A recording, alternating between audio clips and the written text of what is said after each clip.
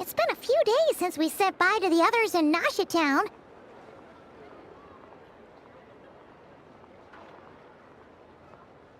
Still no news about Rarer, though.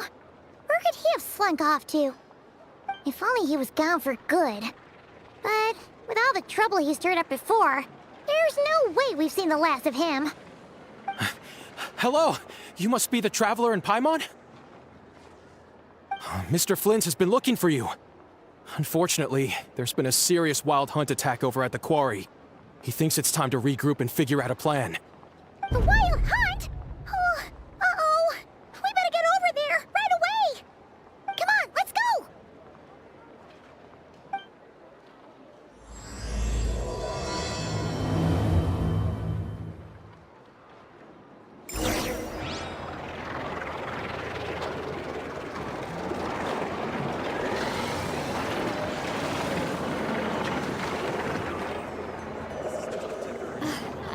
Love Spina di Rosula's logo. It was designed by my mother. Have you noticed how it's shaped like a heart?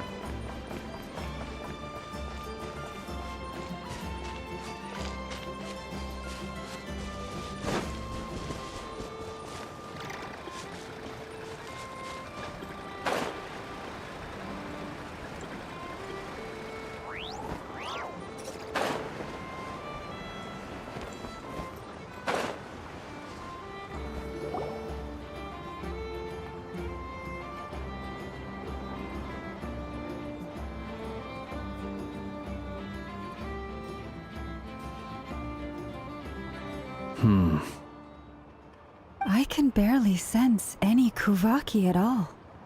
This whole area feels like a soulless husk. Looks like his appetite truly is insatiable. As if the power of that energy cannon wasn't enough.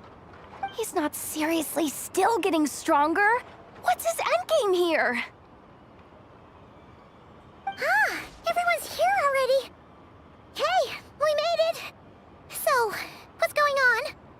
We've all been on high alert since we split up a few days back, expecting Rarir to strike again. But it's like he just vanished into thin air. No one has seen him nor found any trace of his presence. That is, until this morning, when a ratnik found signs of wild hunt activity while out here on patrol. As you can see, the Crystonite itself is physically intact, but the Kuvaki it contained is all but completely diminished. And we're sure that Rarir did this. Who else? He's the only one who could pull off a stunt like this. Kuvaki loss has reached critical levels. Reikir of Solnari set to maximum threat level. Warning, unless de-escalation measures are taken soon, he will pose a threat beyond our ability to contain. The consequences could be catastrophic. Traveler, do you remember when we encountered Rarir just after regaining his body? There wasn't a shred of sanity left. Nothing but madness and rage. Yeah, didn't he shout out a bunch of names?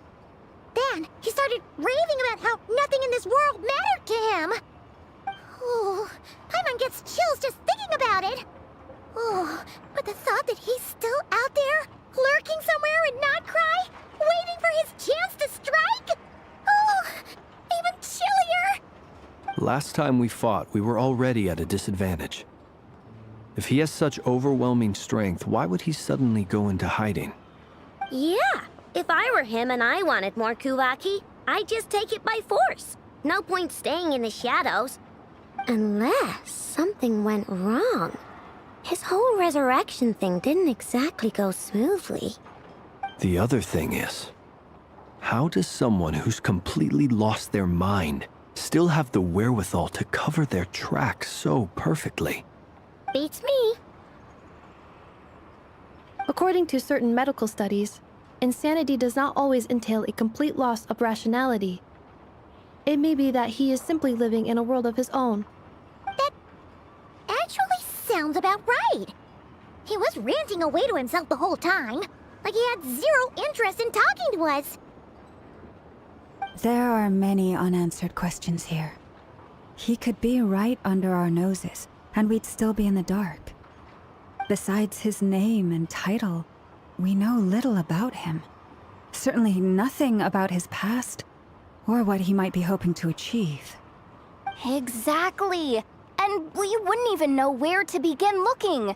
Even Boss hadn't heard of the Rahir of Solnari before all this. I'd be willing to bet that even if we gathered together every scrap of intel in Nodcry, we still wouldn't find more than, like, 3 useful facts about him. So, if we do nothing, he'll just keep getting stronger.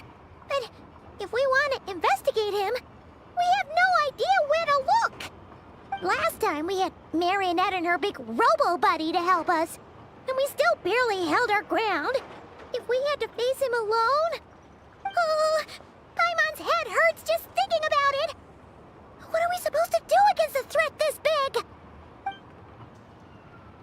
Well, I do have a little hunch about his next move. Given that he attacked the quarry, I'd say it's likely he'll target other places rich in Kuvaki. Somewhere like the Eye of Krati, or the Pillar of Embla. One thing's for sure. If we just sit back and let him keep absorbing Kuvaki, we really won't stand a chance against him. A perfectly reasonable hypothesis. However, it is worth noting that these two locations are quite far apart. To investigate them both, we'll need to split up. I agree, we should split up. Right now, Rarir's goal seems to be gathering Kuvaki, not fighting us directly. Once we're done, let's regroup on Hisi Island. Wait, why Hisi Island? If I recall correctly, your largest goddess statue was carved from Kuvaki-rich ore, was it not? That's right. Yes, it could well be a potential target of his. I should head back and start evacuating the pilgrims.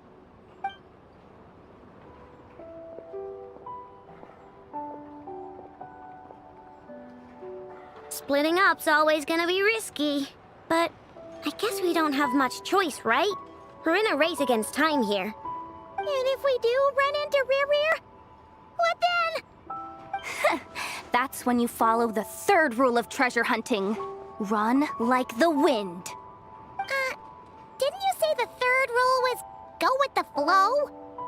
I don't know. Did I? Anyway, whatever. In this situation, go with the flow means go find backup. Agreed. If anyone finds so much as a trace of Rarir, do not pursue him. Get out of the area and alert the rest of us as soon as possible. We need to put safety first. All right, we'd better get moving. Come on, Ineffa, let's go.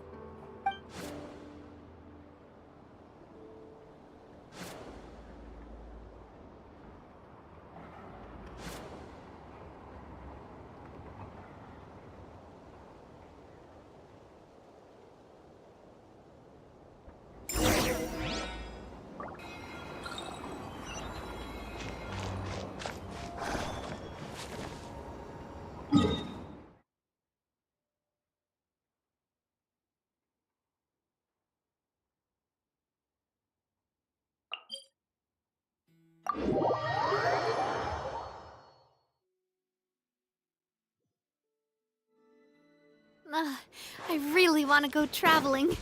I don't mind where we go, as long as I have my friends with me.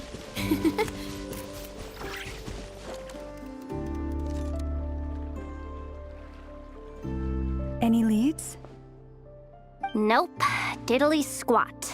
No clues to where he might be hiding. It's like he's a ghost. It feels like we're sitting on a powder keg that could go off at any second. Ugh, I hate this feeling.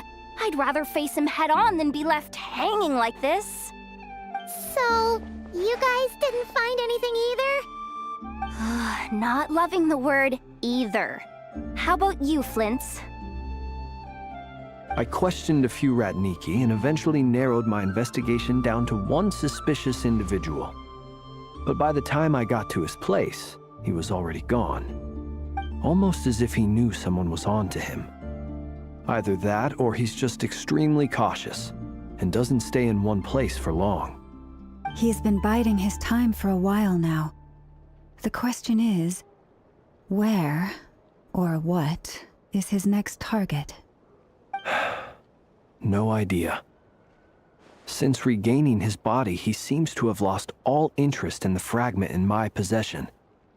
If he did still want it, he's had plenty of chances to take it. All we can do now is hope that Aino and Anefa turn up some leads. Darn it, Rarir! If you've got the guts, come face me one-on-one! Wait, he's actually here? I didn't mean it! I swear! No, it's coming from Silver Moon Hall. The Lady Kutar might be in danger. Let's get over there, quick!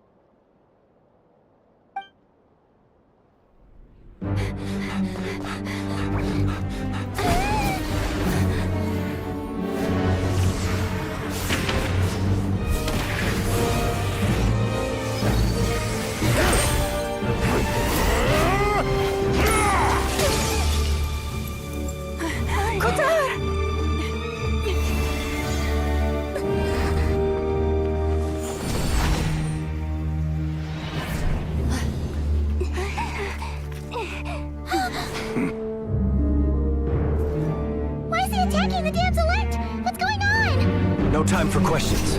Stop him!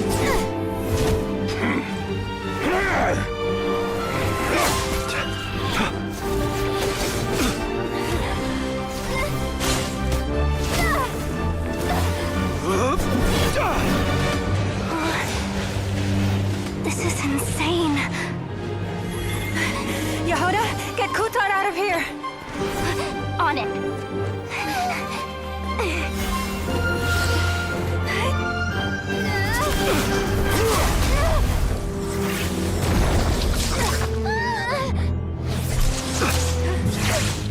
Look where your feeble light has gotten you. Now, you shall plunge into darkness. Thalindus, soon, I will find a way. Watch out!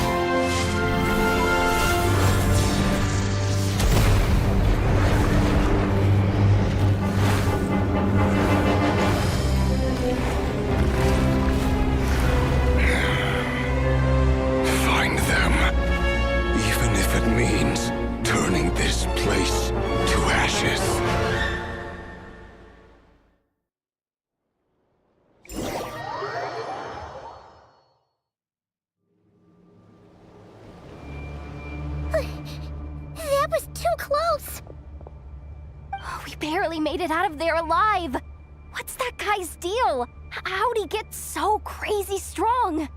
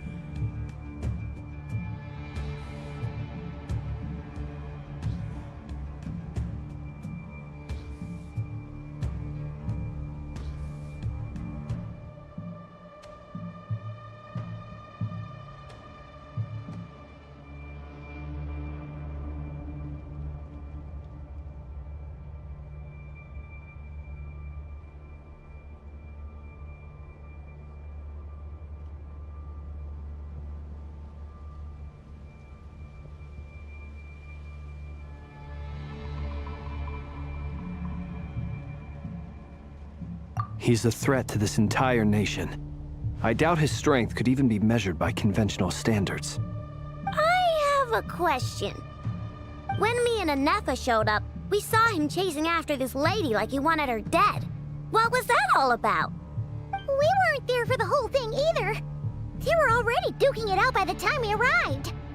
Yeah, we didn't see how it all started. It all escalated so quickly, we had no choice but to step in. Kutar, can you shed any light on the situation? Kutar. Cross-checking database. I see. So you're the one that the Frost Moon Scions refer to as the Moon Goddess? Wait, she's the moon goddess? Oh, no wonder she looks just like all those statues. There are many reasons why people might worship the moon, and just as many why they might despise it. I've never met that person before, but there was no mistaking his deep-seated hostility towards me. Why he holds me in such contempt, I cannot say. But since he hunts the power of the moon, it's no surprise that I am a target. Kutar. There are many potential motives. For instance, you help the traveler escape his grasp. This could be his way of taking revenge. It is also possible that he covets the Kuvaki inside you and seeks to take it for his own. The list goes on. But right now, devising a counter strategy should be our #1 priority. The likelihood of this location being discovered is close to 100%. A counter strategy? But we don't stand a chance against an enemy like this. Surely our only option is to run. He's not gonna chase us to the end of the world, right? So as long as we can sneak out of Nodcry undetected. No, I can't say that. Come on, Yehoda, this is serious stuff. You can't suggest we all just chicken out. Running is our only option. Huh? You seem surprised, but what other choice do we have? We are facing an enemy we cannot possibly defeat in battle. Well, I mean, yeah, but still. It's not too late. I can distract him, so you'll have plenty of time to make your escape. Wait, what? You're gonna act as bait? Doesn't that make sense? I'm the one he's after. There's no need for you to risk your necks on my behalf. A coyote doesn't stop for bypassers while it's howling at the moon. What is it, Loma? The Frost Moon Scions have already grown accustomed to life without their goddess. My presence here is no longer essential, and this is not my home, so you needn't ask me to stay. We can't just roll over and let him get away with this. That's not our style. Yeah, we can't just call it quits after everything we've been through together. Besides, she pretty much saved my life back there. If I just ditched her now, I'd never forgive myself. We can't overlook that you have saved our lives multiple times now. To talk of returning the favor would be a little crass for my liking. But suffice to say that we are friends, and friends look out for one another. River's true objective remains unclear. Even if we were to sacrifice Miss Kutar, there's no guarantee he would stop.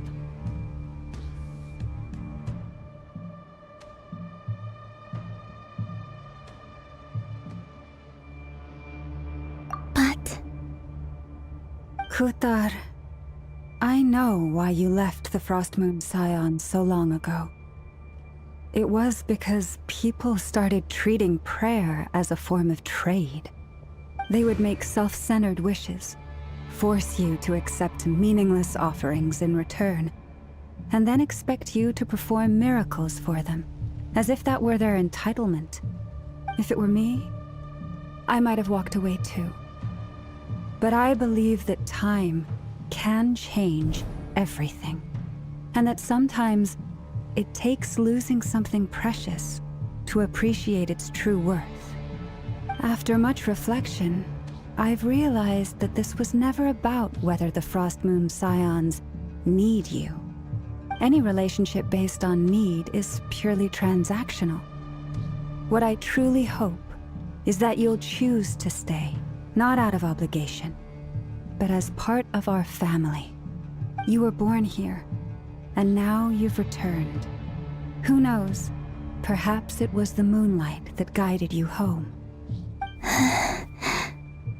Thank you, Lauma. But my power is on the wane. I'm afraid I will be of little use to you now.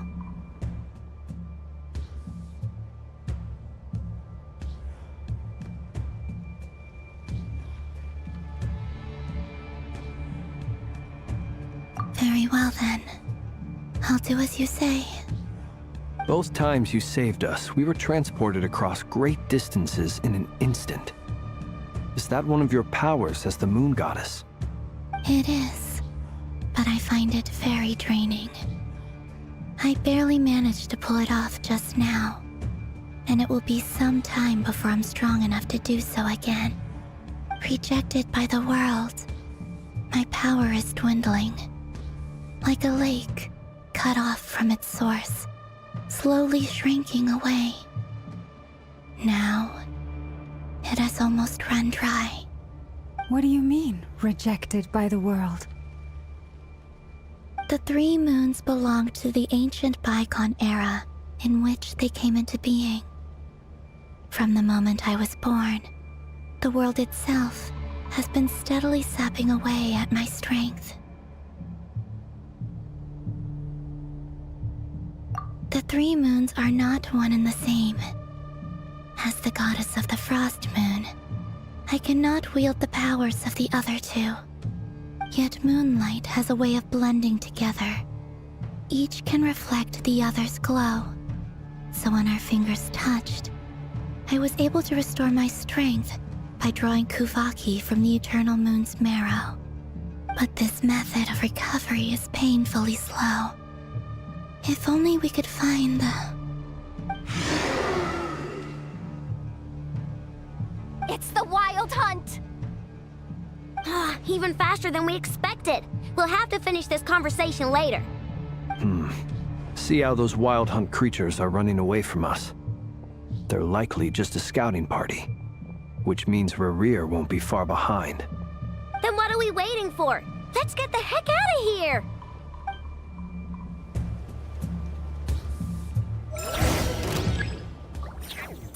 You poor lost lamb. With one heart, we pray. Observe. Beware the creatures of the night. Oh, they just keep coming! This is driving me nuts! Rerir's closing in on us. We need to pick up the pace. There's too many of them! And this time, we can't fall back on Guitar's house to escape! This goes on much longer. For the everlasting forest. Be silent. Close your eyes. Night falls. Done, Bob! You on deck! Preparing for dust-up.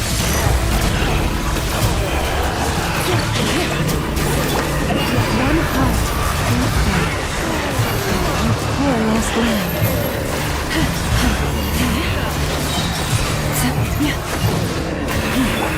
The night comes. Observe. Be silent. To dust. For the everlasting forest. Leave this place. Look, the rainbow! You're blind! Annihilation mode. Beware the creatures of the night. Close your eyes. Observe. Night falls.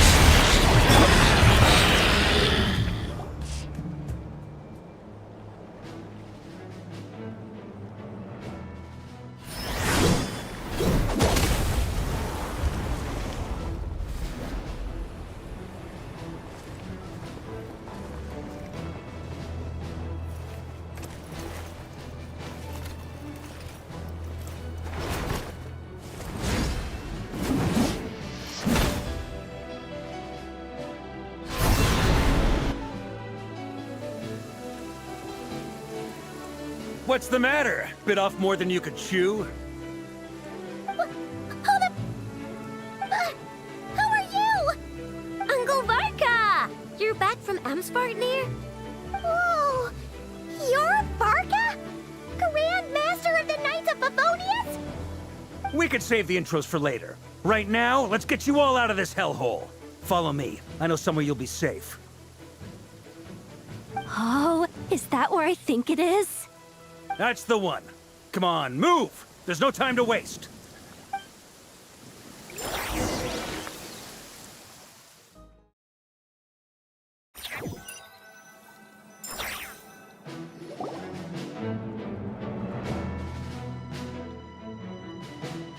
Wow!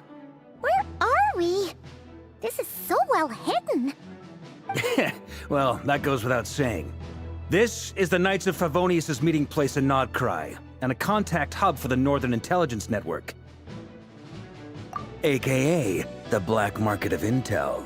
No matter what faction you're with, it's the place to buy and sell information. Their headquarters are in Nodcry, but they've got contacts in every nation. As an expeditionary force on foreign soil, working with them has offered us the most effective way of getting our hands on reliable local intel. This is where we meet, so naturally, it's secure. Anyway, where were we? Folks from Nodcry should be pretty familiar with me by now, but I believe this is the first time we've met. Allow me to introduce myself. I am Varka, Knight of Boreas, and Grand Master of the Knights of Favonius. We've heard all about you. This meeting's been a long time coming.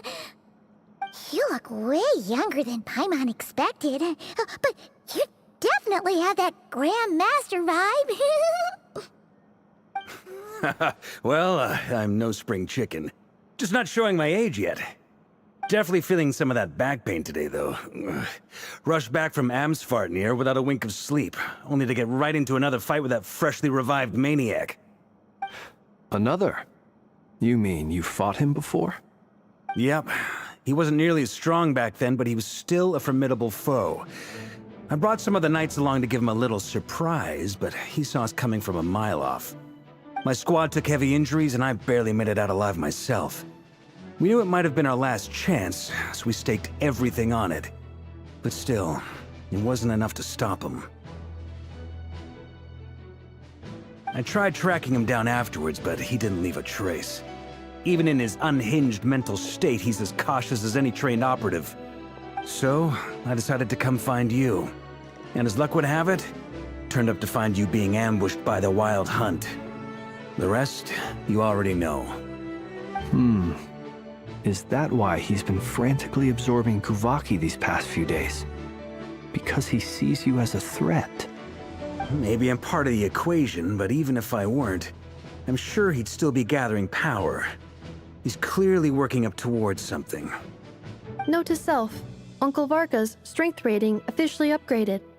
Guess it's my turn to ask questions now. So, what exactly has been happening in Nodcry? Why is the Wild Hunt returned in humanoid form? And why is it after you? That's a long story, but I'll try to make it quick.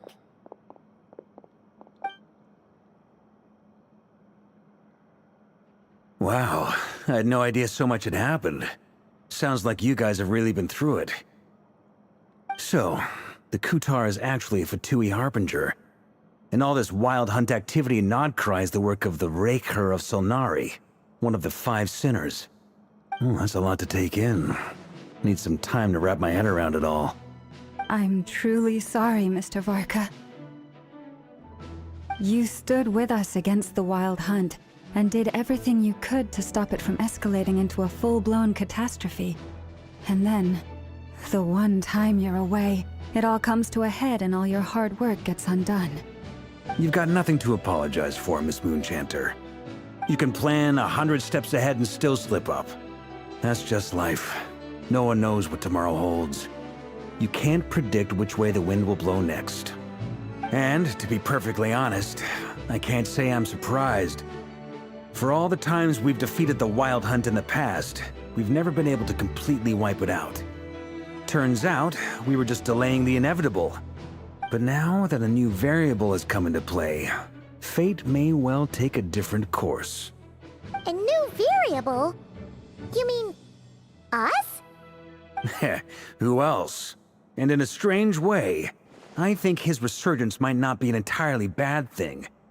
The Wild Hunt is like an unrelenting force of nature, but Rerir is an individual with an agenda. He's gotta have a weak spot somewhere. That said, while I was explaining everything just now, some of the points that Mr. Flint's added caught my attention. You mean about our mystery ally? That's right. From what you've said, not only did they lead you straight to some key files, they also shielded Hisi Island from a lethal Kuvaki blast. I don't know who or what could pull something like that off. Heck, even Miss Columbina doesn't have a clue.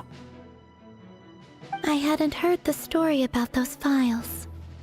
Would you mind repeating their titles for me? Wild Hunt Phenomena Log, a Nodcrian Ratnik's Field Journal, and Kuvaki Survey Log. Oh. No. Still doesn't ring a bell. Another dead end. Guess all we can do now is hope that our mystery ally keeps showing up when we most need them. Still, it's safest to assume they won't be intervening again. From here on out, we'll have to resolve this crisis by ourselves. Your intel also explains something else I've been wondering about. The reason I led my team to Amsfarnir was because we'd had reports about a possible source of the Wild Hunt showing up there. But once we looked into it, it turned out to be a red herring. I don't know who was behind it, but clearly, it served its purpose. I doubt it's by chance that he happened to make his comeback while my attention was diverted. And from everything you told me, it sounds like his scheming began well before his return. So maybe luring me away was all a part of his plan. But is it even possible that he orchestrated all of this by himself? The Moon Maiden and the Raker of Solnari, Nodcry of all places.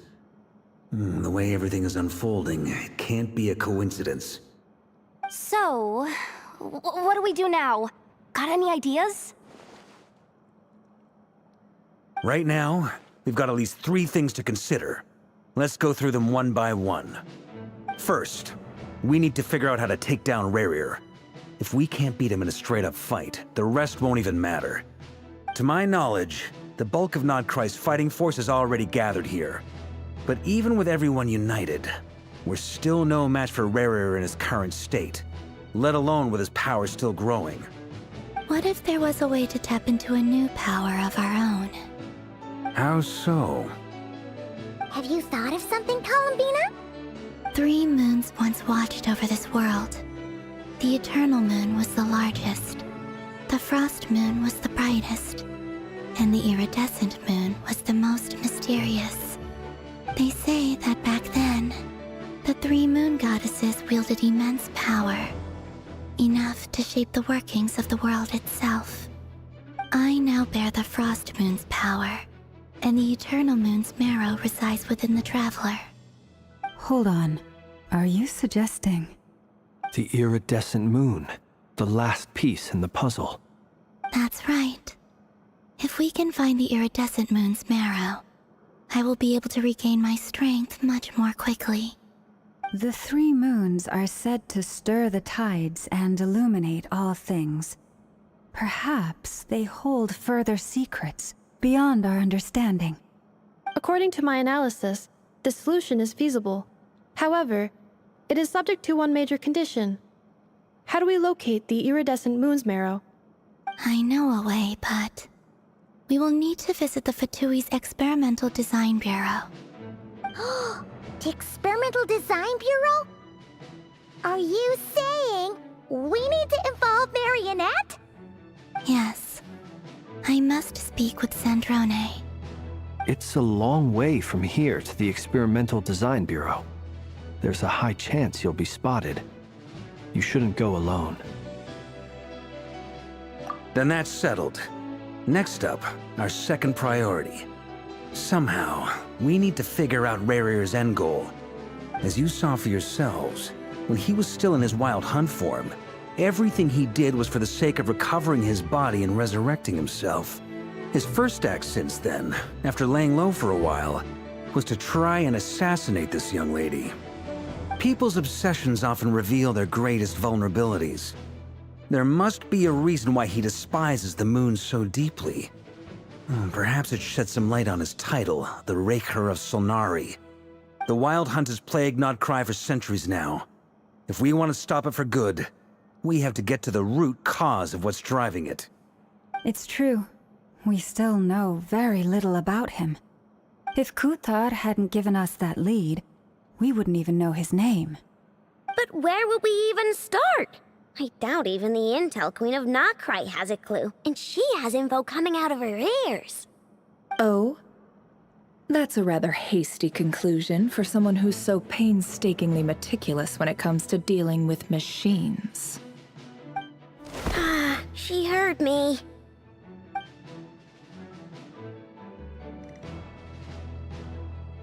Boss! What are you doing here? I'm now asking myself the same question. I received a letter from a humble knight of Favonius, requesting a meeting to discuss a major business deal. But it looks like this humble knight had something else in mind. Details, details. Miss Neffer, the important thing is that you've arrived at the perfect time. Since his failed ambush, I've been racking my brains trying to come up with a plan to fight Rarier. Given the severity of the situation, I think it's fair to say that our only chance lies in uniting as one. And I'm talking all the factions in Nodcry. We can't do this without the Curatorium, but I knew it'd be a tough job to win you over. So, I took the liberty of reaching out for a little chat. Wait a sec. How did you even hear about this place, Neffer? Didn't you say this is meant to be the Knights of Favonius' meeting spot? And a contact hub for the Northern Intelligence Network? And isn't it supposed to be super hidden? You really think he could have gotten settled in Nodcry without my help? Besides, I'm the one running this gig. Of course I know where the meeting place is. Allow me to introduce the current head of the Northern Intelligence Network. If it's intel you're after, she's your woman. Pretty much seen and heard it all. Please spare me the flattery. Let's cut to the chase. Seems like you've run into some trouble, huh?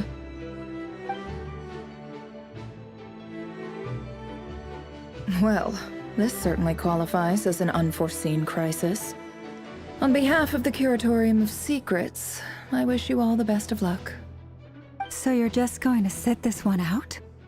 Why should I get involved? What could possibly be in it for me? What if we told you we can't do this without you? Oh? Then I'd say, you'd better make it worth my while. I don't work for free. I can't put a price on something like this. It's just not in my nature. But then again, you and I have always been polar opposites in this regard. So I can't exactly say I didn't see this coming. If you insist on compensation, I will pay you. Consider this a formal commission. Sound fair? You just don't give up, do you? Too bad. I know you well enough to know you can't afford my prices. The riskier the job, the more it'll cost. And a Moonchanter's stipend isn't exactly generous. Unless you're planning to start passing the donation box around among the faithful. Boss, just a thought. If they come up short, maybe you can take the difference out of my next few paychecks. Things got really dangerous during the fight with Rarier. If this girl hadn't saved me, I'd be ley line fodder by now. I'd be gone for good, boss. If there's any way we can make this work, I'd really like to help her. Please? I'm begging you. This is why I'm always telling you never accept favors. They are the hardest debts to repay. You have to be careful who you get involved with, or you invite all kinds of misfortune. Very well, Yehoda, I will help. But just this once. Don't count on this happening again. Flynn's, that fragment that Rarier was after, do you still have it on you? Of course. Let me borrow it. I need it to follow up on some leads. Wait, you actually have some leads? This is top secret information. I get it. We all have things we'd rather keep to ourselves. Plus, I know we can count on you, so we'll leave the intel gathering in your hands. And that brings me to the third and final item. We need to find a way to distract him. We need time to make our move, so someone will have to stall him. I'm in for this part, no matter what. Anyone coming with? Count me in too. Come off it, you two. Quit playing heroes. I'm way ahead of you here. Inefa did a scan of the Moon Goddess's Kuvaki signature, and we're gonna use it to make some decoys over at the Krumkake craft shop. Anyone who's in, follow me. Once they're ready, we'll deploy the decoys across Nogcry. So as long as the rest of you keep moving, he won't catch on to your scent and won't be able to track you down. I like it. Genius idea. No biggie. All right then, we'll split into 3 teams. Once your team has finished their mission, return here and wait for the others. Dismissed!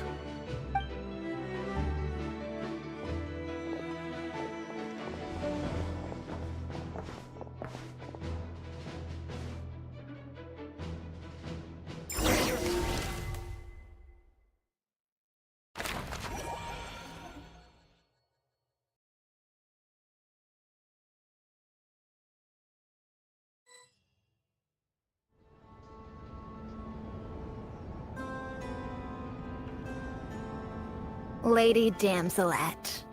Wait, and you two? What are you doing at the Kuvaki Experimental Design Bureau? We've been doing our best to mind our own business lately. But if you're just gonna waltz up here like this, you're seriously pressing your luck. Don't blame us for doing what we have to. Huh! You really think that's gonna scare us off? We're not looking for any trouble. I just want to see Sandrone. Do I need to remind you that you're still a wanted fugitive for deserting us? Out of consideration for our former ties and the crisis we're all up against, we'll let you leave in one piece. But don't even think about trying to get inside. Let them in. But... Are you going to make me repeat that? No, my lady. Sandrone seems to be in a good mood. Must be maintenance day.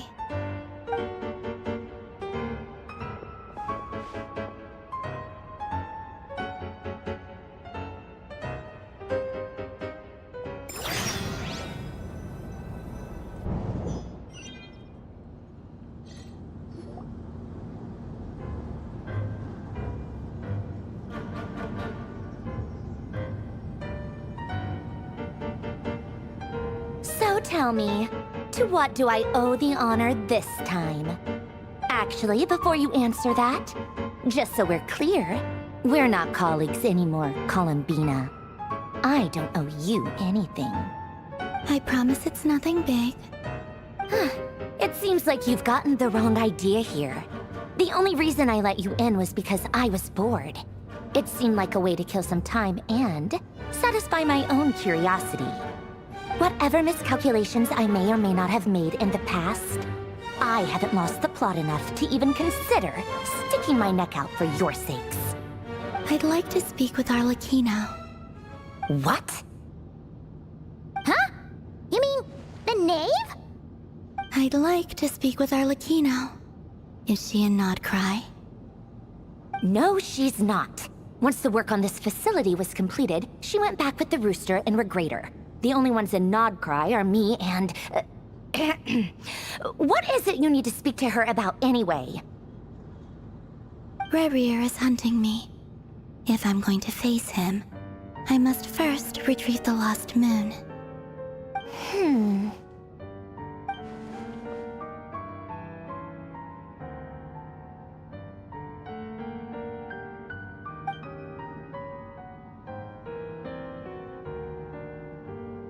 Is that a no, then?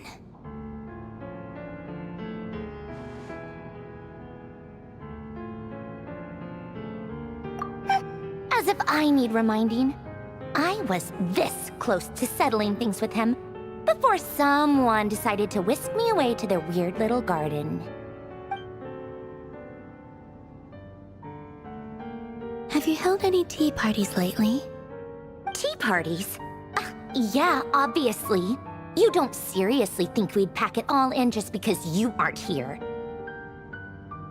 If anything, they've been more eventful than ever.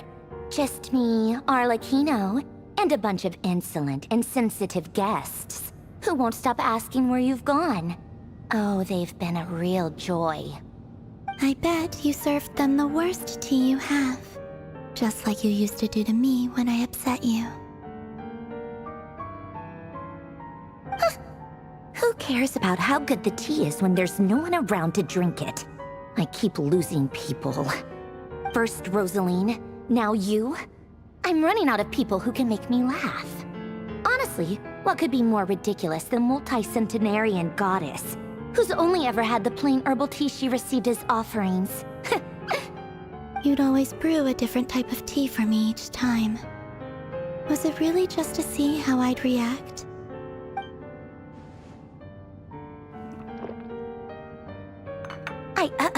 Well, duh. Why else? Watching you squirm was practically my only form of entertainment.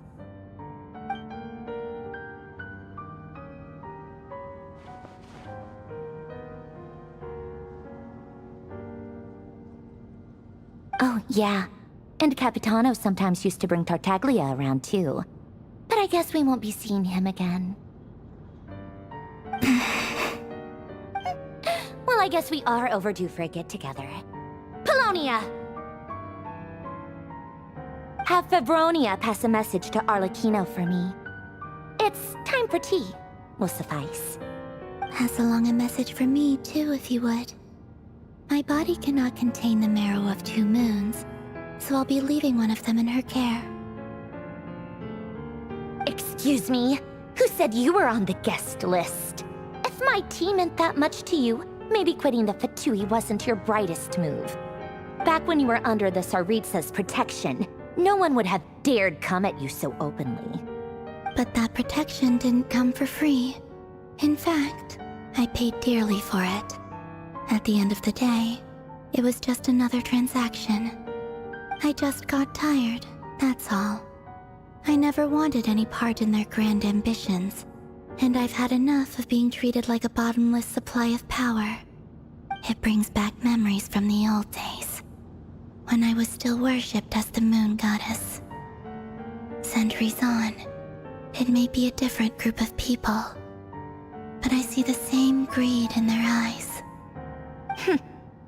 I figured you'd leave eventually. You didn't have as much of a reason to stay as I do.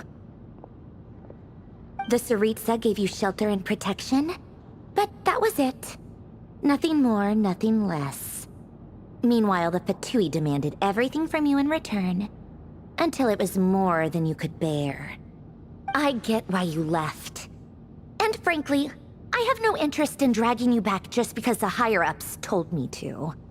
But if you keep hanging around with this riffraff, the next time we cross paths, we might be enemies for real.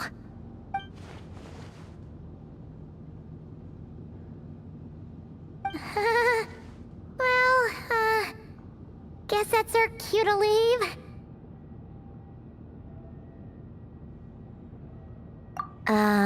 That might be your plan, but it sounds like someone else wants you to stay a little longer. Huh? What do you mean? Listen.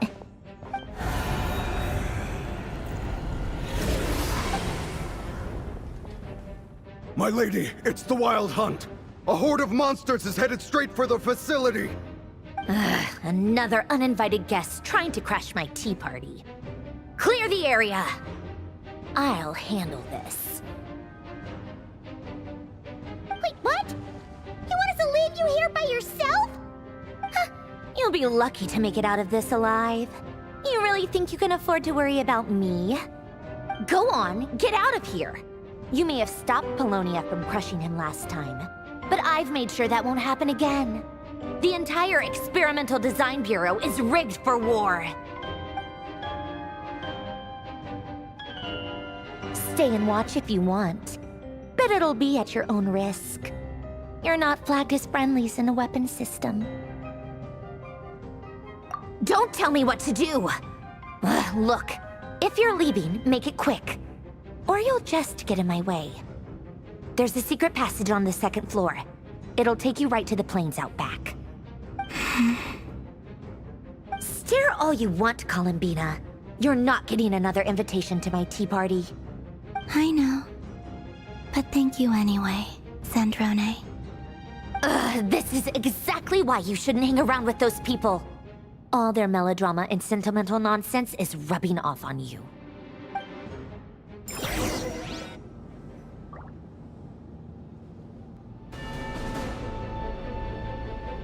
Come on then, Mr. Ray here.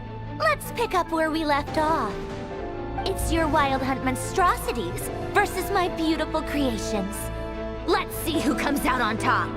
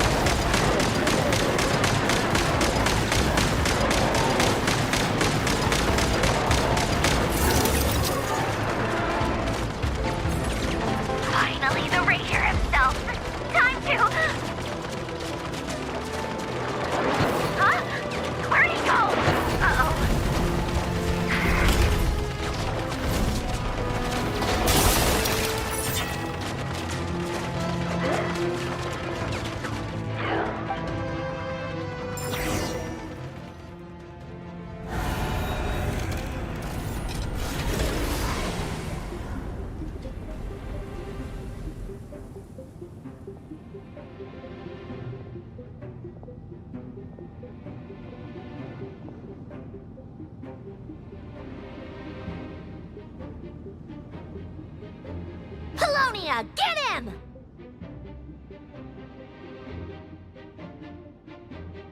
I've upgraded Apollonia again since our last encounter, and uploaded every last scrap of your data. So let's finish this, once and for... She's not here. Where did she go?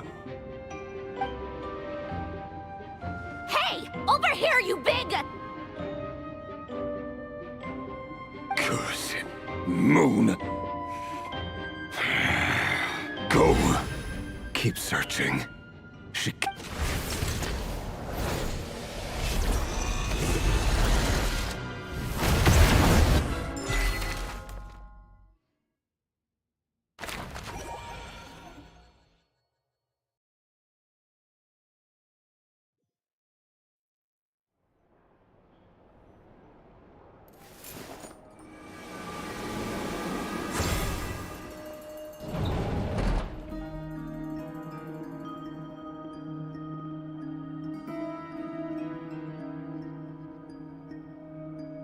So this is your method for investigating Rarir's past. It almost looks like some kind of ceremony. Good deduction. But it's quite a different affair from what you're used to with the Frostmoon Scions. Whoa! First time I've ever been in here. Boss always said it was off limits, so I pictured some kind of creepy dungeon. But it's actually kinda nice. Oh, I guess this must be Sumero decor? That's where Boss is from. And that nice shopkeeper who sold me my treasure compass.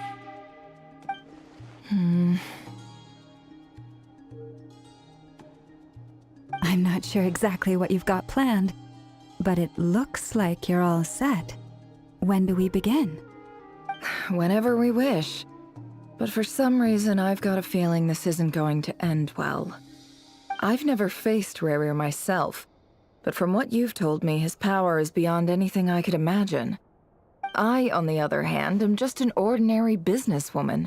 Our paths should never have crossed, yet here I am, forced to make an enemy of him. If you ask me, you're about as far from ordinary as it gets. So what are you saying?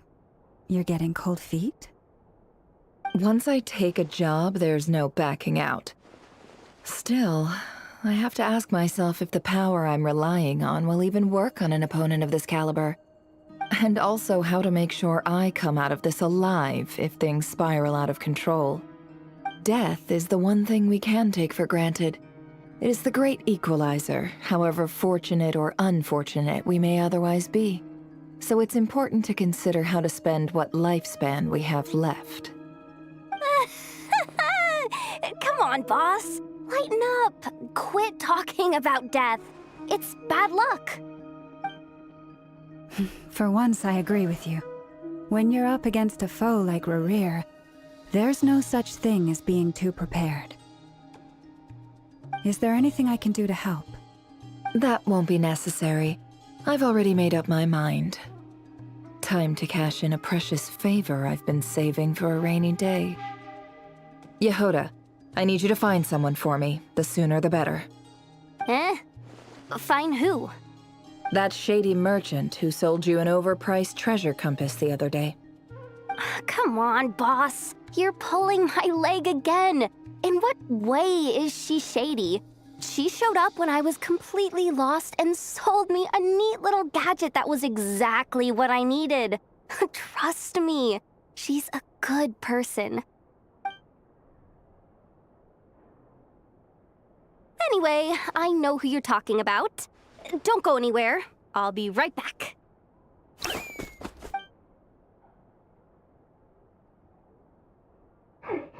happening to me? I genuinely can't run any further.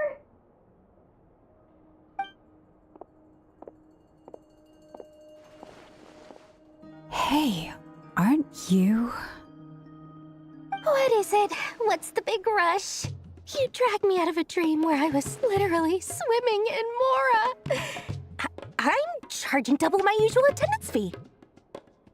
See, look how easygoing she is. After that rude awakening, she could have completely snapped at us. But instead, she kept it together and just asked for an extra fee. Dori Sangama Bay? I never would have pictured you two doing business together. If you want to make it big in Nodcry, it's all about connections. Lady Nefer just so happens to have a lot of intel that interests me. And she also did me a big favor in the past. It was back when I first arrived in Nodcry. My trusty assistant, the genie in my lamp, had an adverse reaction to the Kuvaki and fainted. And when you know it, that's when I suddenly find myself in a life-or-death situation. Good thing my compatriot was there to swoop in and save the day. I've been giving her a 30% discount off all of my goods ever since. Now, so that no one here feels left out, I'm willing to extend a 20% discount to fellow friends of Boss Nefer. Plus, any other friends you send my way will enjoy 10% off. What can I say? The great Lord Sangama Bay is nothing if not generous. So, let me guess. You've run into some trouble? I've got everything you could possibly need. And the more you buy, the more you'll save. You guessed correctly. What have you got in the way of survival gear? The one type of gear I've never been short on. What are you looking for? A jetpack fresh from the Academia's labs? An ancient suit of armor dredged up from the bottom of the sea? At the very least, I need to know what kind of opponent you're dealing with here. If even you're worried about staying alive, it must be pretty serious. What if I told you it's someone with the power to bring a nation to its knees? Is that so? Then we really are talking top-shelf treasures. I don't have anything like that in stock right now. I'll have to ask my supplier. Your supplier? A powerful woman, make no mistake. I can't reveal her identity, but luckily for you, I hear she's planning to visit Nodcry in the near future. If you're willing to wait, I can ask her when she's here. Can't say exactly how long that'll be, though. Then, let me put it another way. What would you do if you encountered an enemy like that? Roll over and serve yourself up on a silver platter? Of course not! I have a handy little trinket from one of my generous suppliers, which... Hold on. What exactly are you getting at? No, no! This is for my personal use only! Let's just say I'm borrowing it, all right? Just for insurance purposes. You'll get it back later. Favors are the worst kind of debt to owe, and now you've got a chance to repay one. A win-win situation, don't you think? Fine. You can borrow it for 5 days. No, make that 3. And for every extra hour after that, I'm charging you 1 million mora. Deal? Deal.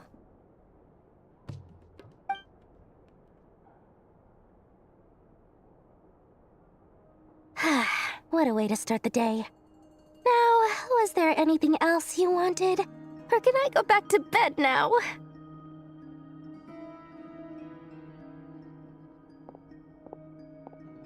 That will be all. Take care now. Don't trip up on your way back, friend. See you later! You're my favorite shopkeeper.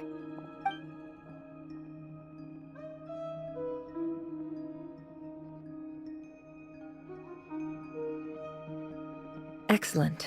Everything is well and truly ready. The ceremony can now begin.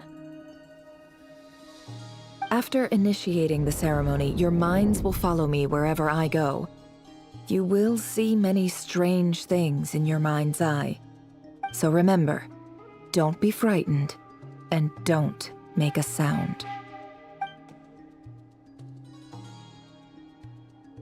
Now then, let us peer into the Raker of Solnari's past.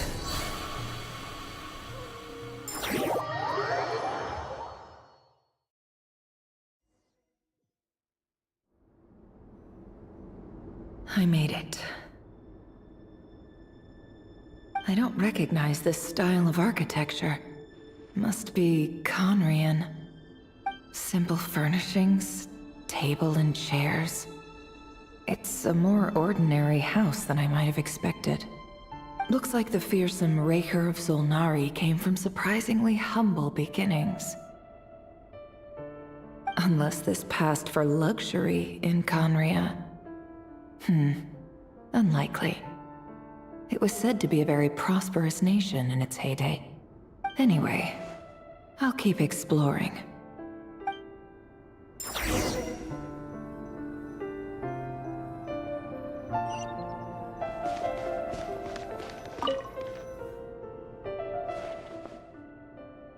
Hi, Reverie.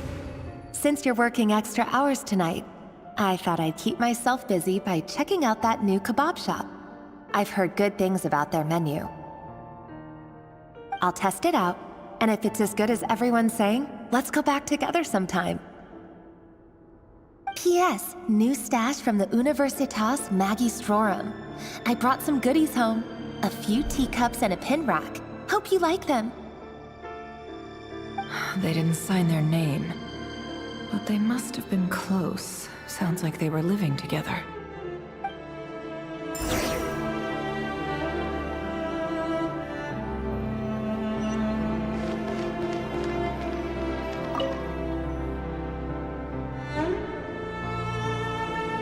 I went over to Joseph's for drinks today. They have a fine collection, but I went alone. Felindis was tied up with something and couldn't make it. Joseph asked why I came alone, but I didn't really have an answer. He then went on to ask about other things. If you ask me, someone who asks that many personal questions is too nosy for their own good. But if he invites me again, chances are I'd still go. Felindis. That's the same name Rerir mentioned. Grain imports keep falling. If things don't pick up, we'll soon be back to meat and mushrooms only.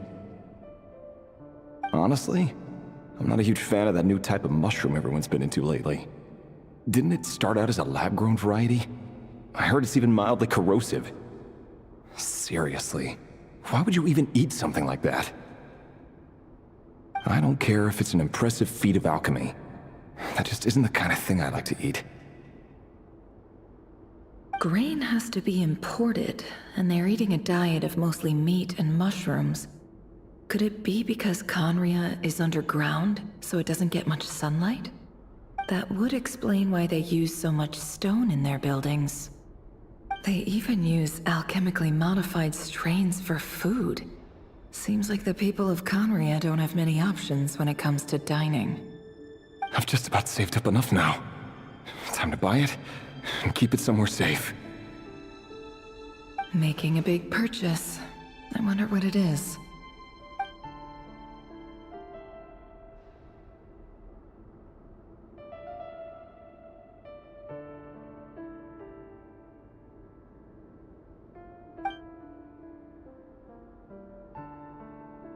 He really is a professional. No wonder he's so good at covering his tracks. Despite what he's become, it seems like he's retained certain habits, at least in this regard.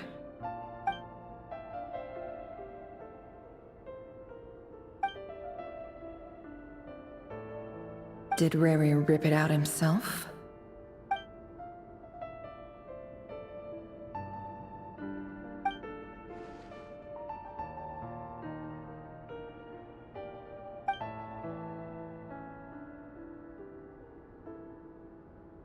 Before I met you, I was convinced that my heart was nothing more than a stagnant pool.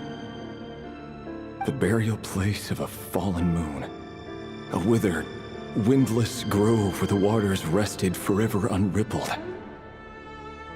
It was you who helped me see that my heart hadn't entirely withered away. That it could still beat to the rhythm of love. This is just trivial sentimentality from the looks of it. Why would he go to the trouble of hiding that? The burial place of a fallen moon.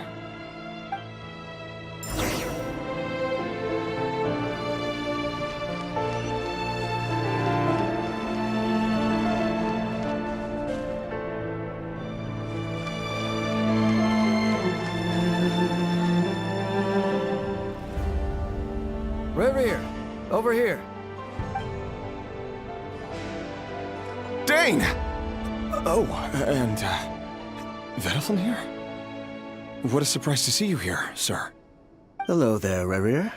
You need not address me so formally outside of court. He doesn't get that much free time, so I invited him over for a drink. Even the court prophet deserves a break every now and then, right? Well, I'm flattered. So, what are we discussing today? Hey, don't look at me. As far as I see it, we don't need an excuse to have a few drinks. Come on, don't give us that. Didn't you say you were about to pop the big question? How's that coming along? Who'd have thought the great Twilight Sword was an even greater gossip? I just didn't expect you to be the first one to settle down and get married, that's all. Yeah. If you told me that a few years ago, I wouldn't have believed you either. So, are you planning to come clean about your job then? I'm guessing you still haven't told her. Sure, I'll have to tell her at some point. But I'll need to pick the right time and place. To be honest, I have no idea how she'll take it. Come on, stop being such a pessimist. For all you know, she could be thrilled.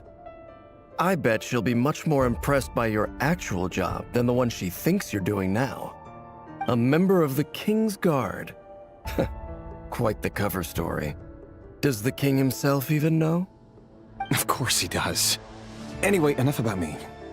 How have you been? Me? Same old, nothing much to... Huh? What's up, Ved? It's nothing.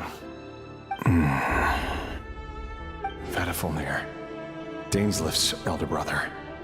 Renowned throughout the court of Conria as the Visionary, and said to possess a wisdom far beyond the reach of any ordinary man. And yet, despite the gulf between us, he seems to have something to say about me. Does he even know me? Does he see me as a friend of his brother, or just another of the Vinster King's blades? Why did he react so strongly? Was it really to do with what we were talking about? Brown, curly hair and brooding blue eyes. So this is what Rerir looked like back in the day. Perfectly normal. No different from anyone else. As frightening as this monster is in the present, there's something even more unsettling about seeing the human he used to be.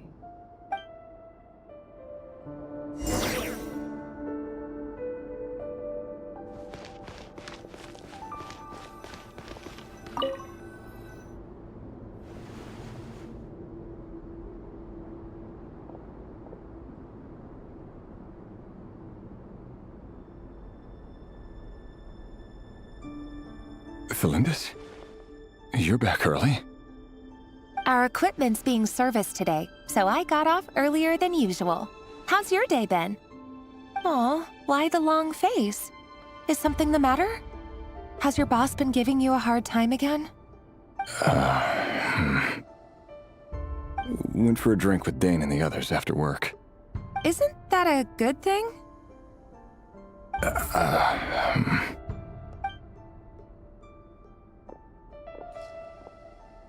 Vedifilnir showed up today, too. You know, Dainsleif's older brother. Ah, Mr. Vedifilnir. Yes, I've heard of him. They say that everything he says ends up coming true. He overheard Dainsleif mention that I'd recently proposed, and seemed to have an issue with it. But when I asked what it was, he kept it to himself. So, you're worried? You can be such a child sometimes, Rerir. We're nobodies. Why would the Visionary be concerned about us? I'm sure someone in his position has much bigger fish to fry. Maybe you're right. You worry too much, Rerir. We've been together for ages now, and everything's been going so well, has it not? You've even proposed to me. So, you do remember. Tell me then. What's your answer? Like I said, I need some time to decide. You can't just rush into things like this.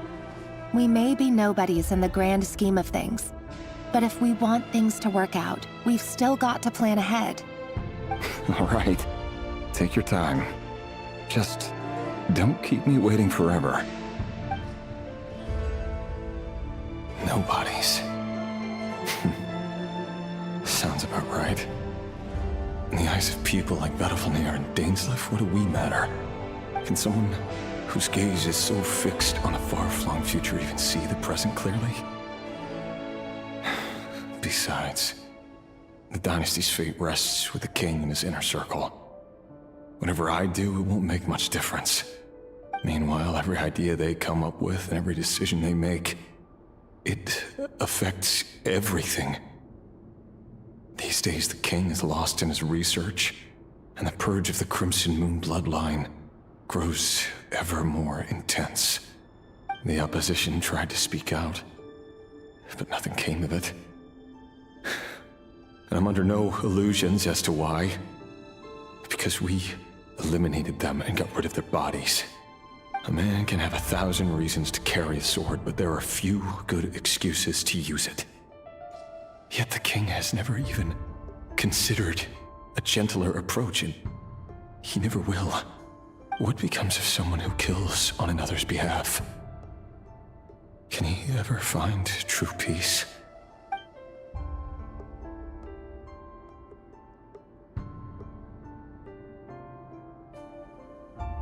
Thalendis,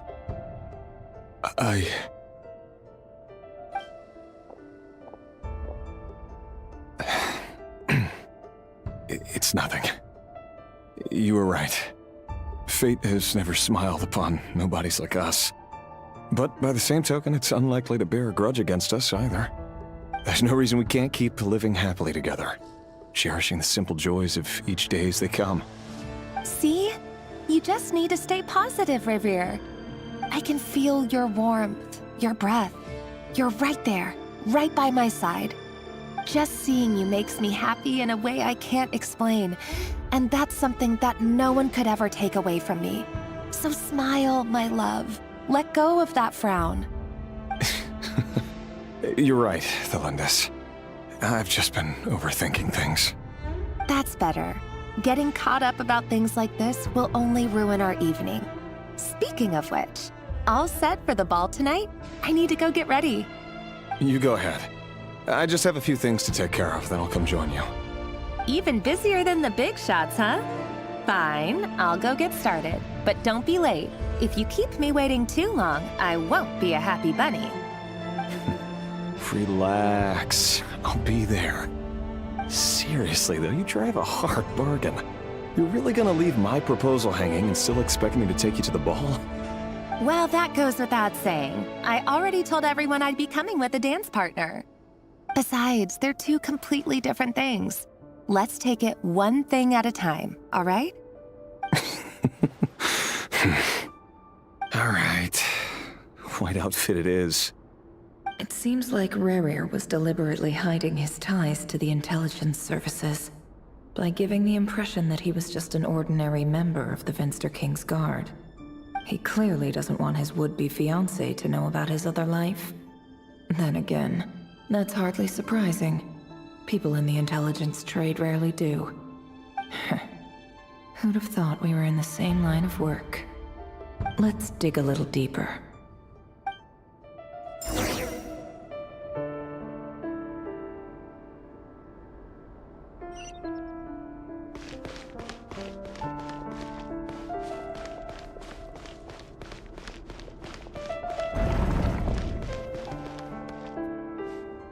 Our last operation was a resounding success, and all thanks to you, Rehir of Solnari. In total, we apprehended 32 dregs of the Crimson Moon, and 67 accomplices. After all these years since the dynasty's fall, so many of them still linger on. Indeed, it cannot be denied. Yet it was destiny that the Crimson Moon should be overcome by the eclipse, and that His Majesty, the all-seeing Finster King, now guides our nation on the path to prosperity. Khaenri'ah has no further need for a dead moon. But alas, there will always be those who refuse to see the truth, choosing instead to romanticize the past. That's not entirely true. Much about the Crimson Moon era was worthy of remembrance. And that's exactly why they keep trying to see it restored. Many of its secrets remain unsolved to this day. As it happens, that's precisely the field of study my partner is devoted to. You still haven't told her what you really do for a living. Where would I even start? How do you tell someone that you're one of the king's hand-picked executioners? That your hands are steeped in blood? You didn't choose this life, any more than I did. Orphans like us don't get a say. But I'll sure as heck be the one to pay for it. Speaking of which, we need to be more rigorous in the way we identify direct descendants of the Crimson Moon.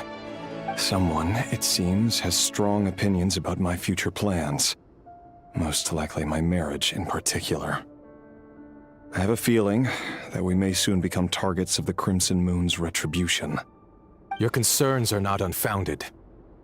They've taken out many of our colleagues these past few years, and for that very reason. These are no helpless lambs we're leading to the slaughter. They're wolves in sheep's clothing. Take care, Rehir of Solnari. I look forward to toasting you at your wedding. Thanks, Thorkel. You look after yourself, too.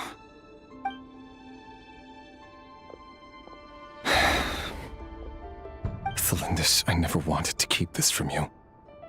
You're the last person I would ever want to lie to. But that's exactly why I can't tell you everything. There are things you shouldn't know.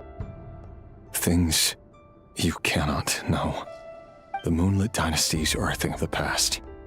Yet even now, with the sun shining high in the sky, there are those who would call forth a dead moon's ghost. Could that be why Vedalfnir held back? Or was it because of some court secret he's not at liberty to share? I have to get a clear answer from him. No matter what happens, I will protect Thelindis. Rerir seems to be very concerned by Vedalfnir's reaction. Vedalfnir and Dainsleif, the Visionary and Twilight Sword. So that's what they were really like. I've investigated this whole area now. There doesn't seem to be any other memories here. Should I try somewhere else? Wait a second. What's this black smoke?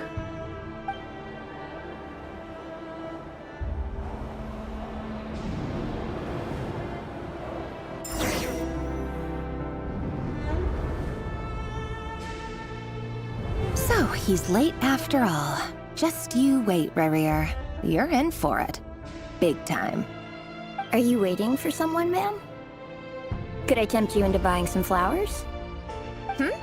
Oh, sure. Pick me out a pretty bunch if you would. Thank you. But I'm afraid none of them are as pretty as you. For someone so young, you sure have a way with words, don't you? I'm only telling the truth. Look me in the eyes. You'll see I'm not lying. May we have a word in private? Who are you? And what do you want? It doesn't matter who I am. Too many of our kind have fallen lately, so I decided to take the risk of reaching out. Not long ago, the Rehir of Solnari led an assault on one of our strongholds. We suffered many casualties, and many who came to our aid lost their lives as well. Sorry, I don't know why you're telling me this. And I don't want to get involved.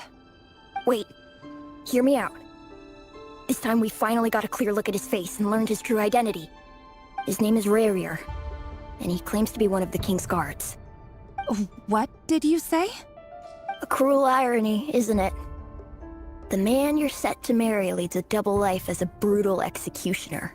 But surely, you must have caught a whiff of the blood on his hands. Why are you telling me all of this now? Simple. It's because... How strange.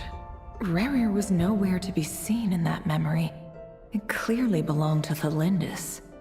Rerir couldn't possibly know what happened if he wasn't even there. Why would her memories appear in his fragment? The ceremony won't last much longer. I think it's time to call it a day.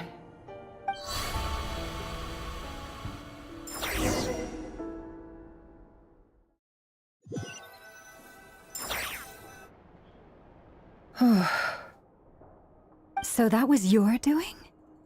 Did you just pull us inside Rarir's fragment to spy directly on his memories? Any more questions, and I'll have to start charging. I had no idea you could do that, boss!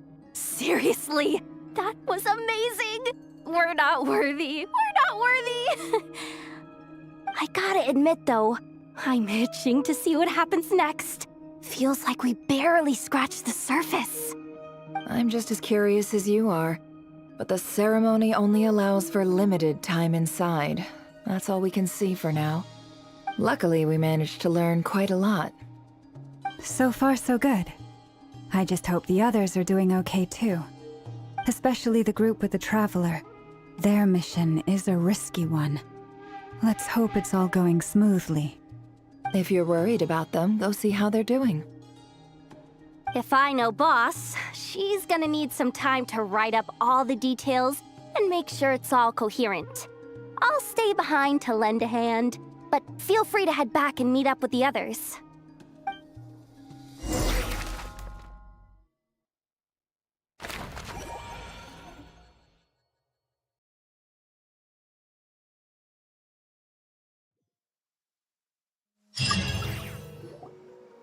Oh, they've been prowling around for nearly 2 days now. These things just won't quit. Oh, they might not have seen us yet, but with them constantly sweeping the area, our way out is completely blocked. Oh, that's never gonna work. One little slip up and it's game over. If they spot us, they'll run straight back to Rarir, and once he knows we're here, it won't be long before he's breathing down our necks again. Oh, guess you're right. All right, time to zip it.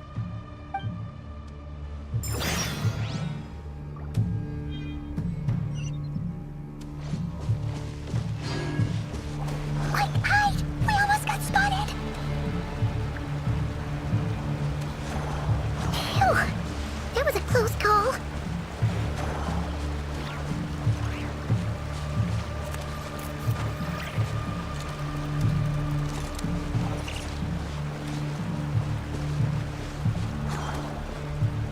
Watch out! He's coming this way!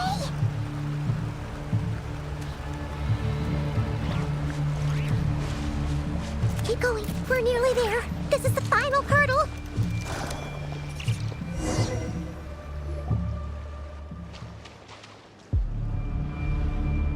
Oh, there's no end to these things.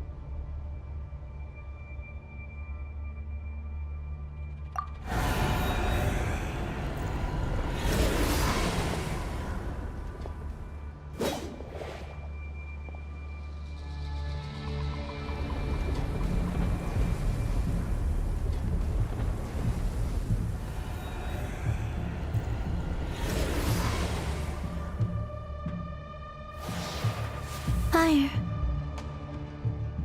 Fire? Wait, what's that smell? Oh no, there's a fire!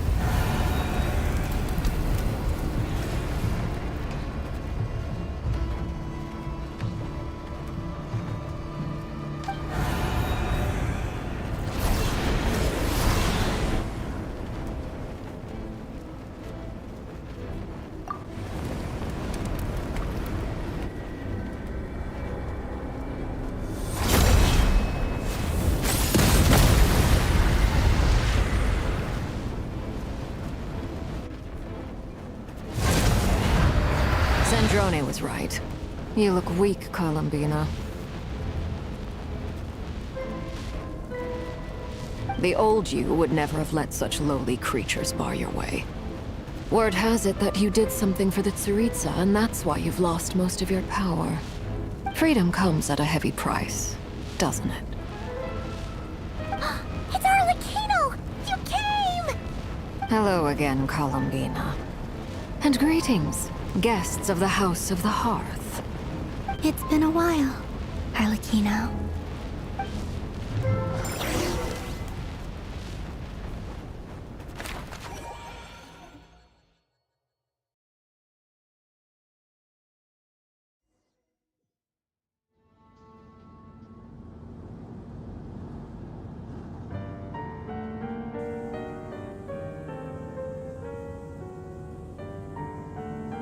Stupid right here of stupid Solnari. Ugh, whatever. I've got all the data I need. Next time we meet, you're finished.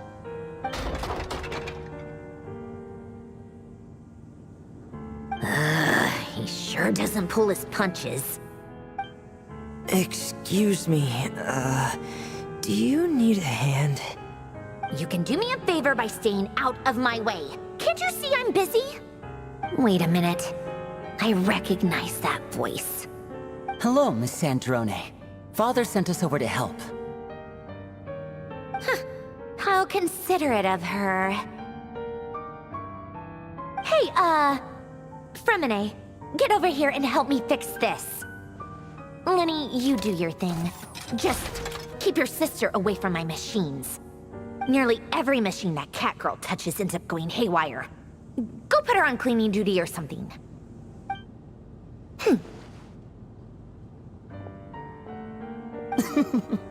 Then let's start downstairs. Fremine, we'll leave this place to you. You've got it. Wait a second. Pretty sure there's still some tea in the cupboard. If you want some, you'll have to make it yourselves.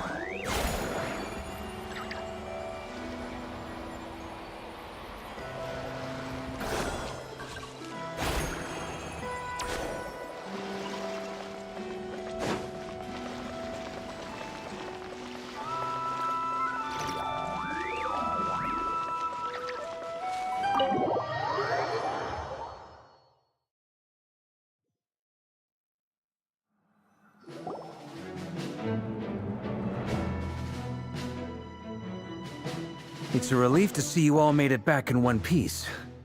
Huh? Feels like there's quite a few people missing. Where's Flint's and the others? And what about Niffer? I returned ahead of them. Flint is helping Aino and Anefa to set up the decoys and buy us some time. As for Miss Neffer... Boss is still wrapping things up on her end. She sent us back to fill you all in on the top secret intel we've been gathering. I see. Then let's get right into it. But first, who do we have here? You brought someone else in to help? Greetings. I was invited here to help as a longtime Tea Party companion of Columbina's. You may call me Arlecchino. Surely it can't be. Those eyes. Oh, where have I seen them before? Wait, of course. In those memories we just saw.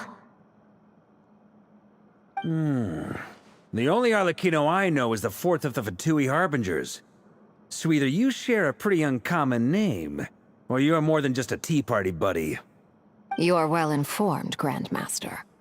A man from Mondstadt living all the way out here in Nodcry, and yet the people and affairs of Snezhnaya seem to hold a special place in your heart. Oh, the feeling's mutual. Sounds like you know all about who I am, too. A Fatui Harbinger. The atmosphere in here just got really tense. Guess we can't just start trusting Fatui Harbingers, even at a time like this. I must admit, though, I'm a little curious. Seeing as the Moon Goddess no longer belongs to the Fatui, What makes you so willing to put your neck on the line here? Nor does Nodcry belong to Mondstadt, Mr. Varka. Yet still, you're fighting for it all the same. Things don't always have to have a tangible payoff. Sometimes, stopping things from spiraling out of control is a higher priority than chasing the spoils of victory. Of course, I can't say there's nothing in it for me at all. But that's between Columbina and myself.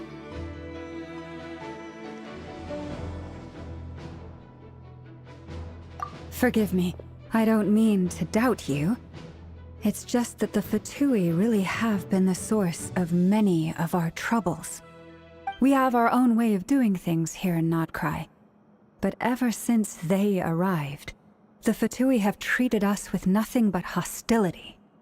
I know there's been a lot of bad blood between us in the past. I've done my utmost to avoid friction whenever I could. But sometimes fundamental conflicts of interest simply can't be settled amicably. That's why I'm here solely in a personal capacity. This has nothing to do with the Fatui. As a gesture of good faith, I'll be frank. I can help Columbina track down the iridescent moon's marrow, which will help her restore more of her power. Anyway, what else is on the agenda? Let's begin. She says she'll be frank, then completely skips over the details. Looks like she doesn't want to give away too many secrets after all. But she clearly wants to change the subject. It'd be awkward if I tried to bring it up again now. I guess we'll just have to go along with it. She's the fourth of the Fatui Harbingers after all. One look and you can tell she's not someone you'd want to mess with.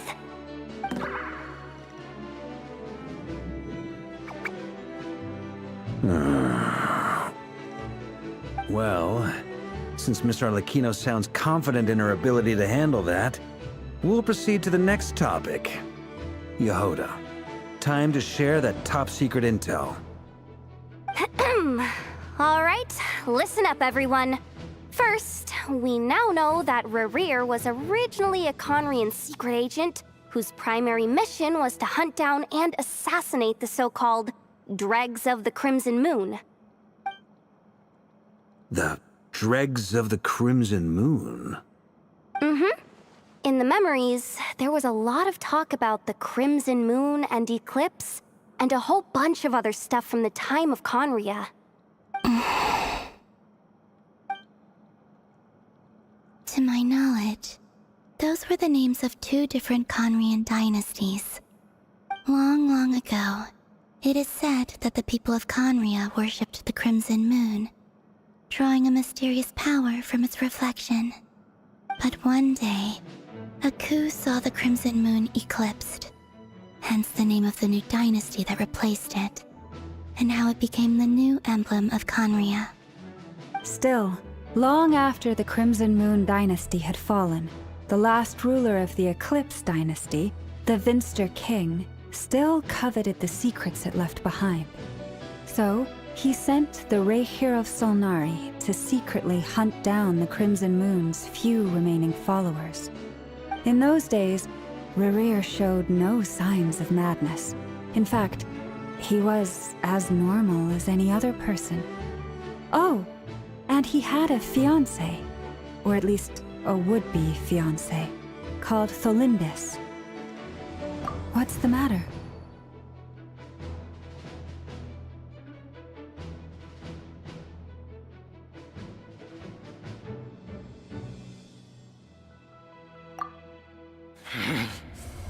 Verfnir, Freindaughter,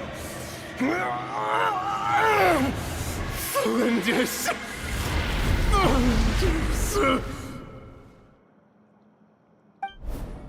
Interesting. Anything else? What about this would-be fiancé of his? Do we know anything about her? Well, she was a researcher at the Universitas Magistrorum, but it felt like she was hiding some kind of secret. Oh, and one more thing. For some reason, Rerir's fragment also contained some of Tholindis' memories, though only a very small portion. Well, no shortage of potential leads, I'll give you that. In any case, it sounds like we can conclude that while Thelindis was still around, Rerir appeared to be lucid and quite normal. Thelindis, it seems, must have been the one thing in this world that he couldn't let go of. Tell me though, were these pure-blood Conorians we're talking about here? Why do you need to know that? Hold on. If she was a pure-blood Conrian... Oh yeah! Just like how it was with the captain! If we could somehow find her, do you think there's any chance Rerir might regain some of his sanity? It's possible, but it would take a miracle. We can't pin all our hopes on that. That merchant who Nefer knows, Dori Sangama Bay. Maybe we could hire her to look into it. All right then. Let's keep working in our separate teams. Traveler, Paimon, Kutar, and Miss Arlecchino will go look for the iridescent moon's marrow. As for the others... On the way over here, I noticed that the Wild Hunt monsters had grown even more frenzied in their search for Kutar. At this rate, the people living here will be in grave danger too. So I'm thinking of gathering together some of our followers to go wipe them out. I'll head back to the curatorium and meet up with the boss. Feels good knowing we've all got something to be getting on with. Given that the Wild Hunt has been a lot more active lately, the Lightkeepers have likely begun their own operations too. If that is the case, someone will need to pass the news on to Flint's. I'll hold the fort for now, then discuss our next move with Flint's, Aino, and Anefa when they get back. All right then. Well, the clock's ticking. If that's everything, we'll be on our way. We'd better get moving too. We'll try to buy you as much time as we can. Relax. Just do your thing. Now, I decided to call in some backup since things are getting so hairy. Our reinforcements should be here any minute now. Stay safe, everyone. Dismissed.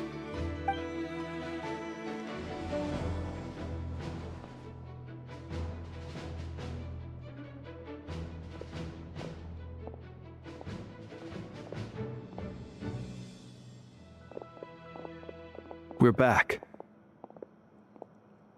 Did we get here a little early? Or a little late? A tad late. The others have already set off. To summarize, our resident moon goddess has found us a new ally, and Boss Nefer has uncovered some promising info. Everything going smoothly on your end? Not great. I don't know how long we can stall them for. The decoys are getting taken out way faster than we imagined. I'm gonna make some more later, but I need a timeout first. I'm so tired right now.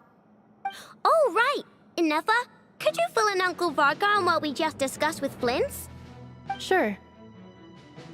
Uncle Varka, you previously told us about how when you went to investigate a source of the Wild Hunt in Amsvartnir, you discovered that it was just a diversion. But according to Flint's intel, several outbreaks of the Wild Hunt had already occurred in Nodcry in the period leading up to that. That was before Rerir had regained his body, when he was far from regaining his full strength.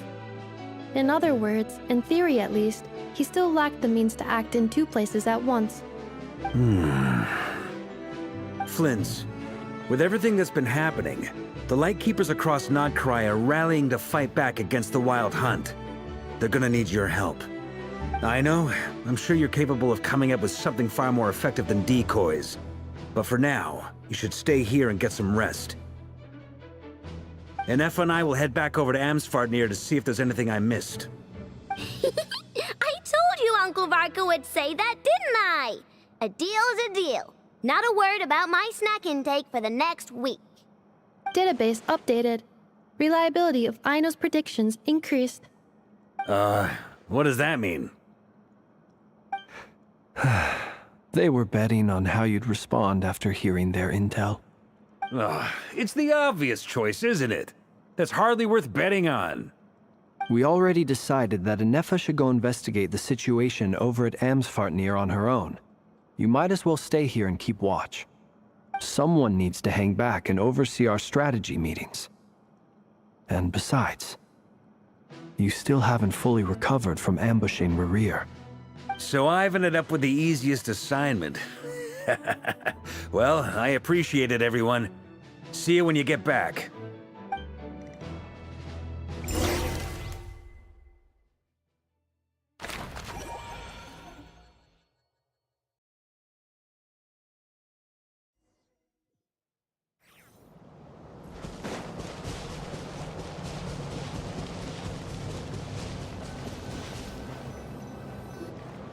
Here, this will serve as a good spot to cross over. Arlecchino, hold up a second.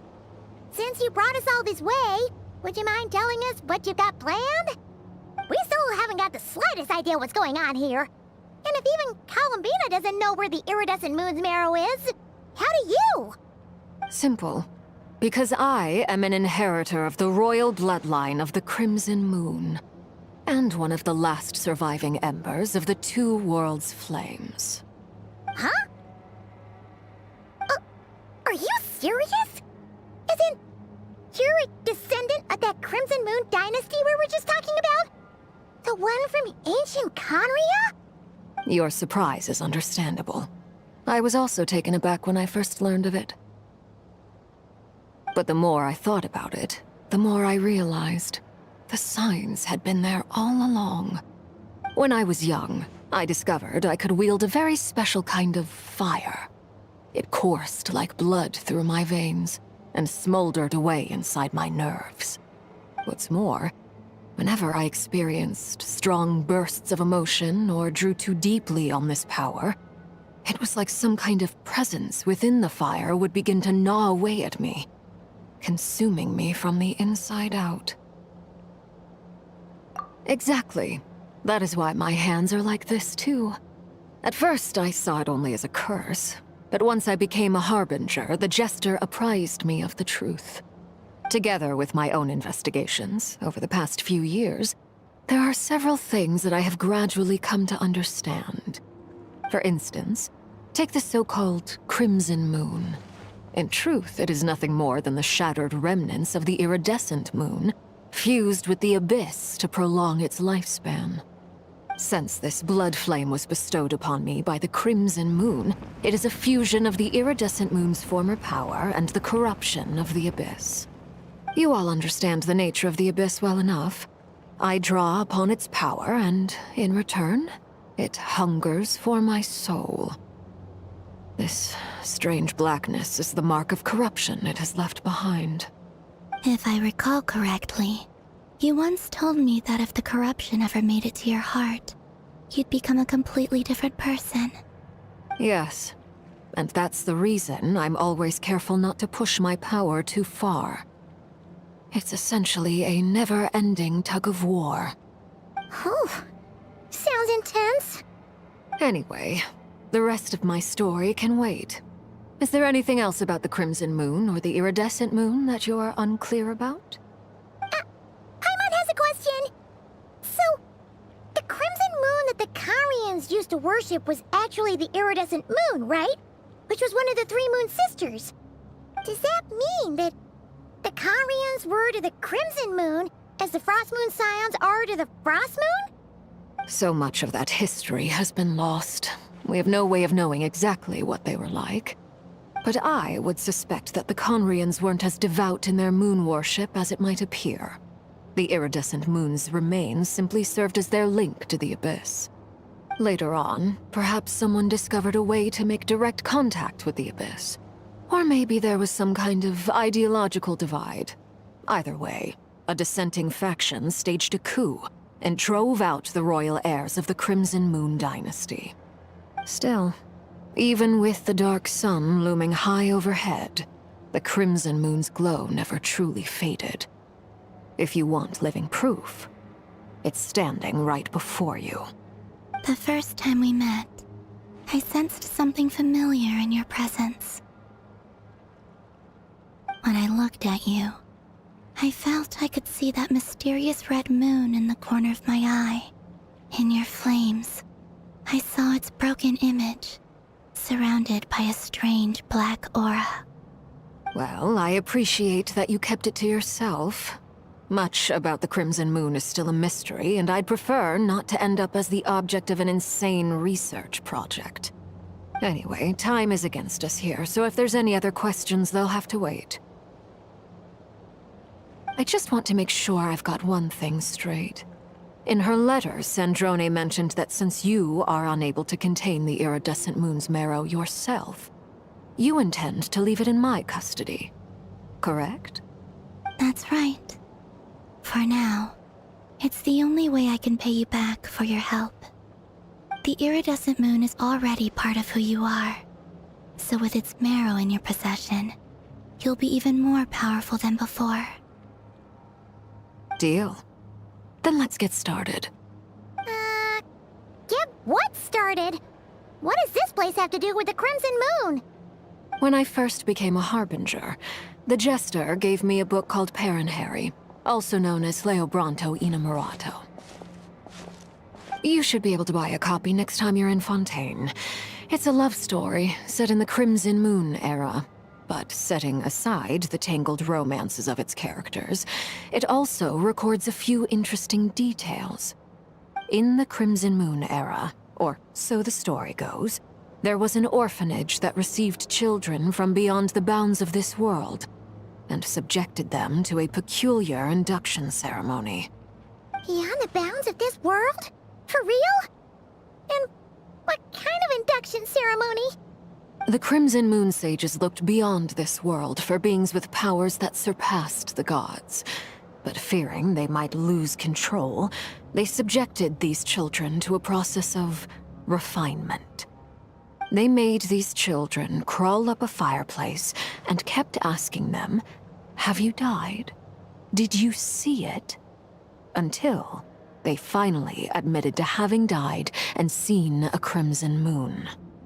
The adults embraced the children who passed the ritual, telling them, "Within the fireplace, you have traversed the flames between two worlds. Here and now, you are born anew." The book leaves much unsaid, but I suspect that this was their way of branding the children they had enrolled, leaving an indelible mark upon them so that they would forever live in the Crimson Moon's light. That explains why I can't sense the Crimson Moon's marrow in this world.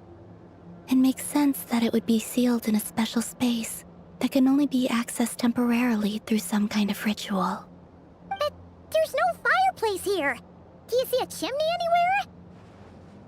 Oh, are we supposed to build it ourselves? Okay, fine. Paimon will go find some bricks.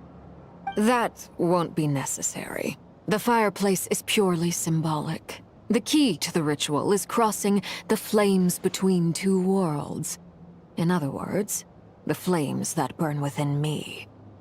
Those burned away by such flames leave behind a kind of ghostly afterimage in the world.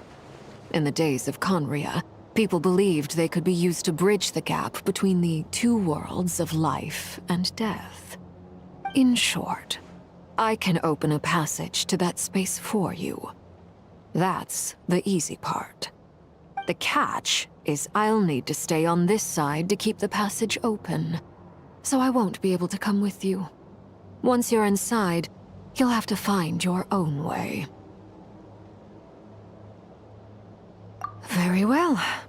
Then I'll open it up. Traveler, spare me a little more moonlight if you would. I may need it.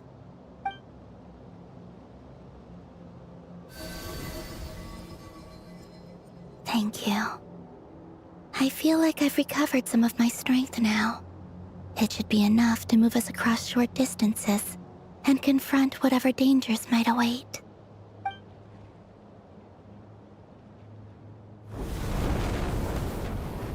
Mistress of the seven hues of ages past, great mother of the present, crimson-clad sovereign of the two realms, by fire severed, by fire renewed, I offer myself now and beseech your descent.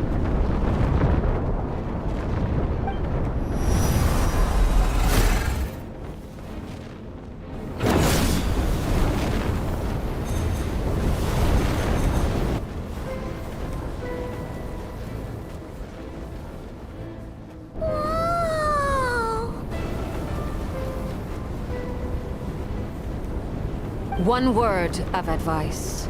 As you're crossing over, no matter what voices you hear, do not answer.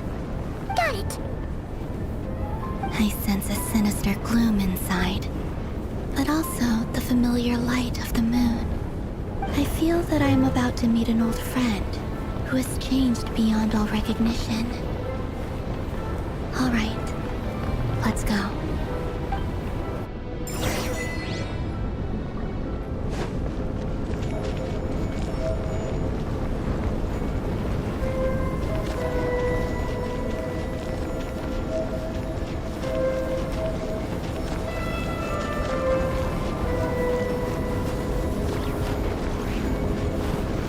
Someone needs assistance.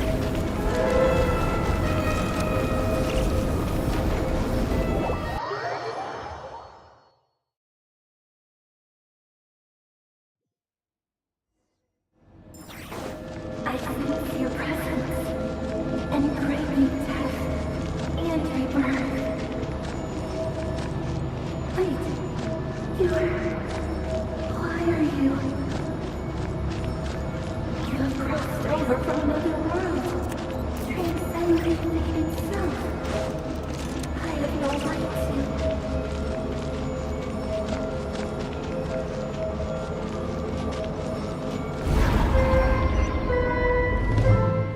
Hey!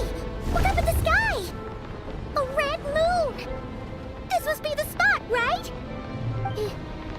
Is that the abyss? It's practically filled the entire place! What now? What a tragic sight. Fragments of your broken body, seized by the abyss, and hung up aloft like mummified remains. Iridescent moon. Was this truly what you wished for? Careful! There's something spooky about this place. Feels like something is lurking in the fog. Haimon's right behind you. Whatever you do, don't run off without her.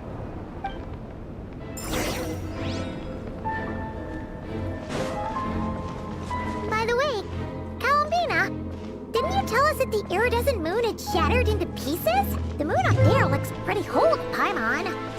How is that possible?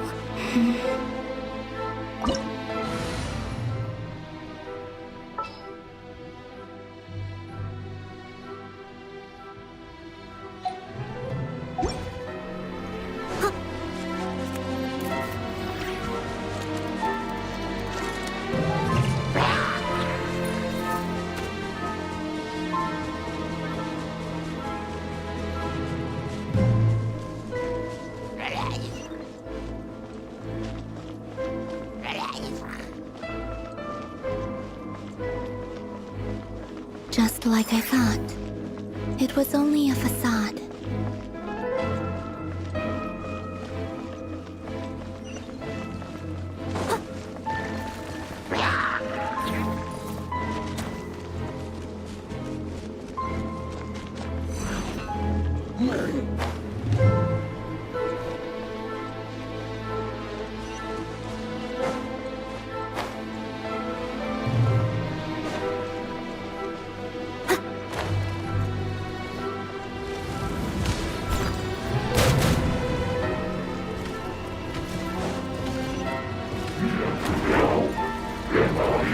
As a good knight should.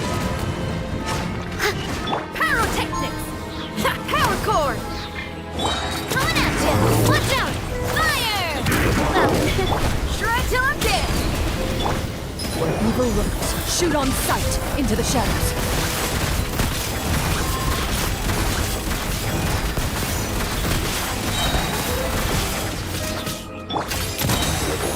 As a dutiful maid would.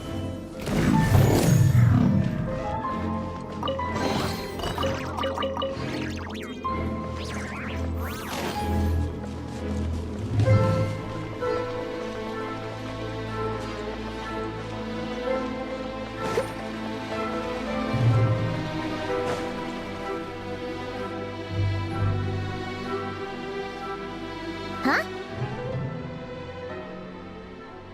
Huh? For real? No, I'm not sensing anything up there. It's coming from under the mountain. Let's see. Ah! There's some kind of weird shadow over the water. Wait, see that? Looks like a mechanism of some sort. Let's check it out.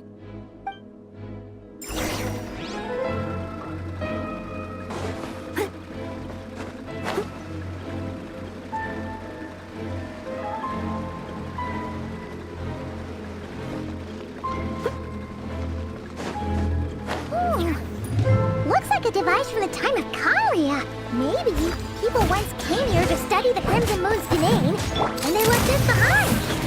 Oh, if we can activate it, we might find some clues.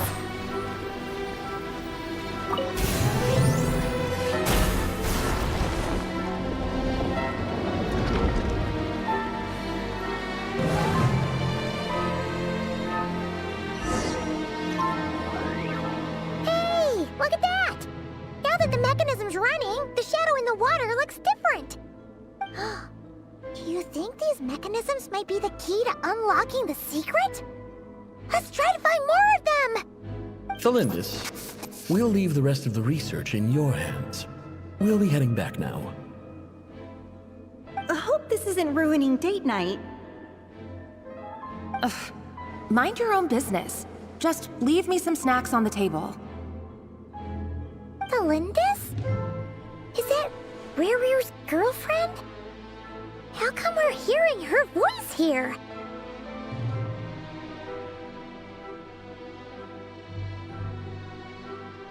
Oh yeah! So, do you think she was studying this strange space all along? The Abyss has made this space extremely unstable. Maybe that's why some of the things she said and did were preserved here. Like echoes. Or after images. Whenever I see this view, it takes me back to a poem from my childhood. Waning moon, oh lifeless damsel, weeping on the mountain crest. Mourning still in wistful tone, her fragile soul now laid to rest. For me, of all people, to be here investigating the mysteries of the Crimson Moon space. Is it a coincidence? Or something more?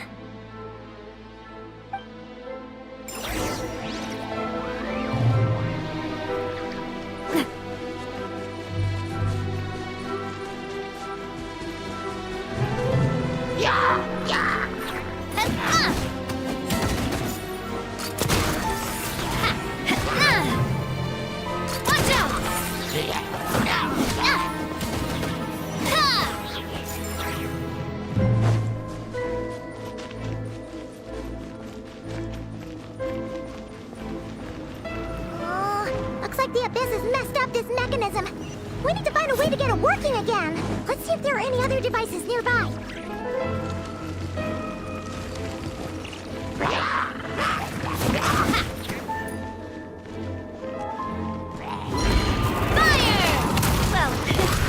I must leave no stone unturned. Time to clean up. Yep. Time to rock!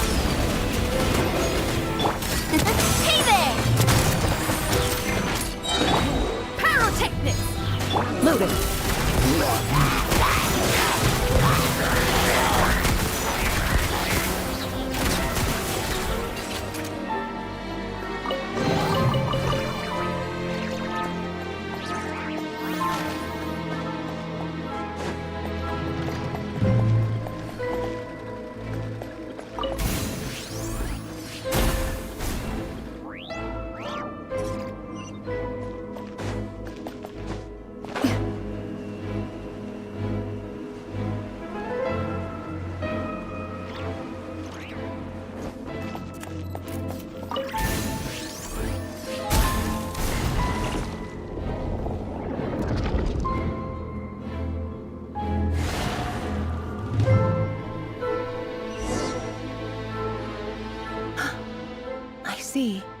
So the moon marrow, or rather the power of the 3 moons, is the key to unlocking.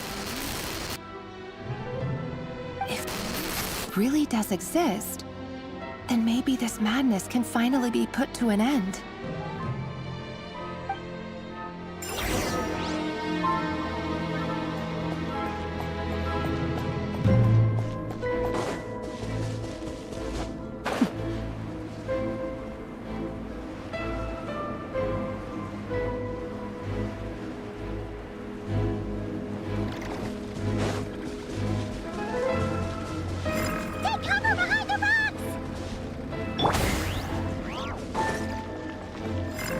Leave it all to me.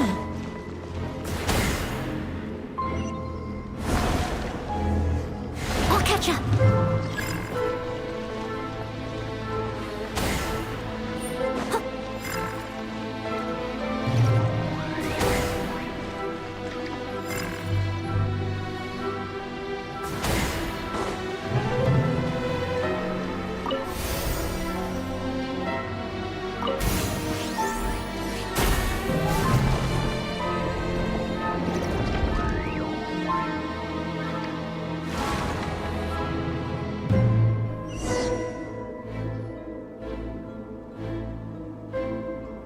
With the Abyss inhibitors in place, I should be able to access the chamber with the Moon Marrow.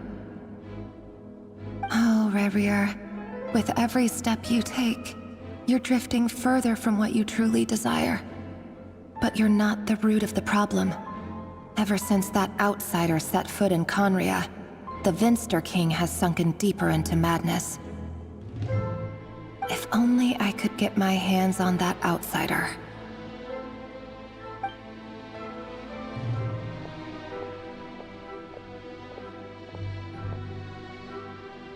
Hey look! The moon's reflection is back to normal! Galindus's voice mentioned a chamber with the Moon Marrow. Do you think maybe it's hidden in the moon's reflection? It must be. For within it, I sense the fragile aura of a dying soul. Then there's no time to lose! Let's go!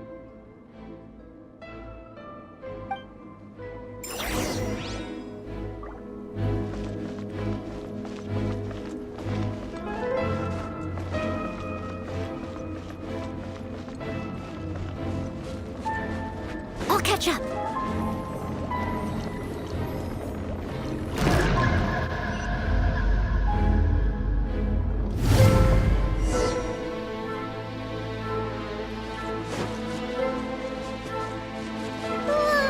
These things are so creepy!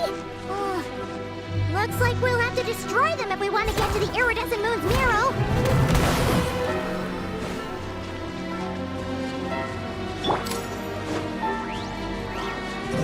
Watch out!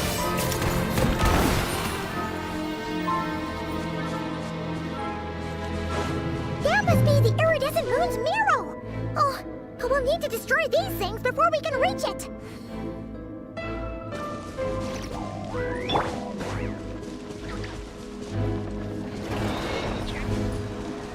I must leave no stone unturned, as a dutiful maid would. Try till I'm dead! A proper send-off! From the speed, watch out! Coming at ya!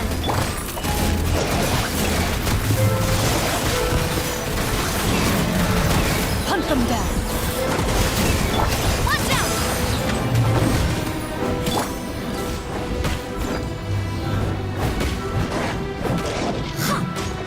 Feel the beat!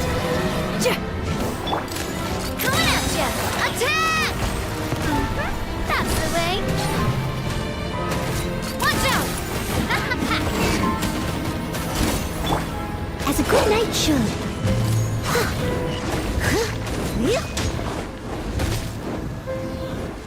Steady as stone. Coming at ya!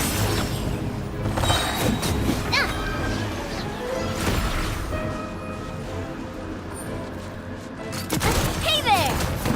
Tap!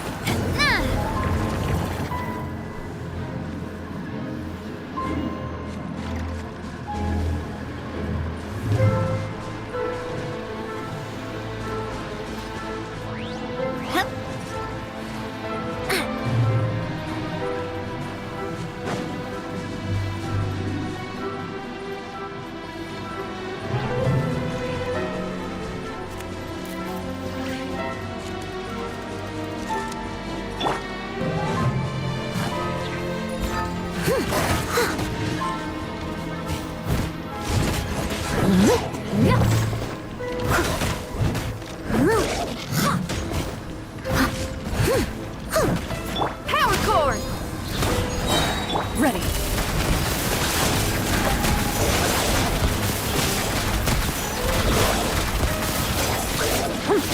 Where evil lurks, shoot on sight. I must leave no stone unturned. Amp it up!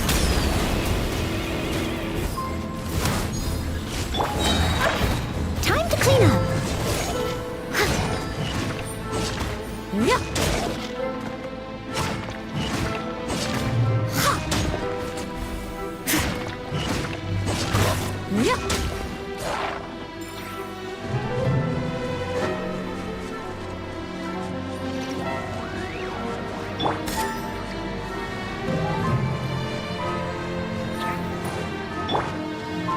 Leave it all to me.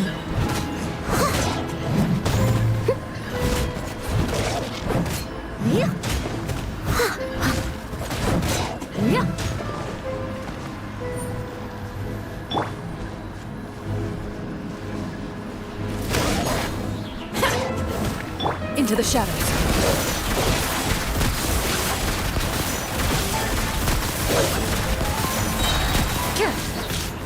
Coming at ya!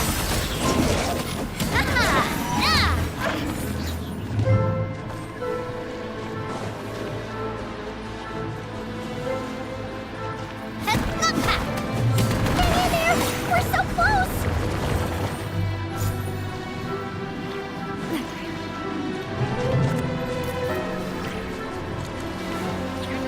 A proper send-off!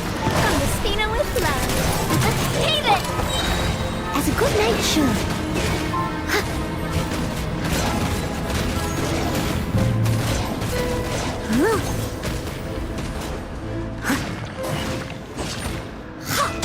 Shred till I'm dead! Feel the beat! Yeah, pyrotechnics! Hunt them down. Loaded.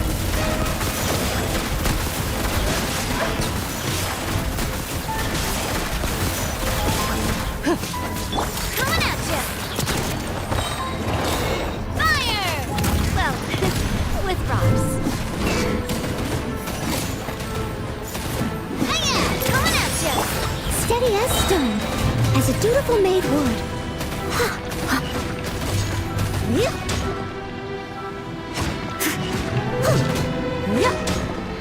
Power cord! Coming at ya!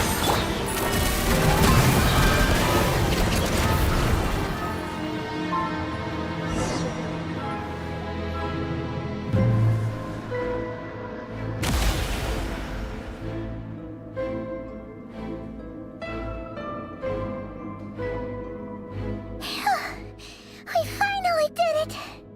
The iridescent moon's marrow, still burning away like an undying flame, yet now contaminated by the abyss.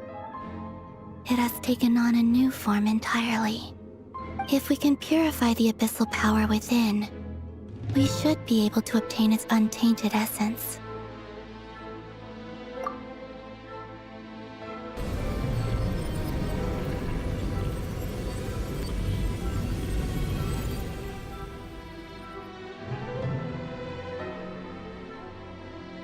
It's so cold.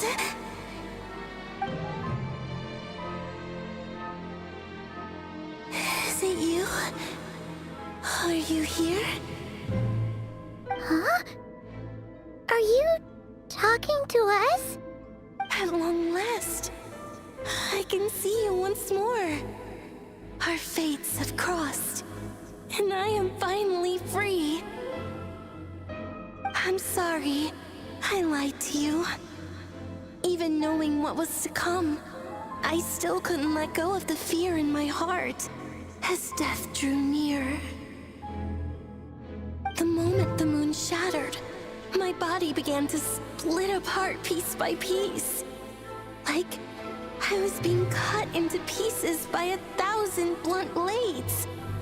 My thoughts scattered as the cold crept in. But I could not bear to fade away like that.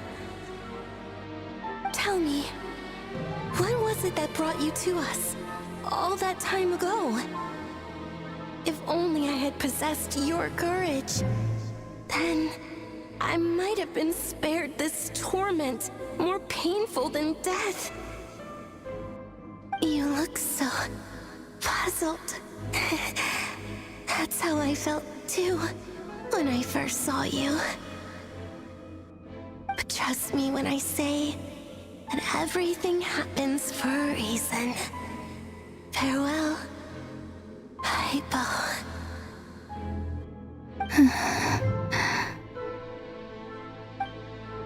What was that all about?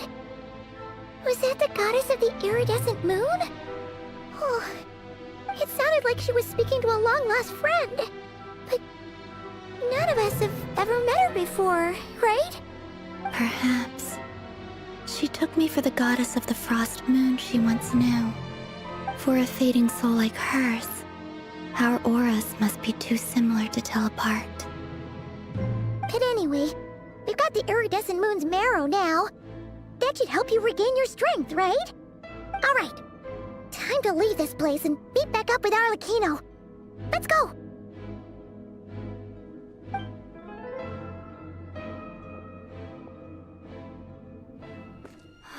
That's odd. This place looks different than when we came in. Waning moon, oh lifeless damsel. Oh.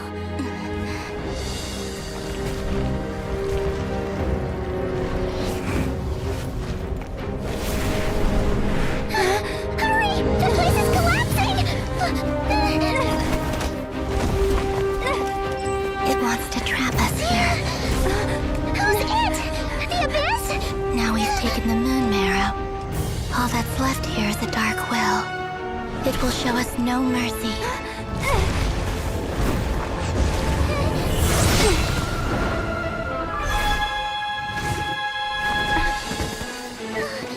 Give it back!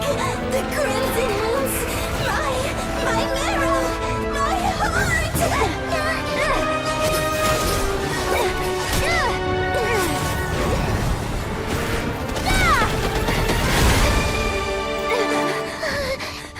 Finally!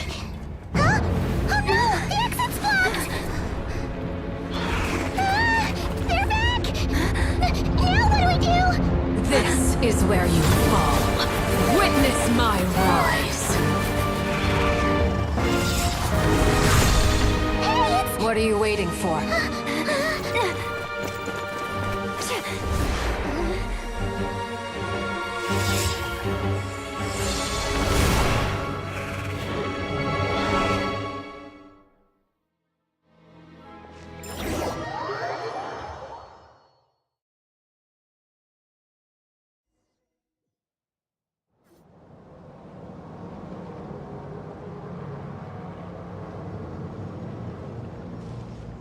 Oh, we made it! Was that you, Arlecchino? Did you save us? Wait, your hands! They're... Oh, this? Don't worry. It's a small price to pay. The Abyss wanted to trap you inside, and I defied its will by bringing you out. No wonder it's a little angry.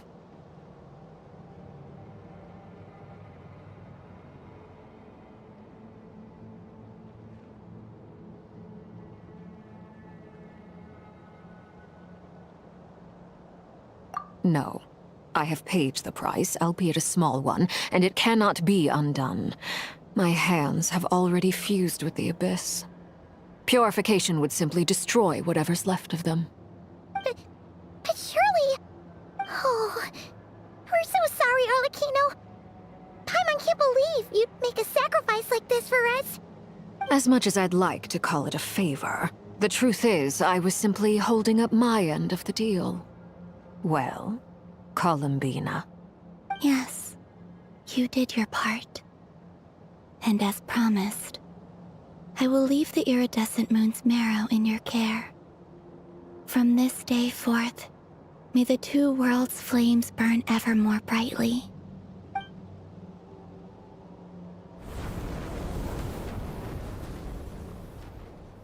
I'll take that as a blessing. Now, Columbina, give me your hand. Accept this moonlight I offer in return.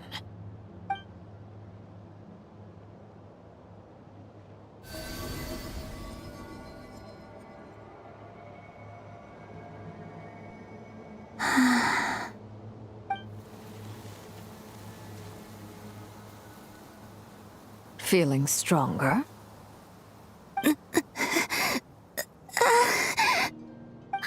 Hey, Columbina! Are you okay? I'm fine. Our powers are a little at odds, that's all.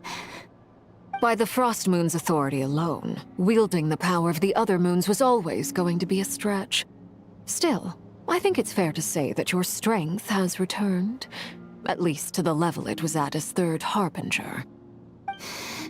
It's still not enough. There's no way I can hope to challenge Rayrir like this.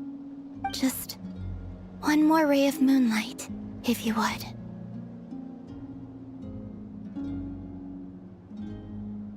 It's okay. I can take it.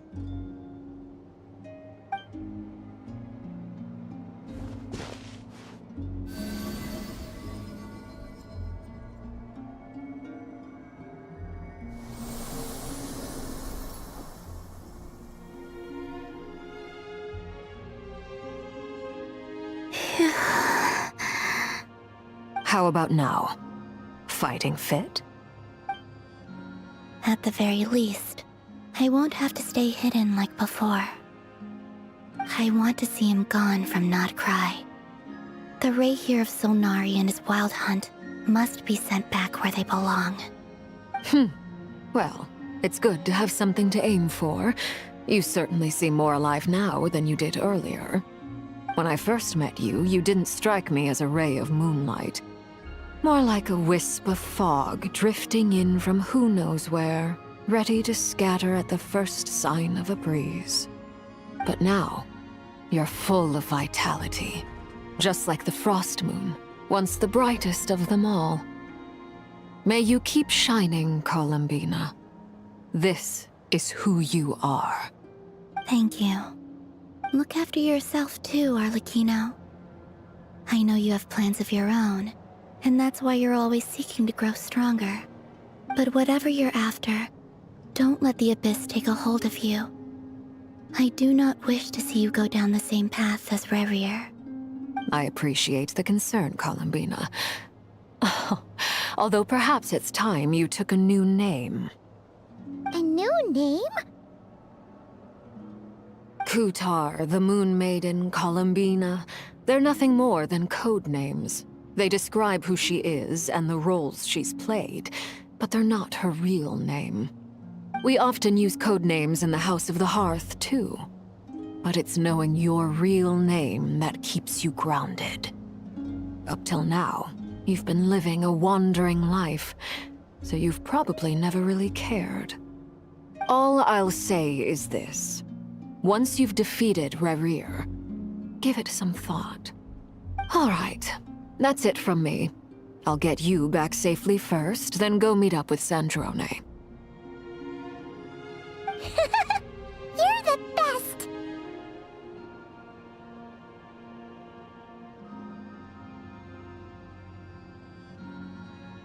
I appreciate the gesture. It speaks to your good character. Anyway, let's get going. There are more urgent things to do right now than trade compliments.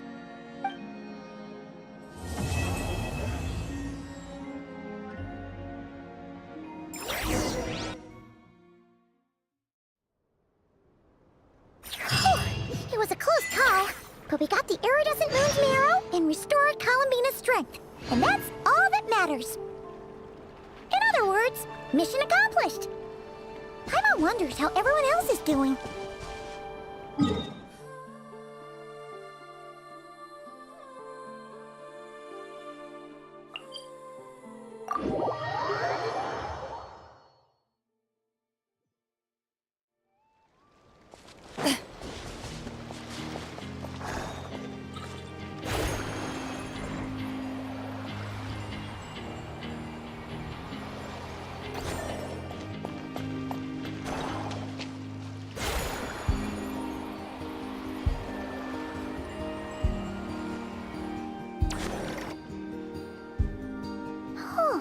you think the others are making good progress?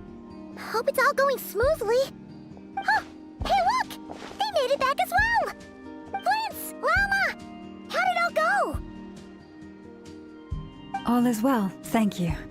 Nefer and Yehoda had to stay at the curatorium to wrap things up, so they won't be joining us for now. I ran into Miss Anefa and Miss Aino on the way back. Their work is still in progress, so I suspect they won't be back for a while either.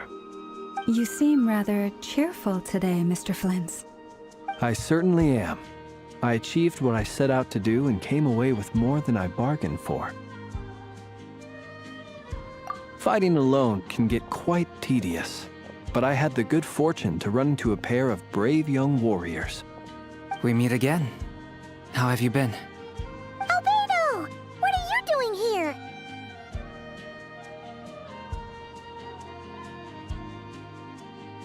That would be a natural assumption to make. It's also the correct one. These two courageously lent me a hand while I was fighting the wild hunt. When they told me they were Sir Varka's colleagues, it all made sense. And given how people of outstanding talent tend to cross paths, it's no wonder you're already acquainted. So? Who's your travel buddy, Albedo? Why don't you come and introduce yourself?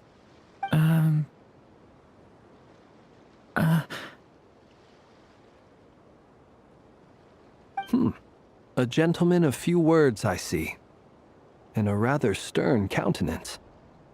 I presumed you were acquainted with him. Is that not the case? It's nice to meet you.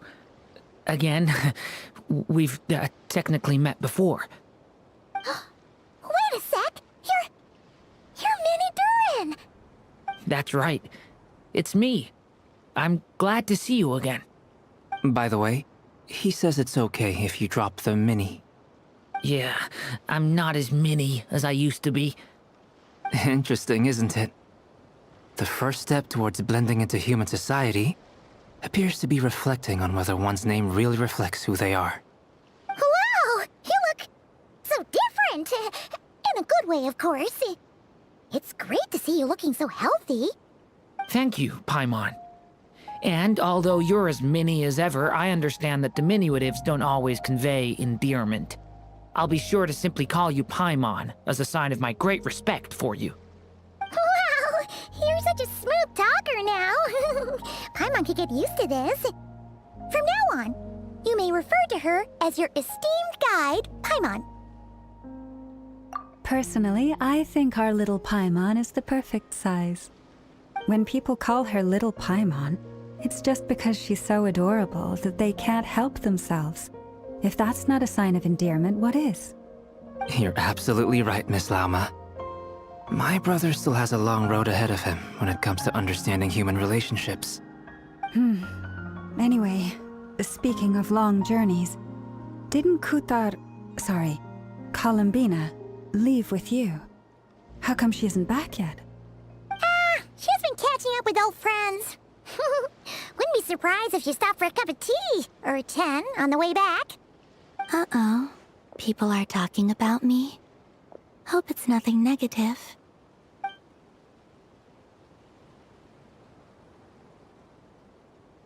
Judging from your expressions, I'm guessing it all went well?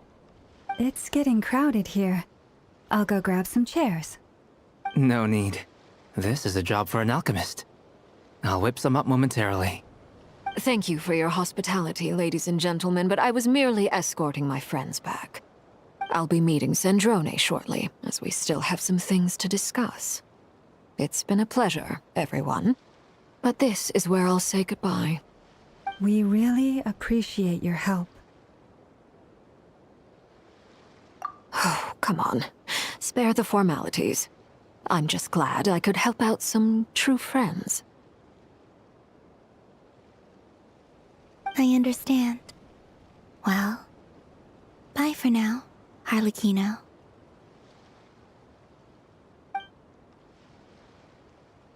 Oh, this place is hopping. It's probably a good thing one of us left. Otherwise, we might not fit all these people in. Are you saying we're about to run out of chairs? As a matter of fact, I am.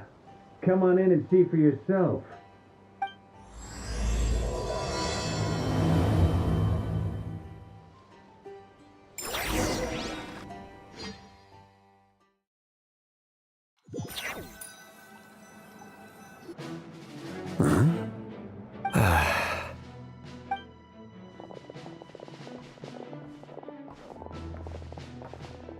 I overheard your little chit-chat outside, by the way.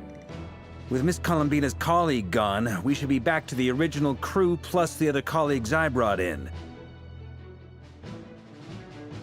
Though, it looks like we have another new face. Someone else managed to rope in a colleague too?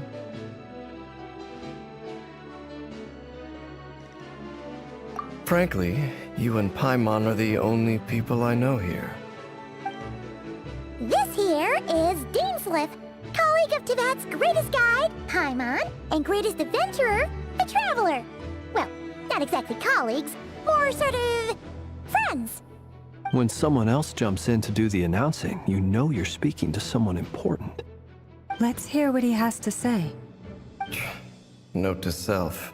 Once Paimon knows your name, the rest of the world will soon follow. When he comes looking for us, it's usually something important. Paimon's guessing you've heard about the Wild Hunt, then. From the looks of it, you're about to hold a meeting. If I were to say that the Wild Hunt is our mutual enemy, would that earn me a seat at the table? As the saying goes, the enemy of my enemy is my friend. Mr. Dainsliff, there's a seat with your name on it. Though, I can't promise the same for everyone else. Hey, Albedo, think you can rustle up a couple more chairs? After all this time apart, Grandmaster Varka's first order is to rustle up a couple more chairs. I've missed this. Is he being sarcastic? Hey, he's your brother. Why are you asking us? I've still got a lot to learn about the nuances of human conversation. Trying to decipher Albedo's way of speaking has been like jumping in at the deep end. Oh, good point. Paimon gets you now. Don't sweat it. There are people who go their whole lives without getting the hang of it. You're ahead of the game already.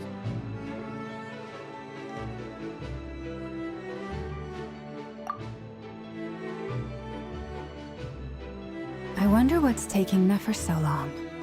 Perhaps you should go and check in with her. If anyone can hurry her along, it's you. I just got back from the curatorium.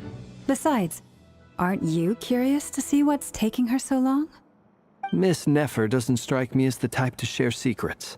And since gathering intel is her specialty, I'm guessing she'd prefer to keep her methods confidential.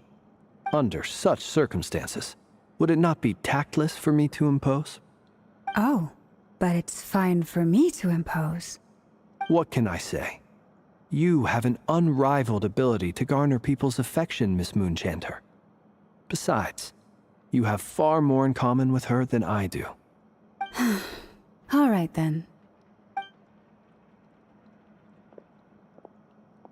Impressive. She barely fought back at all. I admire your powers of persuasion, my friend. As I'm sure Miss Lauma will realize soon enough, the trick in life is to always pitch in with other people's responsibilities so that you can be selective with your own. Another trick is to simply hide in the background. Spoken like a true sage. Anyway, looks like we've got some time to kill before the meeting. Let's take a little breather, folks. And feel free to chat amongst yourselves. We'll get down to business once the other two arrive.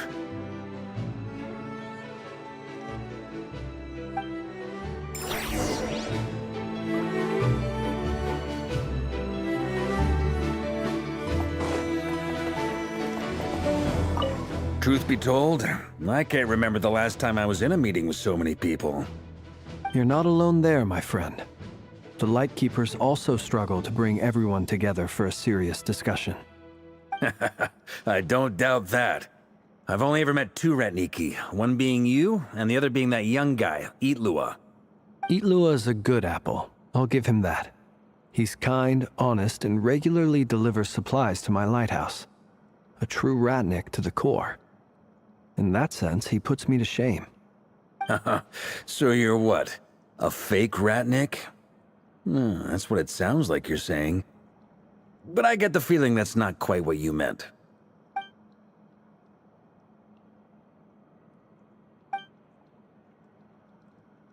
Come on, why the awkward silence?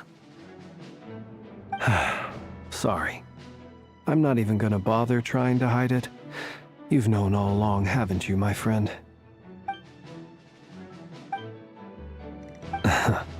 Now that was an awkward silence. Let's just keep this between ourselves. Probably best if Eloa doesn't know, huh? That goes without saying. Gotta be careful what you share with youngsters, after all. Anyone else in the know? Let me guess. The Traveler and Paimon? It's dangerous being too sharp for one's own good, you know.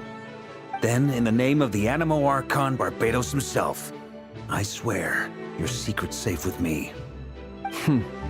When we went for drinks, you said that you and Barbados were practically best buds. In the light of that claim, do you really expect me to take your oath seriously? Of course.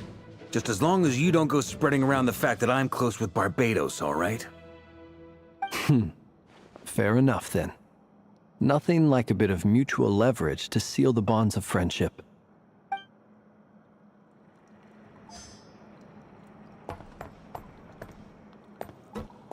Is there something you'd like to say to me? Yeah! For starters, why'd you just show up here without even giving us a heads up? If you think back to our previous interactions, you may recall that that's hardly out of character for me. You do have a point there. Oh yeah! You'll need to find somewhere to stay the night too, right?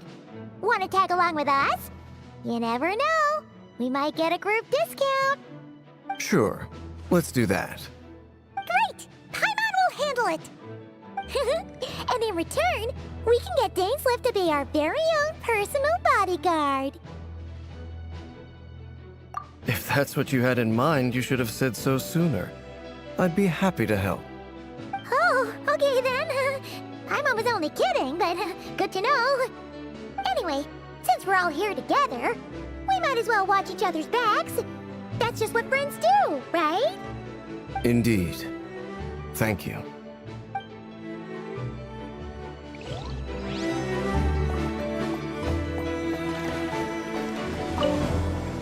You're both awfully quiet. Why don't I start us off with an icebreaker? Much obliged. Have either of you ever had your portrait painted? If not, I'd be glad to help. That sounds like a lovely idea. You know how to paint, then? I dabble occasionally. He's an excellent painter. Tables, chairs, people, dragons, you name it. He'll paint it for you. I'm flattered. If I ever get the chance, I'd like to give it a try myself. I'll bear that in mind. Anyway, how about you, Durin? What sort of portrait would you prefer? Oh, I'd be fine with anything. Whatever style feels best to you. Very well. Then I'll play it by ear. You can replicate any style I want? I can try. If you show me a sample, I'll do my best to match it. Thank you. In that case, I'll dig up some reference material for you.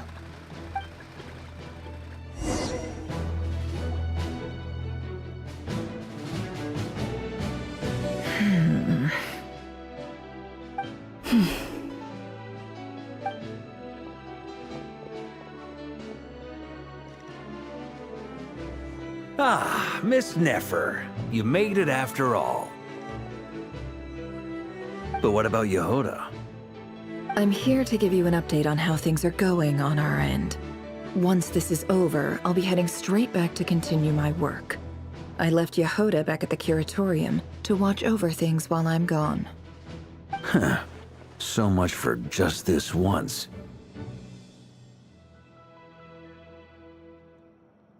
Shh! Not so loud! We're on a roll here. What if she remembers and suddenly decides to back out? Did you say something, Mr. Varka? Huh? I didn't say anything. Right, Flint's? Must have been a frog. They get so noisy around here at nighttime. It's like they're putting on a concert in the background. Anyway, before we begin, there's a few introductions to make. Let me start by saying that it's an honor to be speaking before so many distinguished colleagues and collaborators. First up, we have Miss Lauma. As Moon Chanter, she's the leader of the Frost Moon Scions, a local religious community in Nodcry.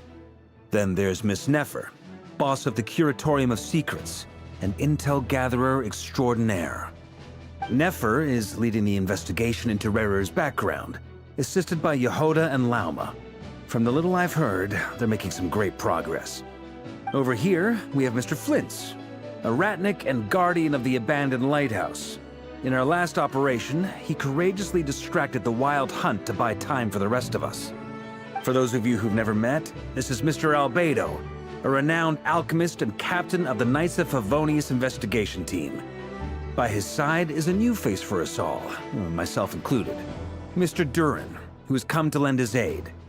Next up, we have the Moon Maiden and former Fatui Harbinger, Miss Columbina.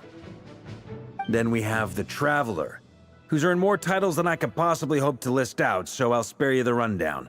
And Paimon, the ultimate travel companion and quite possibly the best guide in all of Tevat. Wow! That's a lot of people! Great turnout! Miss Nefer, it looks like you might have another job coming your way, so, congratulations on the booming business, I guess. You think I haven't got enough on my hands as it is? Who's looking for me now? That would be me, Miss Nefer. I have a commission for you. And you are? Who I am doesn't matter right now. What does matter is that I'd like you to gather more intelligence about the Rehir of Solnari. Well, it's not as if we never take on anonymous commissions. But in your case, I'll have to decline. I'm gonna take a wild guess and say your job's probably more hassle than it's worth. Something about you seems like bad news. It's my eyes, isn't it? Conrian, I assume. And what's with the mask? Are you trying to hide your identity? In any case, the fact that you're even still alive raises an awful lot of questions for me. My name is Dainsleif. And yes, I am from Conria. As I'm sure you're aware, the Rehir of Solnari's real name is Rerir. He was once an acquaintance of mine. Really? Then you must have been quite an influential figure yourself. You flatter me, but none of that matters anymore. My point was simply to clarify why I have asked Miss Nefer to investigate Rerir's background. So you're both from Conria, and it sounds like you used to be friends? What am I missing here? Surely you already know how he became one of the Five Sinners.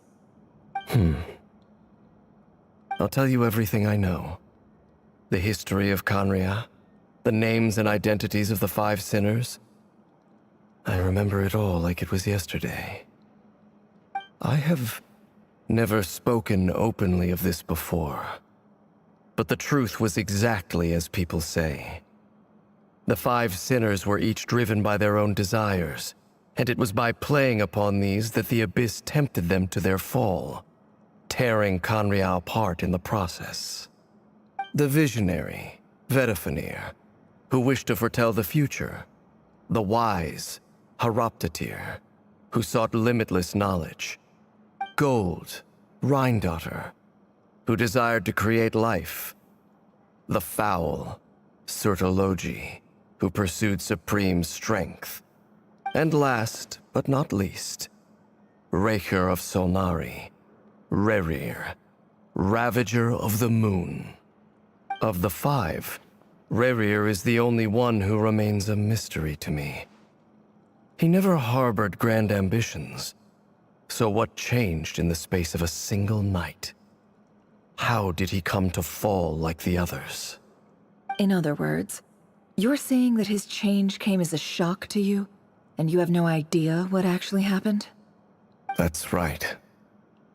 You mentioned how the Abyss tempted them, which led to their fall. But what did that look like in practice? And what other context can you give me about the events of that time? The more detail you can give me, the better. Strangely, Now that it comes to it, I hardly know where to begin. The fateful night took place during the era of the Eclipse Dynasty. One day, my elder brother, the visionary, Vedifenir, was summoned to the palace by the Vinster King, only for the king to gouge out his eyes and cast him into the dungeons. When I came to hear of this, my fury knew no bounds. I gathered together every ally I thought I had, and together, we set a night to storm the palace and free Ved. Centuries on, the memories of that night still haunt me like a never-ending nightmare. We broke through the palace gates, just like we had planned, each striking towards our separate targets. But then, I was betrayed. Even Vedifenir, the very person I had come to rescue, abandoned me and partook of the Abyss's power. So, it's personal after all. Then tell me, Mr. Dainsleif, what price are you willing to pay? You, of all people, must know that nothing comes for free. I cannot say what price would be worthy of such a commission. But know this. Rerir was not always a madman. Believe it or not, there was a time when he was just an ordinary man, working for the Conrian Intelligence Service. Uncovering the truth of Rerir's past is the only way to unravel this mystery. But before you decide if you will accept my commission, I will tell you more about him. Enough, I hope, to help you plan your next move. Sounds pretty good to me. Feels like we just flagged down a random passerby, only to discover he's actually a master strategist who has a score to settle with our enemy.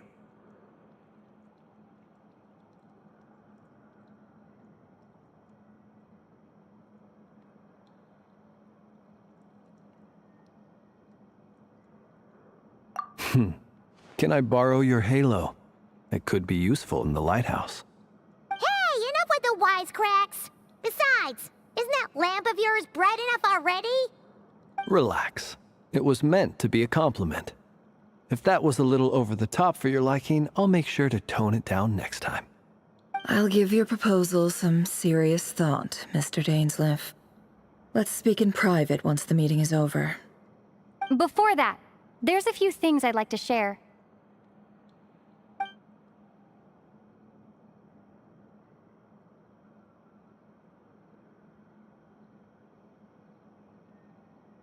Now that we've united the hearts of the three moons, your power should be greatly enhanced. But it seems like that hasn't happened yet? I believe it will take a little longer. You've done so much for me, so I want to be completely honest with you all. Even though I'm doing a lot better now, the truth is, my recovery will likely be an ongoing process. From the moment I was born, my power has been slowly ebbing away. And that is because Tevat has never accepted me. Even with the moons united as one, it seems my rejection cannot be undone. So far, I have yet to find a solution. It may turn out to be a problem that will plague me until the day I finally leave this place behind. Even so, I will do everything in my power to help you drive out the Reihir of Solnari.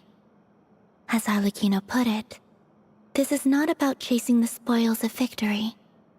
It's just a gesture of heartfelt gratitude. Kutar.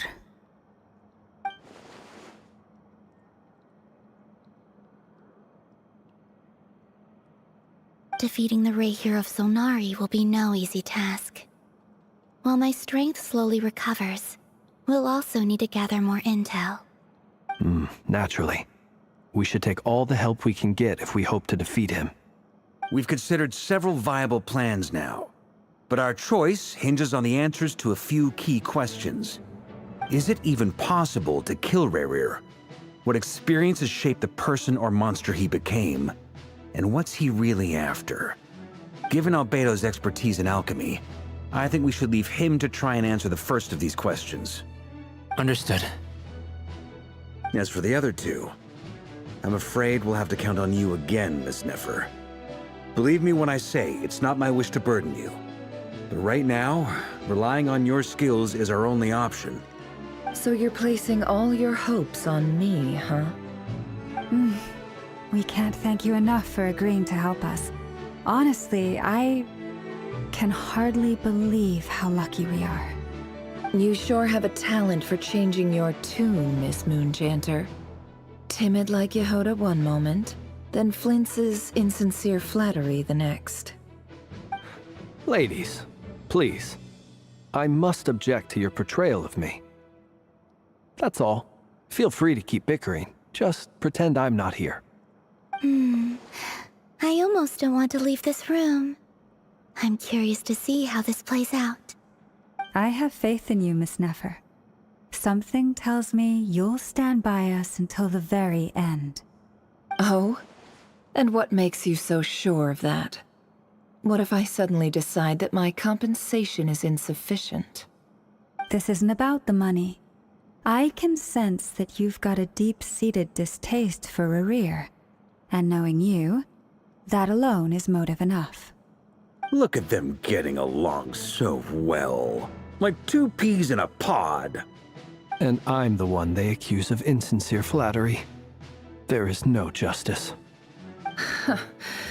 Miss Lauma, you have to understand something. Unlike you, I don't actually enjoy having everyone's hopes on my shoulders. Is that right? Well, maybe the fact that I'm willing to put my hopes in other people says more about me than you. But the fact is, I also trust you. And that's because I know that you're someone we can count on. Anyway, we've got our plan, so let's get moving. Mr. Dainsleif, let's talk. And Traveler, once we're finished, if you've nothing else planned, I'd like you to come with me. This whole experience is teaching me a lot.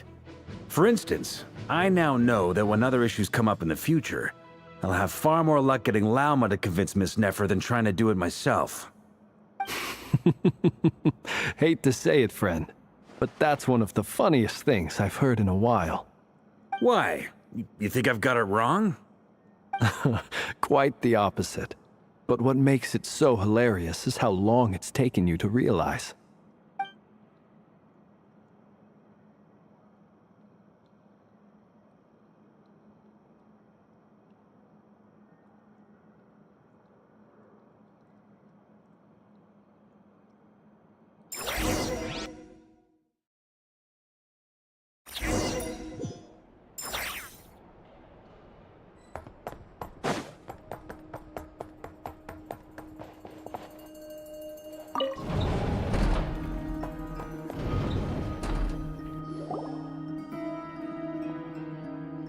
Thank you for waiting.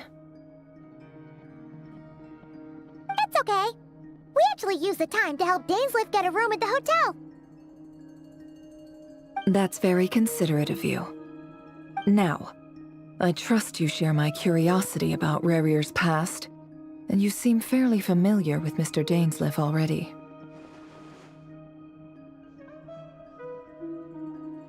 We spoke at some length after the meeting. He was the one who suggested I should invite you to join this operation. He feels confident that these secrets will be safe with you. Dane has a lot of faith in us, that's for sure. Likewise. I appreciate that you got right on board without interrogating me about why I invited you. It shows that you trust me to explain everything in due course. That's because we know what you're capable of. We appreciate you too, Nefer. You might have been forced to help in the beginning, but this time, it was your choice. That's one way to put it. Another is this, that once a decision's been made, it's set in stone. After that, my only goal is to see it through. Alright, so here's how it is. I'm going to access Rerir's thoughts again using my confidential method. Now, I'm sure you've seen things like this before on your travels, so you're surely well aware of how dangerous it can be. The reason I've gathered you all here is to ensure my safety during the proceedings. I plan for us to enter the fragment of his consciousness together, and once inside, I will focus on searching for information. Think of this as a diving expedition into someone's brain. If I'm the diver, you are my safety equipment, tasked with keeping me alive while I'm under the surface. Once the ceremony begins, we will all be spying on privileged information.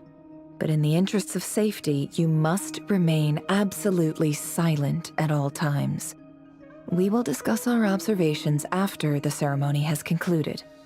Lastly, any individuals of a weaker constitution are advised not to partake in the ceremony.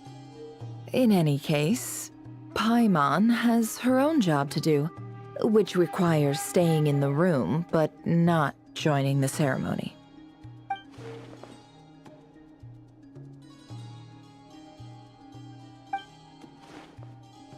Well, good luck, everyone. Sounds like all Paimon can do is cross her fingers and root for you guys. There's a little more to it than that. I was being serious when I said you have a job to do. While the rest of us are inside Rarir's mind, it's imperative that we have a team member on the outside. In the event that something goes wrong, you will be our first responder.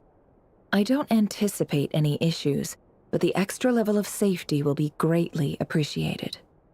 I second that. This is a dangerous operation here, and you're our whole rescue team. That's pretty much the most important job in the crew. So, Paimon's like the lifeguard? Yeah, that makes sense. All right, got it. Good. Please, take a seat. We'll get started momentarily.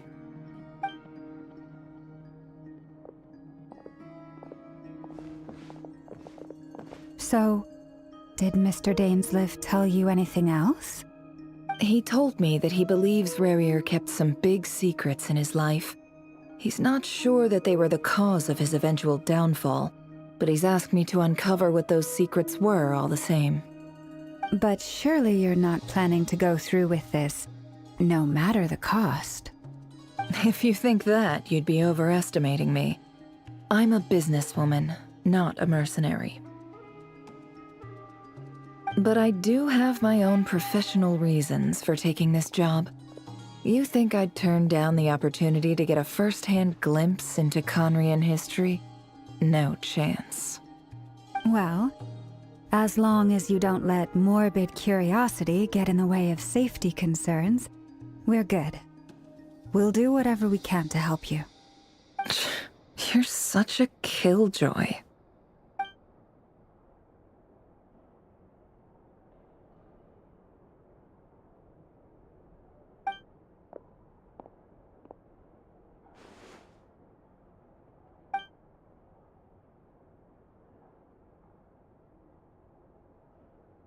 All right, I'm good to go.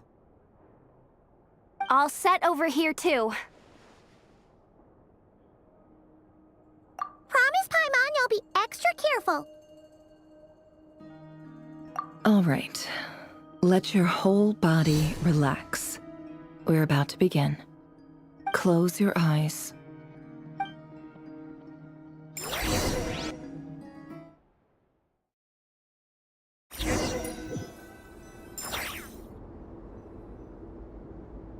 Phew. Could this be his office? Pretty standard setup. Bookshelves, paperwork, files.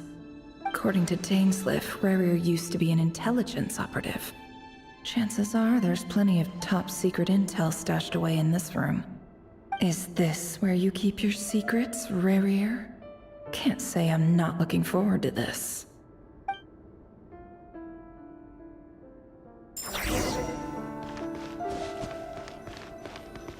He looks even gloomier than last time. I wonder what's changed.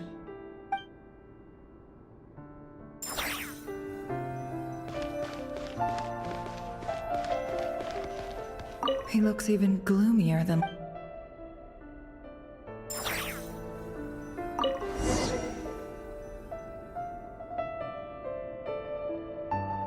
Today's files are in. Time to wade through them, just like usual.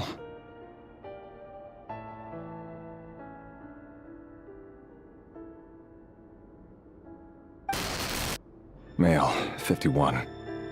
Occupation, cook. Confirmed Crimson Moon descendant. Has maintained frequent contact with other descendants over the past year. Poses a threat to the dynasty. Neutralized.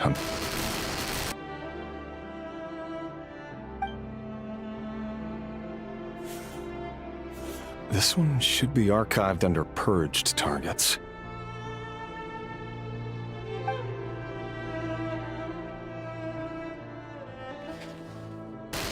Female, 23. Occupation, office clerk. Confirmed Crimson Moon descendant. Has maintained frequent contact with other descendants over the past year. Poses a threat to the dynasty. Neutralized.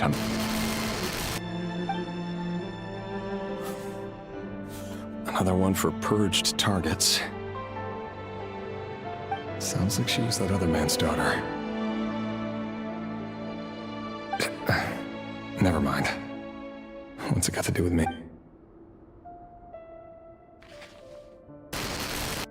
Neutralized on...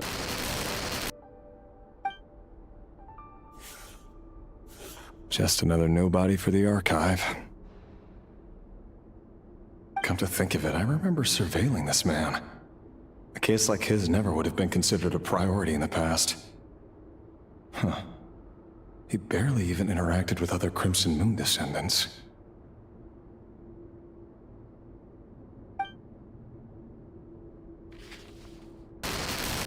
Female, 16. Occupation, none. Orphan and confirmed Crimson Moon descendant.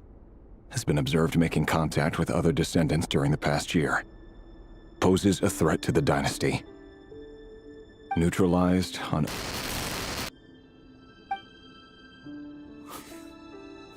Filed. I have no recollection of this girl. None whatsoever. She doesn't seem to be anyone important, but then again, how many of them really are?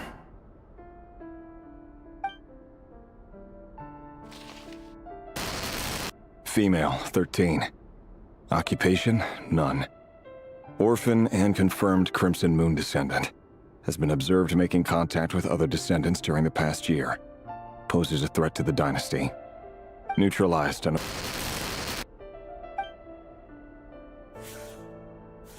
Filed.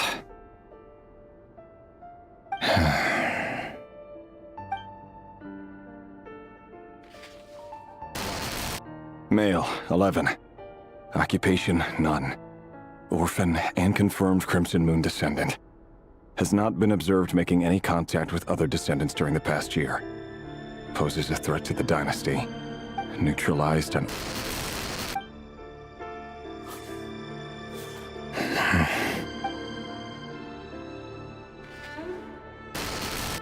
Male, 6.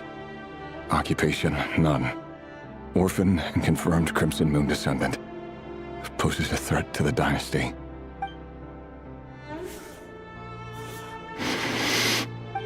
It's funny, isn't it?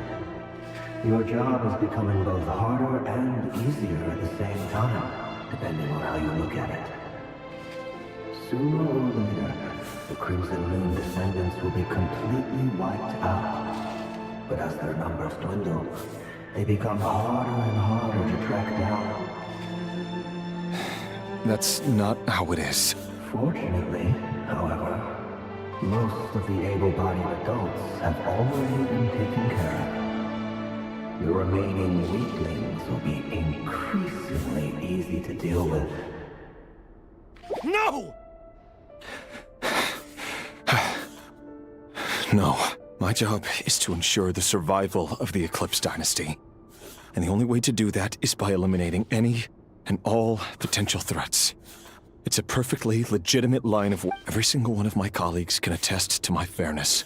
And if my friends were aware of the facts, I know they'd back me up too. Assuming, of course, that they were aware of all the facts. He looks even gloomier than last time. I wonder what's changed.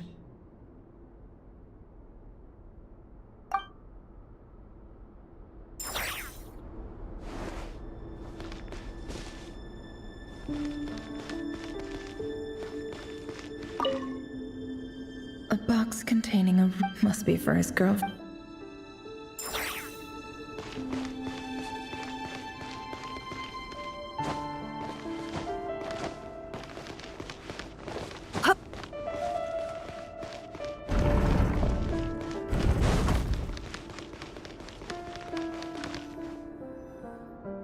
Mr. Vedifalnir? It's been quite some time since we last met. Rerir, I trust you're here because you have something important to discuss. Forgive me. I wasn't tuning out, it's just, I noticed you didn't even phrase that as a question. As if you knew I was coming. Tell me, does someone in your position ever feel the need to ask questions at all? It is indeed within my power to foresee certain things. Things like your arrival. I was just thinking. It won't be long before I'll be inviting both you and Dane to my wedding. That isn't a lie, but nor is it a fact as such. It's a wish, isn't it? No fooling a prophet, is there? Ever since that day we met for drinks, I knew it was only a matter of time before you came looking for me. Does it feel good? Knowing how the future will unfold. I'm afraid the notions of good and bad fail to capture the complexity of what such a power entails. Once you've seen what will come to pass, it can be all too easy to succumb to fear and melancholy. Unless, of course, you learn to abandon these feelings.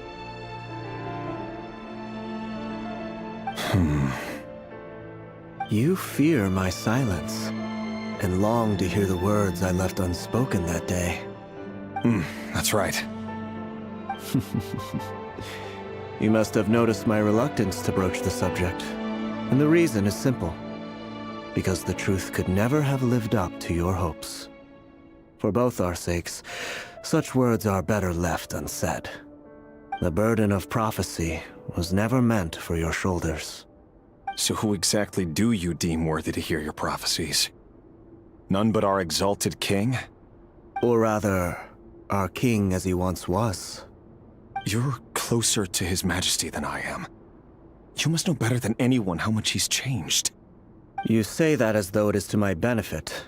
Yet precisely because of that, I dare not speak rashly. A king can turn out to be the most virtuous of rulers, or a tyrant more terrible than the most vicious of dragons. You are so wise and far-sighted, yet still you would have me live in fear of the unknown? You make a fair point. Especially given my silence alone was all it took to send you spiraling downwards. Very well then. Let me offer you some advice. And I say this not as a prophet or a visionary, but simply as the brother of your friend. For many reasons, there is very little chance of your marriage ending in happiness.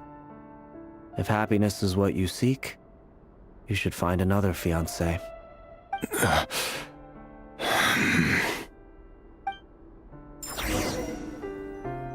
Hold on. There's that same black fog again. Could this memory belong to Thelindis? Guess I'd better tread carefully.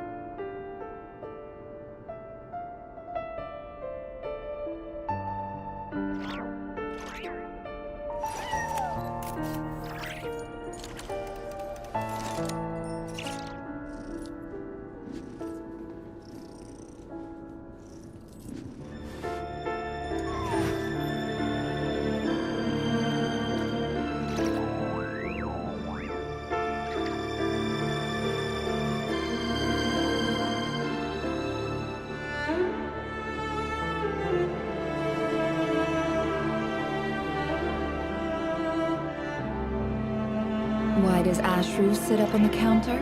To welcome our clients, of course. A kitty's gotta earn his kibble somehow.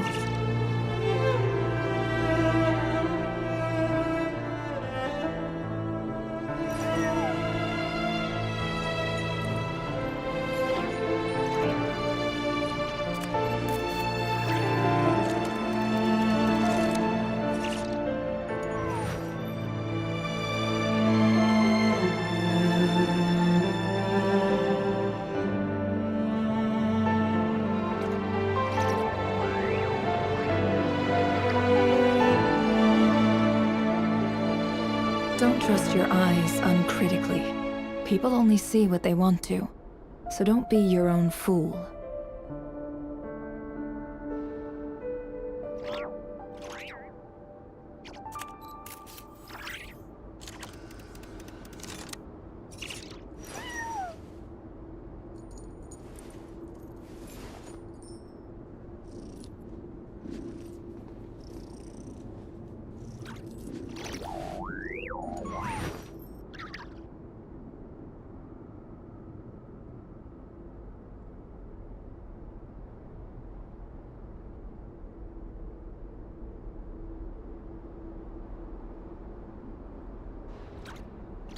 Why does Ashru sit up on the counter? To welcome our clients, of course. A kitty's gotta earn his kibble somehow.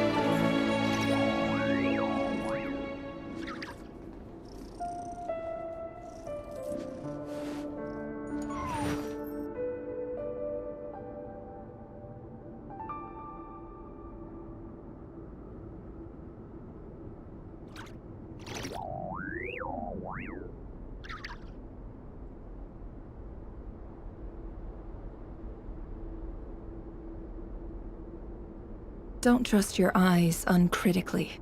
People only see what they want to, so don't be your own fool.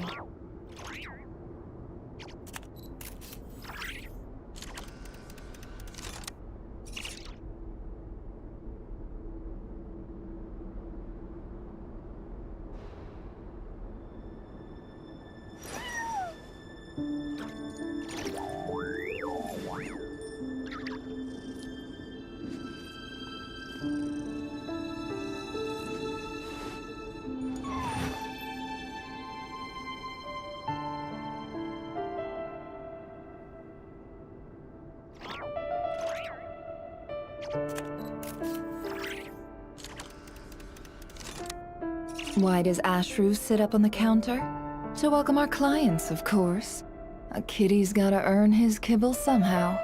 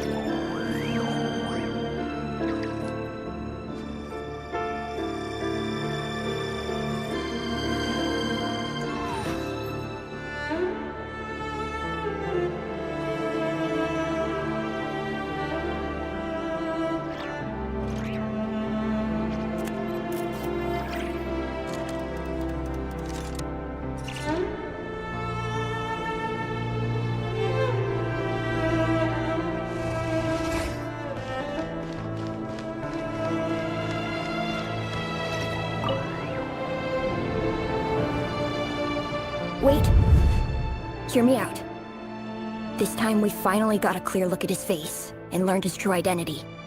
His name is Rerir, and he claims to be one of the king's guards. What did you say? A cruel irony, isn't it? The man you're set to marry leads a double life as a brutal executioner. Why are you telling me all of this now? Simple. It's because I want you to kill him. You are the only person he would never suspect. No, absolutely not. I would never dream of doing such a despicable thing. So you'll just stand by and watch him slaughter us to the last? Do not forget that the blood of the Crimson Moon flows in your veins too. The blood of the Crimson Moon? What does that matter now? The dynasty has long been dead and gone. You think that alone is reason enough for me to throw away everything I have? Why wouldn't it be? You two were once a child of the Crimson Moon, just like me. Don't tell me you've never felt so much as a flicker of fury for the way we were trampled into the dust. As long as you promise to abandon this pipe dream of restoring your dynasty, I can try to persuade him. Or have him persuade the Vinster King. Persuade the Vinster King? Do you even know why he's so obsessed with hunting us down? Why he keeps trying to force us to hand over our secrets over and over again? Or why we refuse to give up on restoring the dynasty? The Vinster King. A blind fool. His eyes clouded by powers from beyond this world. A petty little man with a miser's heart. And he dares to sit upon the throne? Mark my words. Sooner or later, Conria will fall. And it will be his doing. If you can't bring yourself to do it, so be it. Just you watch. It won't be long before calamity descends upon us all. The Reihir of Solnari. That really is quite a secret you've been keeping from me, Rerir. But who am I to talk? Am I really any better? I've kept my own past a secret this whole time too. Love should be built on honesty. But ours was born from lies. And yet, is it really so wrong to hide things that would only make life harder? If we don't cover up the parts that no one else should see, how can we go on pretending to be normal? Vedifulnir must have known all this. And that's why he made his prophecy. In the end, nothing stays hidden forever.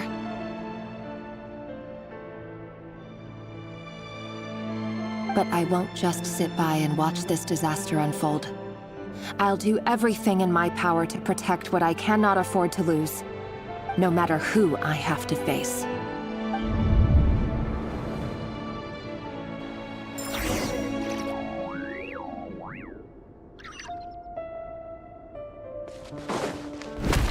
Huh? Was that Rerir who just walked past the window? Doesn't it give you the chills that he still takes the same road to work every day? As if nothing ever happened.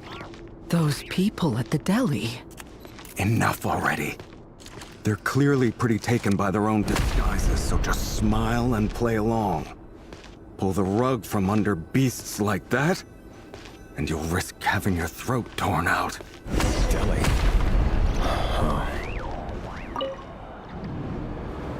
But surely you can see he's not the man he pretends to be! So many have died already, and they say that the king's madness grows with each passing day. We're not going to survive this, are we? But why does it have to be this way? Do we really deserve to die just because of the blood that runs through our veins? Felindis, are you even listening? Sorry, Freether. My mind was off wandering. I heard you, though. You're talking about what Rerir said. He's just following the king's orders. He's a secret agent, and it's his job to hunt down rebels and dissidents. By the time you first met him, he'd already taken lives. Maybe he was using you from the very beginning. No. Rerir has no idea I have anything to do with the Crimson Moon. My family are only distant relatives of the main lineage, and besides, my eyes are perfectly ordinary. Truth be told, apart from my teacher, pretty much no one knows I have any connection to any of it. It's been a long time since my family severed ties. But as Orlog said, who could possibly talk sense into that raving lunatic of a king? No one. I'll work something out. Trust me, I'm with you all. But for now, you need to keep yourselves hidden. Don't let anyone find you, anyone at all. Don't forget that Rerir is an Eclipse operative. You need to be extra careful when he's around. And when I am too. For now, don't come looking for me. And if anything happens to me, just act like we've never met. If even you can't escape this, what hope do the rest of us have? But after all this time together, surely he wouldn't lay a hand on you. I won't speak in his defense, nor can I give you a clear answer to that question. But I'll do everything I can to put an end to this. Here, hold on to this. If an opportunity to escape presents itself, take it. You'll be glad you took some spare change. You call that change? But what about you? I've got a job, and there's still money coming in. But you can't go anywhere right now. Please think about yourself for once.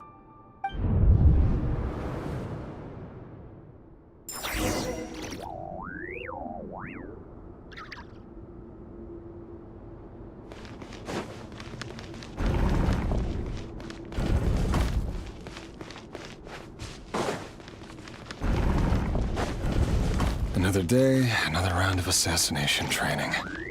Training ground is just beyond this hidden passageway. When you kill a person, doesn't it bother you when you end up covered in their blood? Why would it? Aren't we all just walking blood bags? But not everyone is accustomed to hunting down others like prey. You've been a hunter for so long now, you seem to have forgotten that most people don't just go around killing one another. Leave me alone.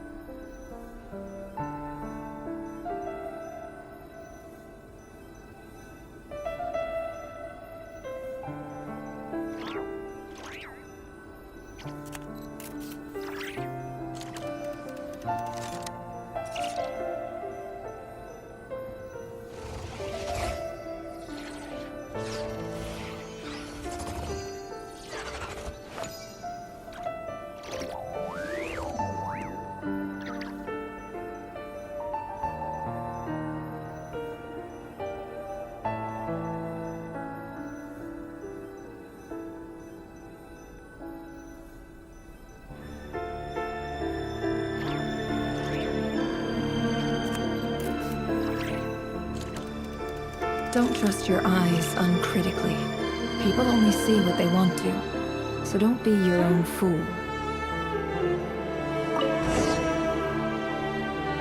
Make sure you have a firm grip on the handle, then choose your angle well. Keep your movements light and brisk, and the prey won't sense a thing. Albert, no one's ever died a quiet death at your hands. I work clean. No traces.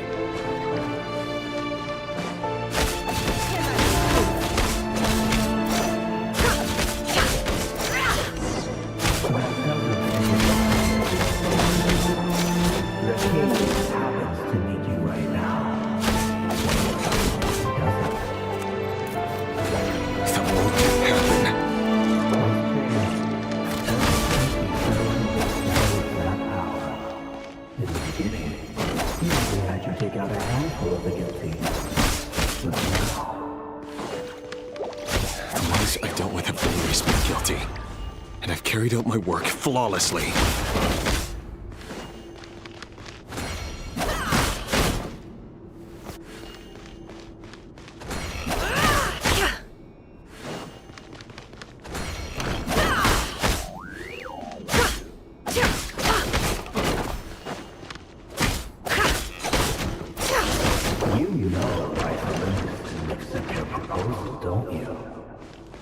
could have even trusted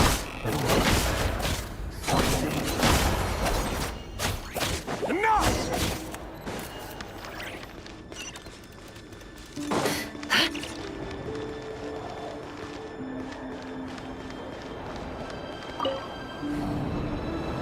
Delindis, do you still remember Orlog? Orlog. The boy who was pretending to sell flowers. You spoke for quite a while, didn't you? Yes, we did. What about him? He was arrested 2 days ago. Chances are he's already dead. He... I just don't get it!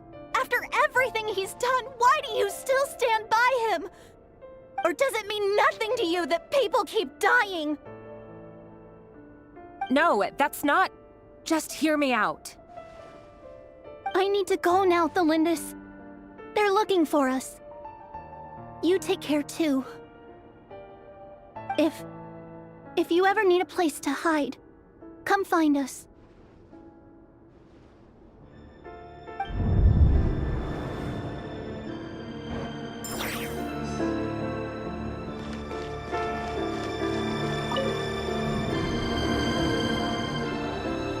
Author, Delindis. Over the course of this week, the research object was subjected to interference for a total of 47 hours for experimental purposes. The results are as follows. All subjects of observation that were sent inside have now... The situation within is proving more problematic than anticipated. No progress whatsoever. What now? Won't you give me even a glimmer of hope? Things are getting worse by the day. I have to find a way or we'll all be in danger.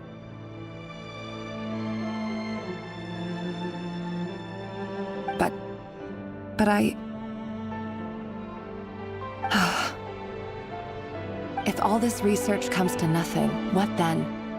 Sooner or later, it'll be my neck on the line. But could he really bring himself to kill me? No. Surely he wouldn't have the heart.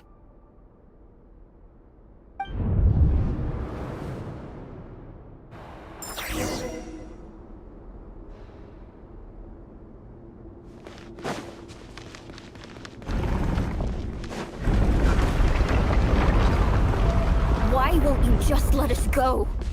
We don't even know each other. All we want is to live ordinary, peaceful lives. You want to live?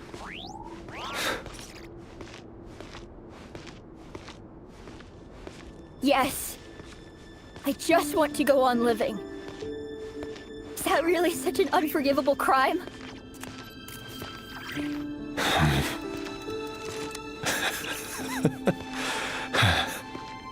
You want to go on living.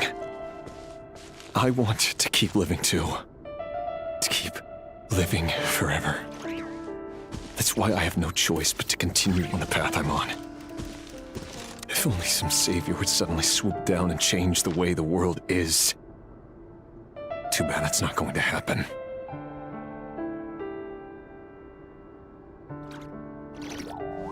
Imagine that. If there really were such a person, you and I wouldn't be standing here like this, would we?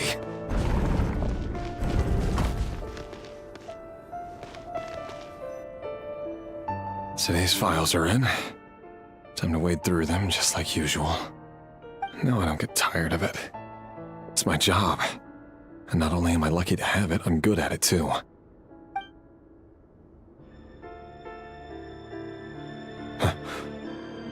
Wait. That's... Delindis? No. No! No! Why? But you bear no mark of the Crimson Moon. How could you possibly have anything to do with them? It cannot be! Undiluted bloodline. Carefully concealed. I see it now. You've been living in the shadows just like me. What a fool I've been. Numbing myself with talk of justice. Even imagining my friends would back me up. But in the end, Irminsul. Finster King! How far are you going to take this? From the direct bloodline to secondary offshoots? And then what? Today it's the descendants of the Crimson Moon. Who will it be tomorrow? Will you not rest until everyone down here is dead? No. This cannot go on. This is where it ends.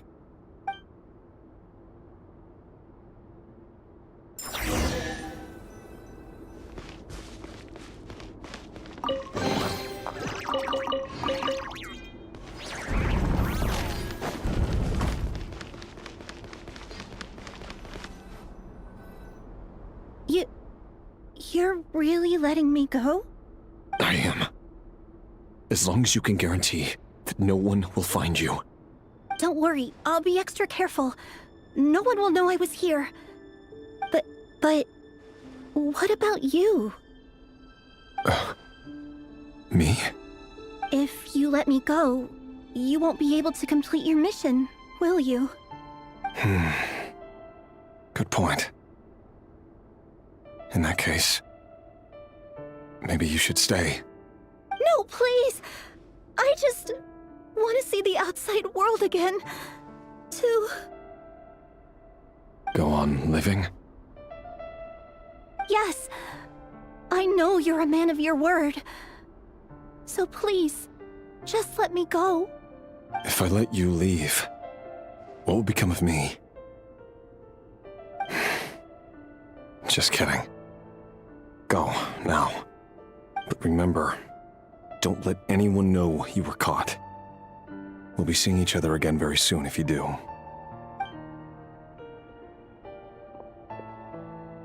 Even shadows in the dark must live by a code. But you can't save everyone. You've been whispering in my ear for days now, Vivalnir. What are you trying to do? Break me down? I only say this because you long for an answer to your problems. Let her go, Rerir, or you risk losing everything. I will not abandon Thalindis. Then you'll need a little more vigilance and a lot more power.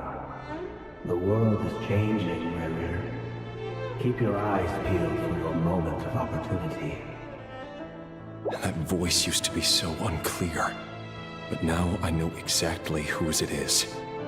It's Vivalnir. He won't tell me how to actually resolve any of this, but he keeps trying to manipulate me like a puppet. What's his game here? Tell me then. What will this moment of opportunity look like? And... no answer. He's like a ghost. Always disturbing me when I'm on edge, but never answering when I need him most. So, the Eclipse Dynasty was purging, well, massacring the descendants of the Crimson Moon. And it seems like it was all connected to the Vinster King's research. The King's obsession with abyssal power left the future of Khaenri'ah hanging in the balance. No wonder every aspect of Rerir's life was so unstable. And it looks like this Thalindis, Rerir's would-be fiancé, herself belonged to a sub-branch of the Crimson Moon Dynasty's descendants. It almost defies belief that a couple like them could hide the truth from each other for so long. If the Vinster King hadn't intervened in such a drastic way, they might have gone on deceiving each other for the rest of their lives. And why does Vedderfanir, Daneslif's older brother, keep talking in Rerir's head? This guy kept more secrets than I ever imagined. The human mind is like a vast desert of shifting sands. When you follow the flow of someone's memories, you only ever see the parts they're willing to let surface. Time for something a bit more creative. We've been inside Rerir's mind this whole time, building up a picture of his psyche, There's already enough clues on the board to start reading between the lines and mapping out the rest. Now, we can finally begin to put the pieces together. Sure, it'll only be a reconstruction, part simulation, part reasoning, but it's usually pretty accurate. Once we've built up a cognitive profile, we just need to cross-check the logic behind his actions. And then we'll be able to take a sneak peek at whatever it is that Rerir has really been hiding.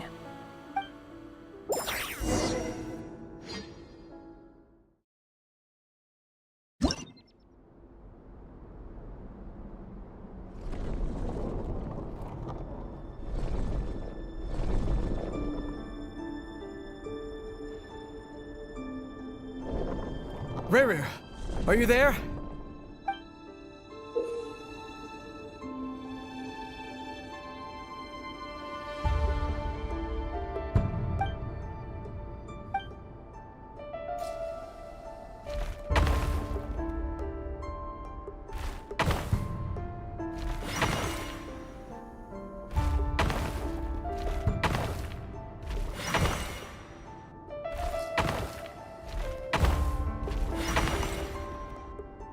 Hey, Rerir!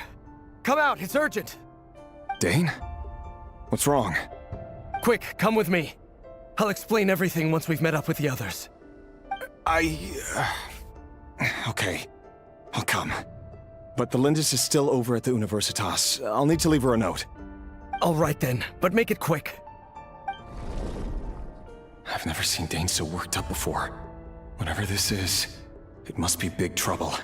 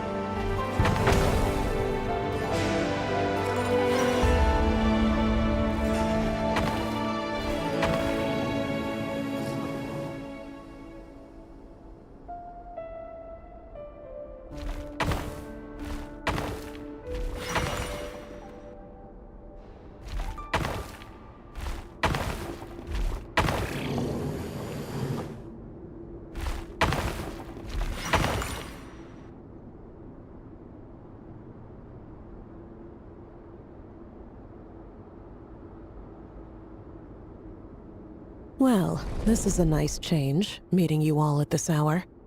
When men and women of ambition can speak face to face in broad daylight, I say that's a big step forward for our dear Conria. Don't be ridiculous. We do not fear the day. Why would we seek refuge in the night? You might ask your blade that same question. I'm told it prefers the cover of darkness. The word on the street is that Sir Delogi only strikes when he has an unfair advantage. But that is patently false. I see you're missing an arm and a leg. Surely only a fair fight could explain that. If this is your way of offering me replacement limbs, believe me, I'll take them. Oh, we can certainly discuss that. With bioalchemy, anything is possible. Assuming I have your full support in my research. Lunatic. Robtatir. What brings you here? Why, Dainsleif, of course. He invited me. Please, cast aside your apprehensions, Miss Rhindaughter. Whatever the rumors may say, I am but a humble servant of the king, and I can assure you he affords me no greater convenience than he does you. Well, the Universitas Magistrorum won't stop fawning over you. So at least some of the rumors must be true. You're clearly doing well for yourself, so drop the humble servant act. It endears you to no one. You're president of the Universitas Magistrorum, the chief royal mage known as the Wise by royal appointment, and by far the most favored among the 4 pillars of Conria. Vice President Veit doesn't even try to hide his envy when he sees you. My success is the product of hard work and good luck. It's as simple as that. Were the king not such an extremist, I hardly think I would have received a senior post at my age. Of course, no job is without its gripes. Serving a king like ours can be a challenging task, as I'm sure you can imagine. And as for Efterveit, in missing out on the presidency, he's dodged a mountain of stress. Like everything else in life, it comes with pros and cons. You're all here. I apologize for the short notice, but it was an emergency.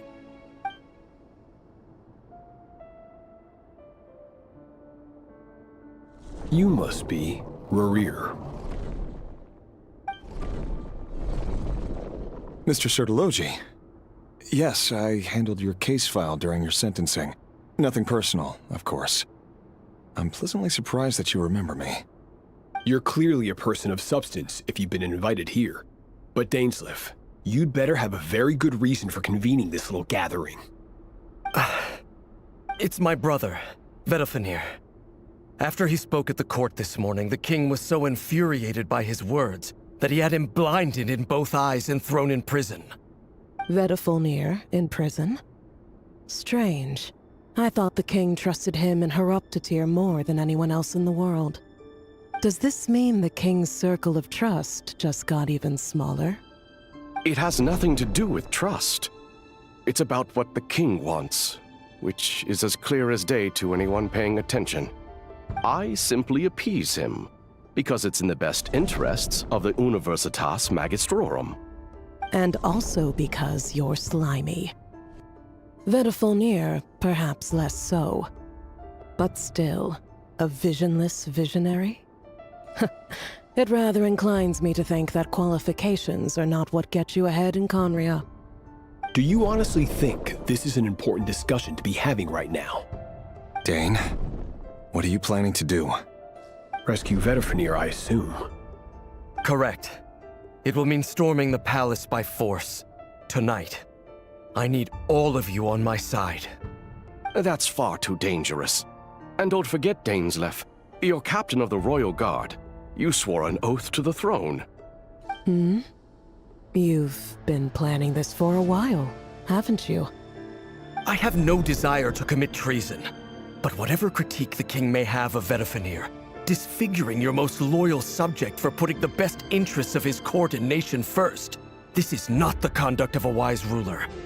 My blade will force the king to see the error of his ways. So, Vedofenir's prophecy enraged the king. I'm sure it wasn't what he wanted to hear, but if he won't take counsel even from the visionary, that is deeply troubling news. The extent of His Majesty's madness is now all too clear. The question is, how does a man like me get out of this situation unscathed? You have noble ambitions, Dane, but I'm afraid they don't do much for a guy like me. I'm not interested in saving the world. All I want is a letter of pardon. A letter of pardon? For whom? Thelindis? The chances of the Vinster King issuing a pardon for anyone connected to the Crimson Moon seem vanishingly slim.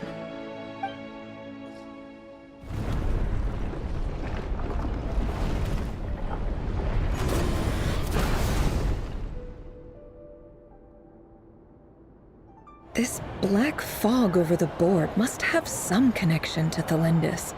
But why is it taking this form? Does it have something to do with Rerir's past? Another mystery I'll need to unravel.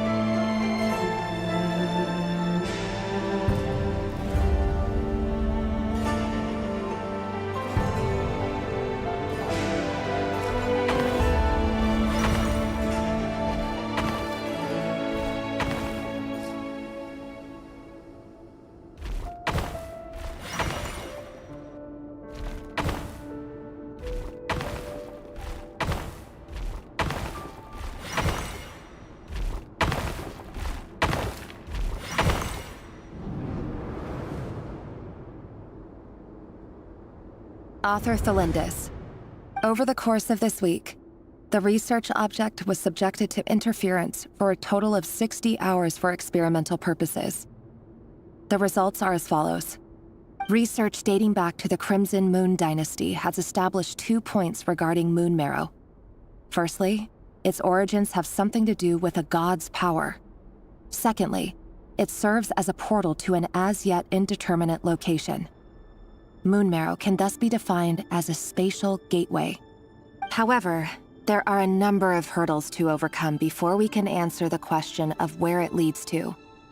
To start with, opening the gateway requires a specific power source, which the relevant literature indicates. An enormous amount of power is then required to keep the gate open. Currently, the total power output of our instruments remains in the single digits. To make matters worse, I am now the only staff member remaining in the Moon Marrow lab. The Universitas Magistrorum recently decided to move most of its personnel into abyssal energy research, which has stymied all Crimson Moon-related projects. This is not a wise move. I have always maintained that placing all our hopes in a single source of power is risky, especially one as poorly understood as this. As well as making ourselves overly reliant on a single resource, we are neglecting other promising technologies. I apologize if this comes across as disrespectful. But as a Moon Marrow researcher, I desperately want to see the world beyond the gateway. If we really made it there one day, what would we find? And how would we go about taming the unknown? My imagination is endlessly fueled by questions such as these.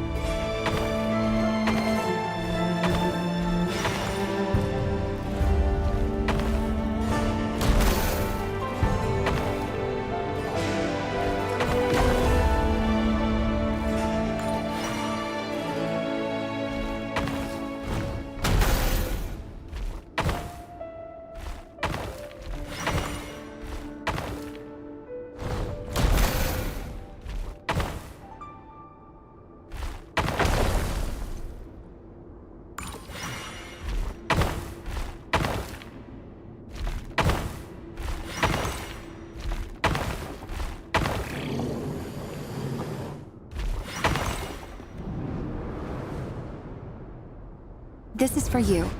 I heard you're gonna leave the city with your parents. Thalindis, did you hear about what happened? I've heard nothing.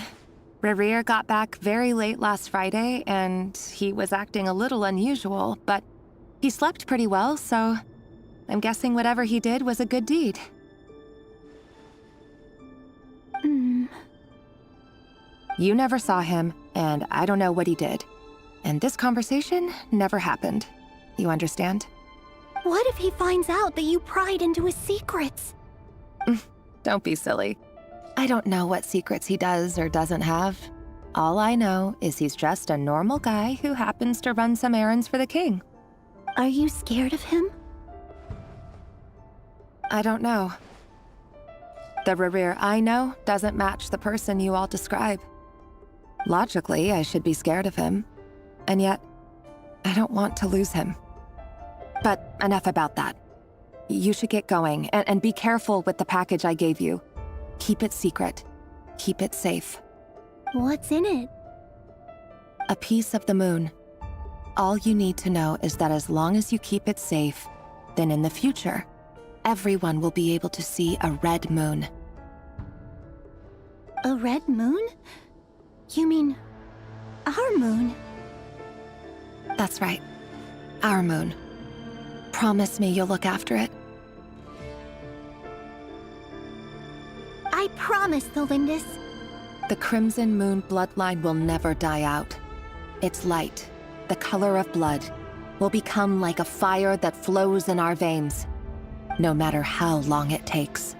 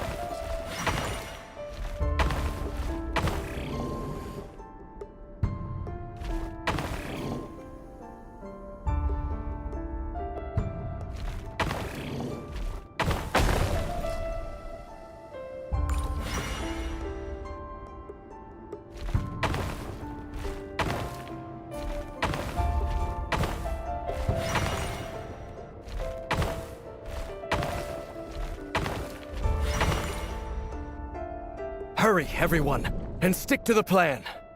Sir Dainsleif, what are you? Is this treason? You know what happens to those who betray the throne. Please, don't do this! It is the king himself who has betrayed the throne. He has betrayed all of Conria. If you have any love left for justice in your heart, you should join me. It's showtime.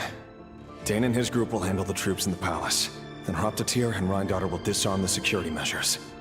My job is to enter the prison and rescue Vedifalnir. Stay safe. Wish me luck. Look after my brother. Draw your blade. It is time for justice to prevail.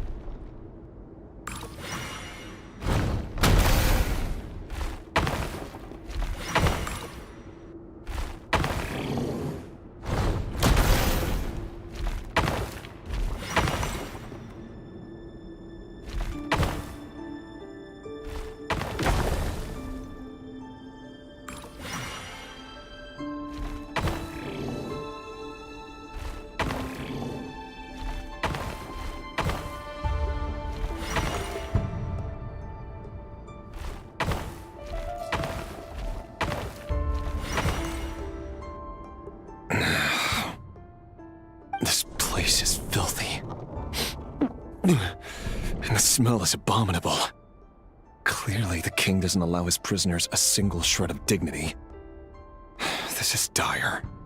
Found you. Hello, Mr. Vedafilnir. Ah, it's you. Surprised? Oh, wait. I guess surprise isn't an emotion that prophets feel very often. I certainly felt some surprise in the moment when I was blinded. Surprise at the king's sheer ignorance. Surprise at just how unfairly this world responds to words of earnest remonstration. I'm curious. What did you prophesize this time? It wasn't a prophecy. It was a word of warning. Someone had to say it. The king has forsaken all reason in pursuit of his obsessions. I simply told him that if he continues on this path, Khaenri'ah will surely fall. But he didn't listen. Worse still, he stabbed you in both eyes and locked you away. Dane asked for my help. The court is in complete chaos now, but I'm sure you predicted that. Everything is transpiring as I foresaw, yet I am powerless to change it. Fate is an immutable force. I can but lament as the inevitable unfolds. I do wonder whether giving a man the power to see the future does nothing more for him than slowly crush his spirit. Forgive my curtness, Vedafilnir, but the king did not suddenly turn on you today. His suspicions have been brewing for a long time. You can't have wisdom beyond the reach of your fellow man without attracting his fear and suspicion. There are things the king does not want to see. So, he doesn't want you having visions of them either. He blinded you because he thought this would make the visions stop. He wasn't entirely wrong. I did indeed lose my power to see the future. Right up until... Until what? Just now. I believe I saw something new. Well, tonight could go a lot of different ways. 5 of us banded together to storm the palace, also we could rescue you. This will go down as the most tumultuous day in Khaenri'ah history. I sense hatred in you, but also hope. A desperate hope that with the tyrant deposed, that will be the end of the story. But this is not the end. It is the beginning of a new chapter, in a whole new story. There are many men of honor and courage in this world, Rerir. But you are not one of them. You're not here for justice, are you? You're here for yourself. Is that a dagger? Interesting. Why not the polearm? It was always your weapon of choice. With your abilities, I don't doubt that you were able to recover some of your sight. But I also doubt that you want to make an enemy of me right now. Of course not. We're on the same side, aren't we? We could be. But I need you to be honest with me, Vedafilnir. At this point, you're my only hope for the future. You mean your future? With your beloved, Felindis? Yes. And I know there are bigger things at stake here. A dynasty, a nation, maybe the entire world. But forgive me, I care first and foremost about myself. I can't abandon the one I love to save myself. I just can't do it. But you see a broader picture of the future than I.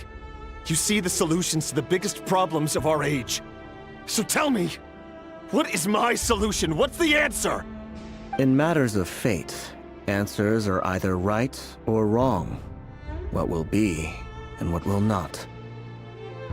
Maybe you are willing to pay a certain price in the pursuit of happiness, but unfortunately, fate does not negotiate. That is the cruelest thing about fate. It is unmoved by your sacrifices. That can't be true. I know it's your voice that I keep hearing in my head, urging me to see how the world is changing, to seek more power, so I can protect the things I love. You show me disaster, but you won't show me how to avoid it? Why? Why are you doing all this? My voice. In your head.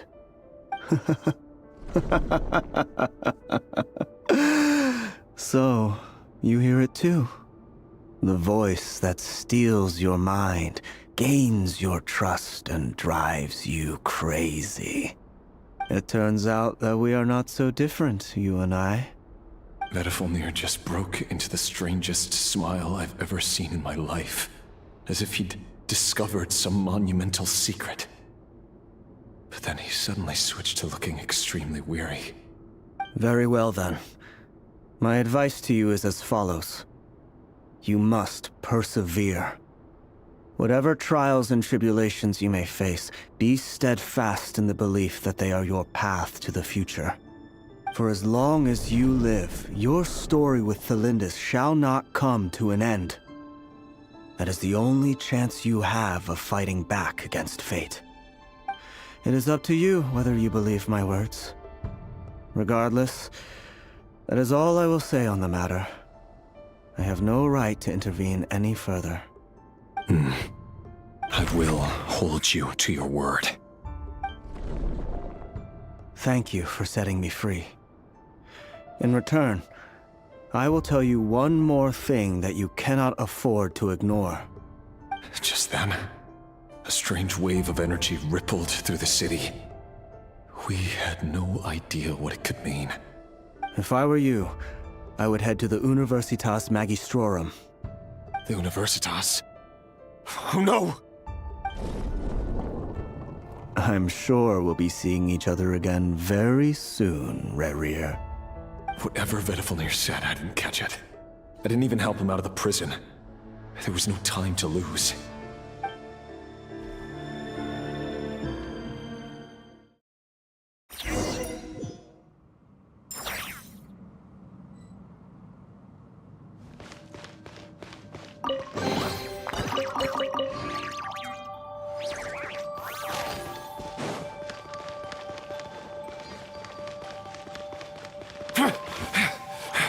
Monsters? Is this Rhine-daughter's doing? Or the Universitas Magistrorum? Out of my way! I must leave no stone unturned. Hey there!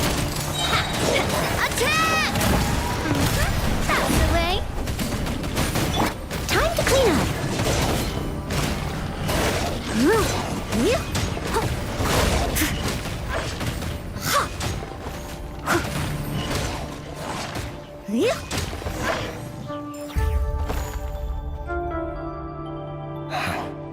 The Universitas.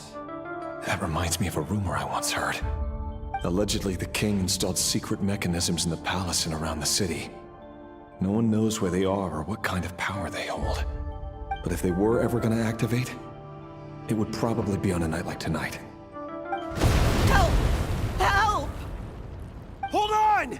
Don't let them anywhere near you! Save me! I can't! Ah! That sounded like an explosion. So, the rumor is true? The king really went through with it? What other means does the king have at his disposal? They must run on power from the Abyss. And given it's a major center of Abyss research, anyone over at the Universitas will be in grave danger. I have to hurry!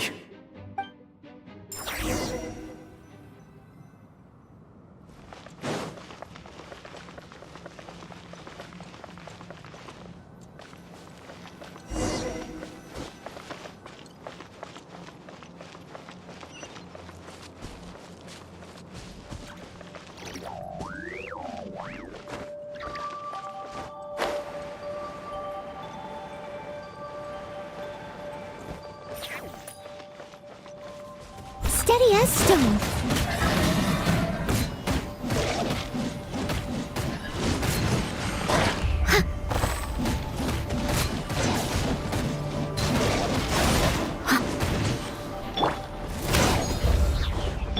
Coming at ya!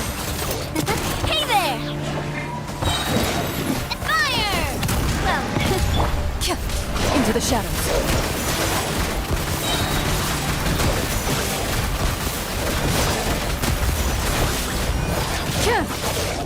where evil lurks, shoot on sight. Coming at ya!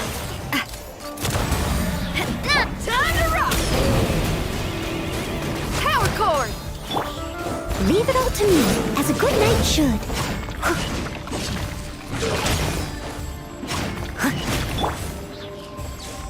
Seek within. A proper send-off! From the Spinolith coming at ya!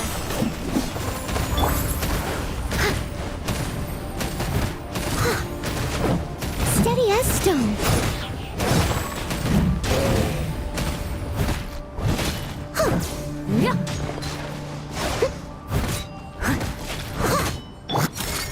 Hey there! Watch out! A proper send-off! From the Spinolith Pyrotechnics! Power cord! Time to clean up.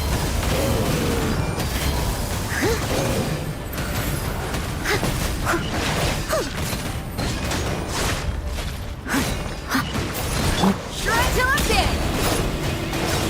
Coming at ya! Now, watch out! Hunt them down. Ready.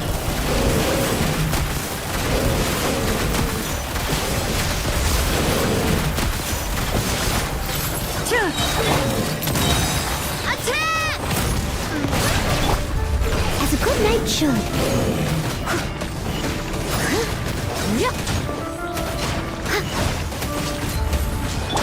Where evil lurks, shoot on sight.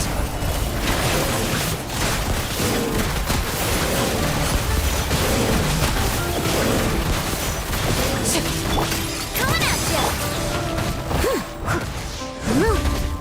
I must leave no stone unturned. The mystery unravels. As a dutiful maid would.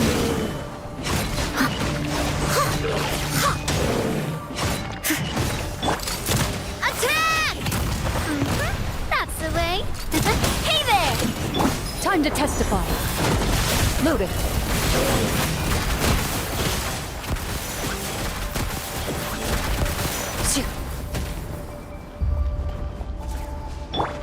Amp it up! Feel the beat! Steady as stone.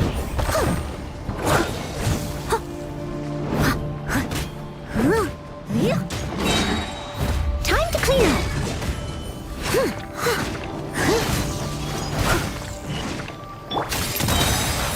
Fire! Well, pyrotechnics! Into the shadows.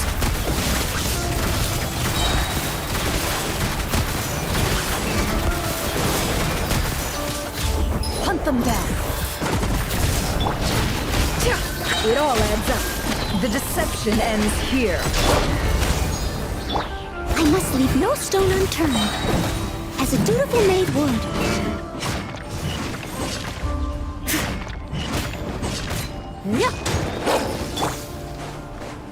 Time to rock! Hey there! A proper send-off! From the Spinolith love. Coming at ya!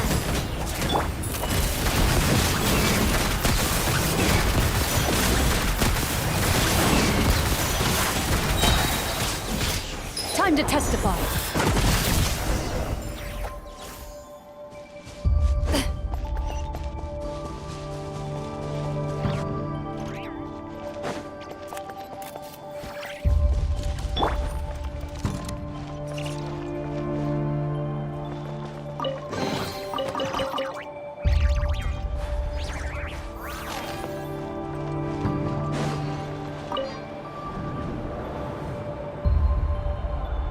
Monsters!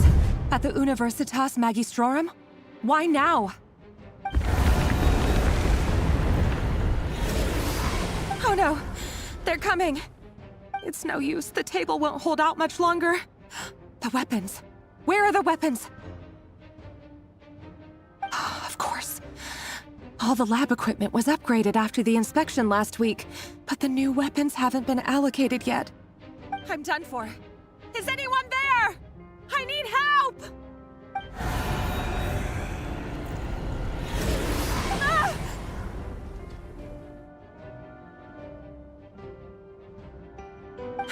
Stay back! Please stay back! Please!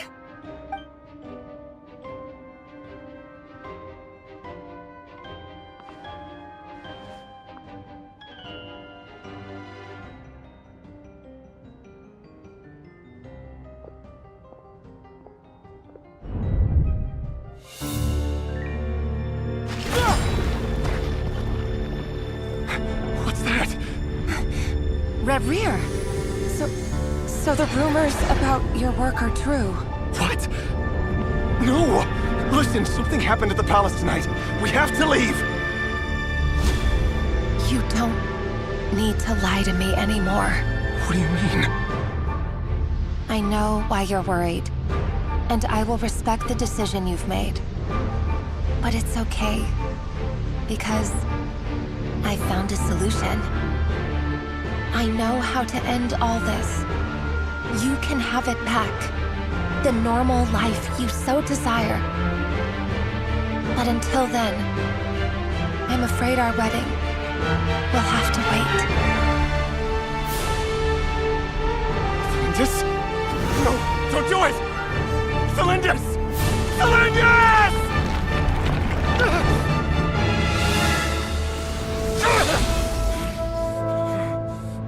I told you, Reverie. Let her go. You will find someone better. No! No, I won't do it! I have to save her! By what means exactly? A lowly pawn. You lack the power and the strength of will. Do you know a way? Tell me! Come to the palace. Join us.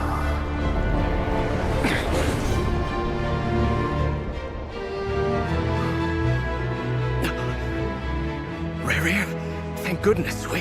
Step forth and take your share. You made it. Not you too.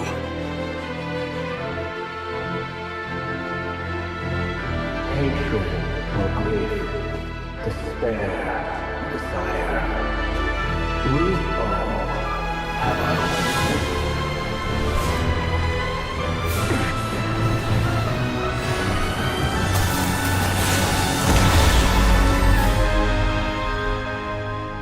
Reverie. Reverie. Celindus? Were you daydreaming?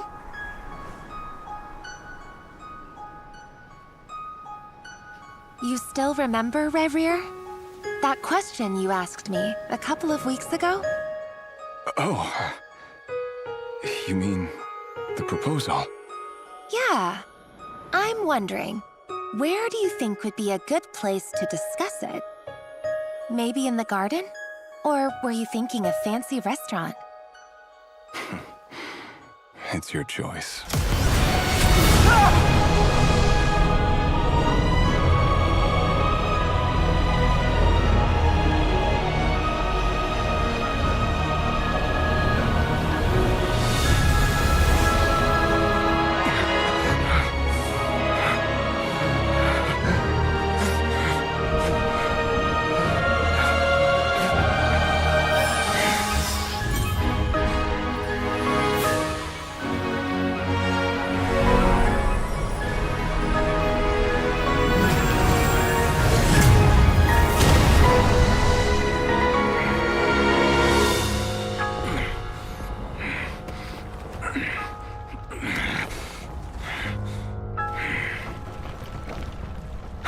Find you. And then, you can give me your answer.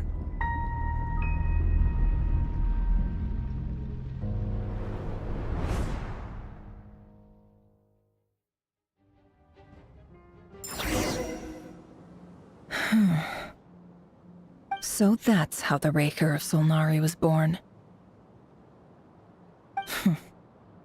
A monster created by circumstance is a monster all the same. Viewing other people's thoughts for too long can get uncomfortable. Right now, I'm feeling a strong sense of loathing.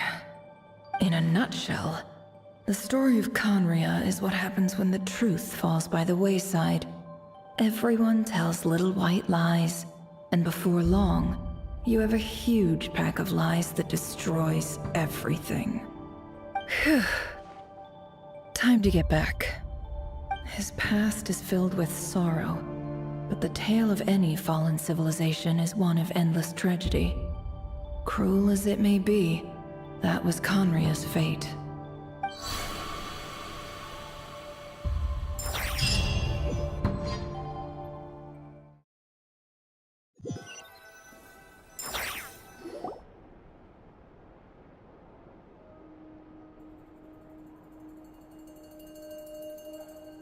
Everyone, I'm back. Can I get a standing ovation? Never! How are you holding up? Feeling okay? She's fine. Boss is a pro. Yes, I'm fine. You will have seen the events of Rerir's life through my thoughts. It's now clear that he is just a regular nobody, driven by personal tragedy, as he said himself. I mostly agree. There's only so much we can know about him from his memories alone, but they did give us a clear glimpse into his life in Conria. However, I would not consider Rerir to be a nobody. He was deeply involved in the events of that era. Yet, when the catastrophe of a generation strikes, nobody is safe. Sounds to me like you're speaking in riddles again. Is this you urging me not to abandon the people of Nodcry in their hour of need? That's not what I meant. Although I do hope you choose to remain a part of the plan. Without you, the mission ahead will be all but impossible. Then try to remember that I respond better to the carrot than the stick. And I don't appreciate being bossed around. Now, as for you, Missy, you were excellent. You stuck to the rules of the ceremony and kept your mouth shut the entire time. Bravo. Cool. So, can you fill me in on the deets now? Most of what I saw went right over my head. Patience. You'll hear the whole story, don't you worry. But let's meet up with the others first. It will save me narrating it twice. Yehoda? Yes, boss. Let me get that door for ya. That's more like it. For a moment there, I was worried you'd forgotten about the first clause of your employment contract. Forgive my curiosity, but what does the first clause say? It says I gotta do the annoying stuff that boss is too lazy to do for herself. Like opening the door, pouring the tea, yada yada. Is that right? If something is in the contract, it's because she willingly agreed to it. Rest assured that the Curatorium abides by the very strictest of labor policies. You don't seriously think I'm cruel enough to treat her like my slave? In any case, I've hardly shied away from my share of the work today. Hope I don't catch Flintz and Varka lounging about in their chairs, enjoying a leisurely cup of tea. There's nothing I dislike more than other people enjoying themselves while I'm hard at work.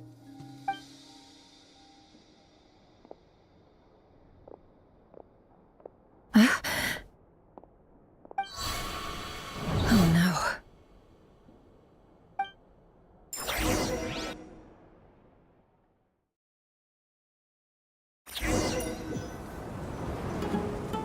Sorry to disturb you, but we seem to have run into some trouble. Evidently so. Don't worry, I'm not about to leave you to fend for yourselves. I'm not that kind of boss. And it would go against the Curatorium's labor policy. I'm sorry?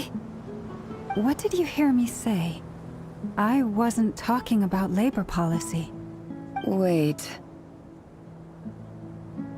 How long have I been standing here?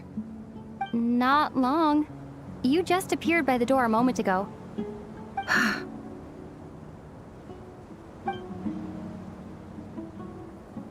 Boss, what's wrong? You look like you've seen a ghost. We've been tricked. We never left at all. Somehow I hallucinated that whole scene back inside the office. Hallucinated? But how? How indeed. This place should heed my will alone. All thoughts and actions that occur in here are just a result of pawns moving across the chessboard in a carefully calculated manner. And nobody has access to this chess set but me. So you control everything in here? More or less. But yes, it's a special technique of mine. Has anything like this ever happened before? Only once. It was the first time I used the chess set. Is there any similarity between what happened then and what's happening now? I suppose my thoughts are a little turbulent, which was also the case my first time. Is there anything I can do to help? The first clause of your contract clearly states that I only need your help with things that I'm too lazy to do myself. Meaning, you're not feeling lazy right now? Meaning, this is not something Yehoda can help with. The chess set is a personal treasure that I alone understand. I must be the one to find our way out of here. Boss, it's fine. Really. Let me do something useful. Oh, listen to you. Whatever would I do without you, Yehoda? What? Really? Yes, really. Where would I ever find another employee as obedient and servile as you? God forbid anything ever happens to you. Oh, okay. Well, anyway, I was thinking of fetching some water. There's gotta be a source around here somewhere. I suggest everyone finds someplace comfortable to take a rest. We gotta conserve our energy. Even though all this chess malarkey doesn't exist in a physical sense, mentally speaking, it's all real. And so is our tiredness and fatigue. You don't want to dismiss mental fatigue. Just because it isn't physical doesn't mean it's any less serious. But anyway, I got your backs, so don't worry about a thing. Don't I have the best employees? Jealous much? If we can find a suitable time, I'd love to borrow Yehoda for a day to help out at the Frost Moon Scions. Would you be amenable to that, Boss Nefer? Oh, Lauma. Have I ever told you just how pretty you are? Beauty runs from the tips of your antlers to the depths of your imagination. Time to rally, everyone. Follow me. As we continue our journey, the same rules will apply. That means stay focused and no talking no matter what we encounter. And don't disturb the chess pieces. You have my word that I will get us all out of here.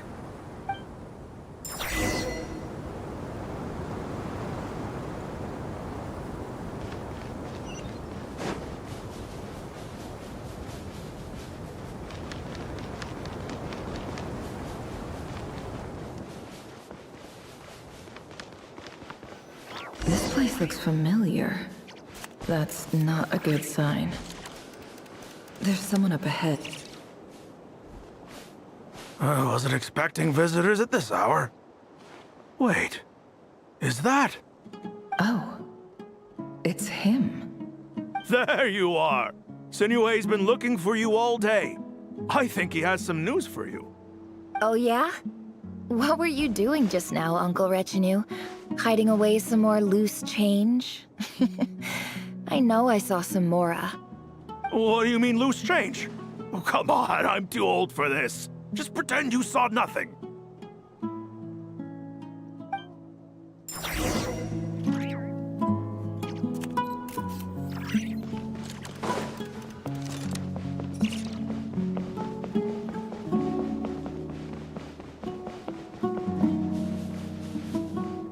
Hey, kid. Mind telling me what Sinuhe's been up to recently? I'm trying to get in his good books and I need a way in. Get in his good books? Why? What do you want with my dad, Uncle Apepi? I've written a new song. I was hoping to showcase it at the next festival, but I'll need his approval. A new song, huh? I'd love to stay and listen, but unfortunately, Uncle Retinue says my dad's looking for me. Well, there's plenty of time and I'm not going anywhere. See that pile of stones? I'll be sitting there warming up my vocal cords. Come find me when you're done. Pile of stones. Got it.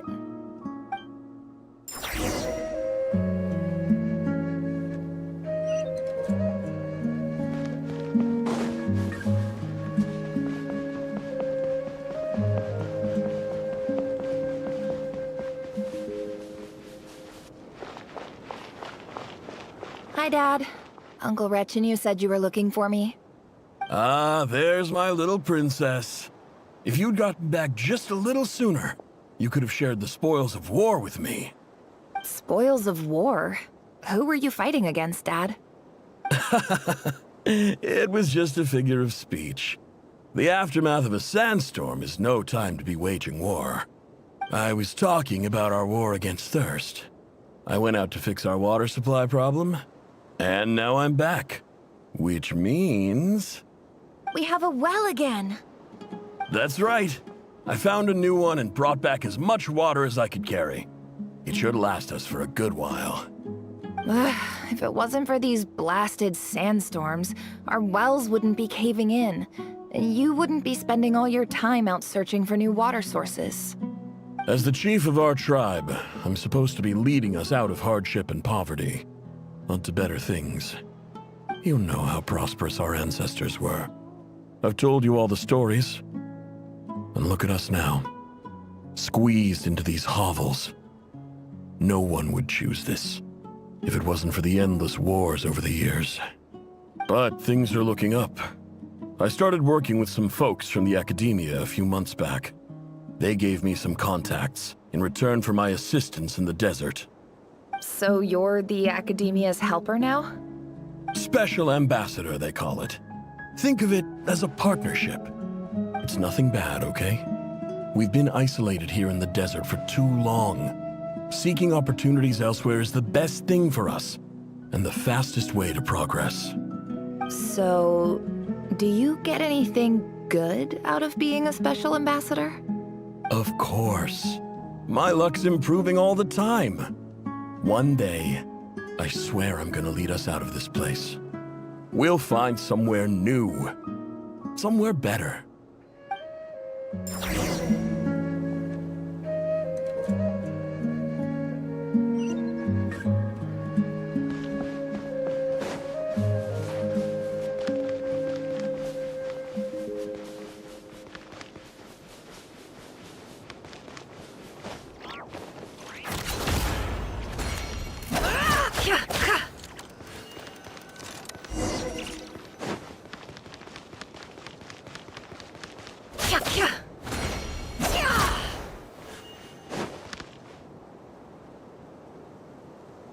That's our well, and you know it.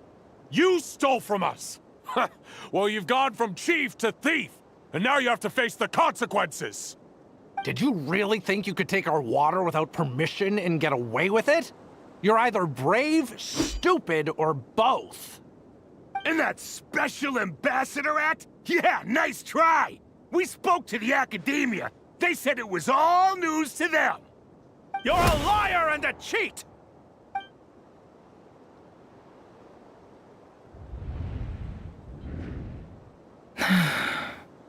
I heard Yehuda gasp, but I don't blame her. Most people are terrified by the sight of blood. Corpses strewn across the ground. The wounds are clearly from scimitars and daggers. The desert dwellers' weapons of choice. There's a handwritten note on the ground. Let's see what it says. Halil, this is Sinuhe, chief of the Shimti tribe. Surely you remember me. I was the one who helped you and your colleagues avoid the quicksand in the desert. This is my second time writing to you. I assume my last letter must have gotten lost in the mail, as I didn't receive a reply. I hope this one makes it to you safely. I'm writing to you because I need some help. That sandstorm the other day completely blocked up our well, forcing me to look for another water source in Iab and Unut territory. It was a matter of survival. Praise the gods. The well of the Iab tribe was intact. It was my last resort. I drew what water I could and left, but not without being spotted. I fear they will retaliate. You told me to write to you if I ever needed help. You said you'd be my ally in the academia. I urgently need you to formally recognize my title of Special Ambassador and send some of your people to assist me for a few days. It's the only way I can convince them that this was the academia's decision and prevent them from retaliating. This is an emergency. Please send help as soon as possible. Looks like this letter never got sent. The writer died a grisly death, and the letter was trampled into the ground. It's badly defaced.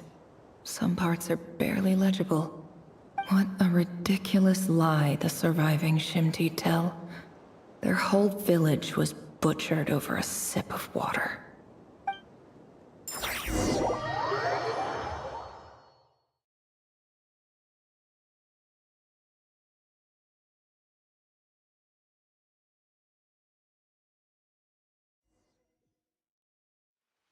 Ah, officer. Welcome. Welcome to our humble village. I thought you would at least have the courtesy to provide some respectable libations. This is the finest wine our village has to offer. I promise.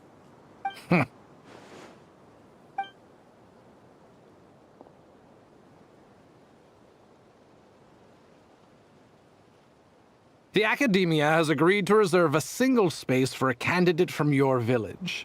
But I remain skeptical of this entire endeavor. I highly doubt anyone in this desert possesses serious academic potential. Please, have faith. If not in us, then in our god. The child we found shows great promise. I beg you, take her away from this place. Give her a chance. Don't let her talent go to waste. I don't recognize her. New arrival? She showed up here a few days ago and we took her in. She's a really bright kid. Please help. I'm begging you. So, where are you from? Nowhere special. Just a sand dune. What about the rest of your family? How many of you are there? Just the one. It's only you? Correct. So, no brothers, no sisters, no mother or father? Any who have slept on a bed of sand, I call my brothers and my sisters. Apart from that, I have no family. All right. Get over here. Sign your name on the form.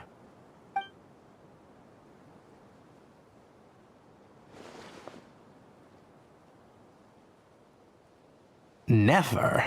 You're rather fair-skinned for a desert dweller.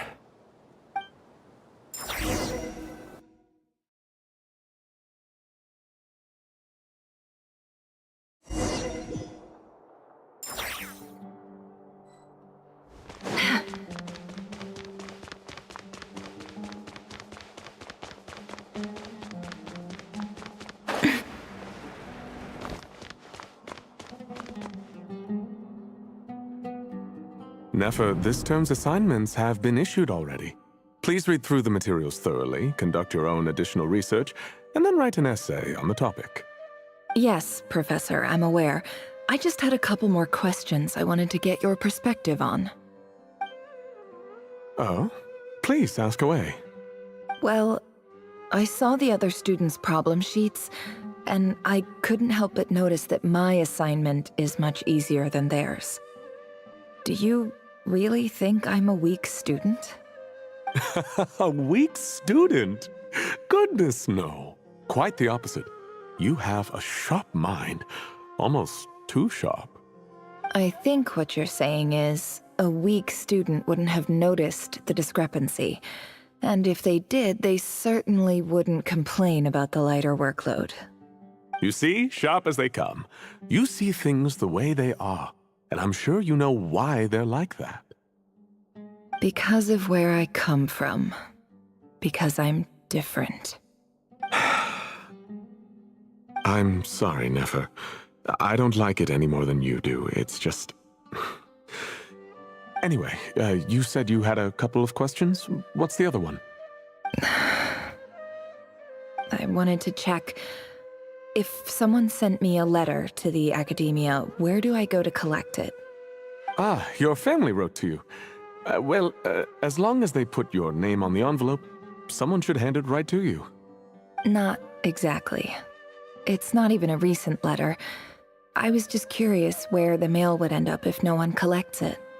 The House of Dana, I expect. I know there's a box for unclaimed mail somewhere in there, probably sitting on a shelf. Whatever you're looking for, that'd be the place to start. Okay, got it. Thank you, Professor. Oh, don't mention it. Honestly, I feel like I failed you. I'm supposed to be your teacher, but I haven't taught you anything. Hey, don't say that. You're a great teacher, and you do your best for all your students. But the rules are the rules. You're not allowed to teach students like me. It's not just the academia either. The whole world bends over backwards for the successful and leaves the losers to suffer and die. Oh, my dear child. Don't tell me you've given up on life already. I haven't. I just think that if you want to make it in this world, you have to find a way to become successful.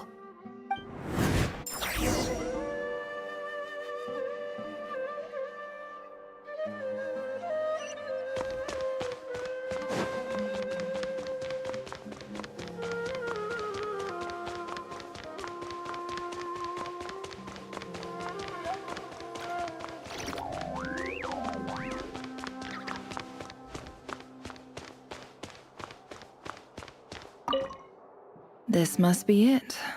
A big cardboard box full of unclaimed mail. And probably some letters that ended up here by mistake, too. Let's take a look.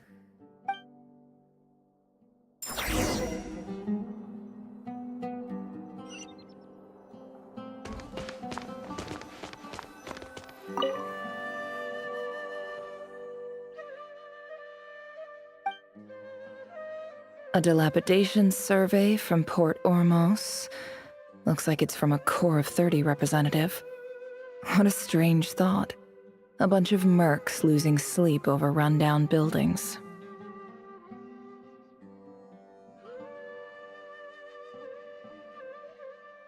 This one was never even opened. I guess the recipient didn't care what the Core of 30 had to say about anything. Who was it addressed to? I don't recognize the name, but it must have been a Kasharawar professor.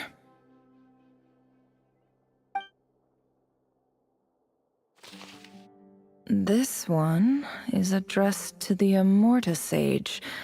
The title is Changes Observed in Satyavada Life Symptoms. Why do all these letters read like full-blown dissertations?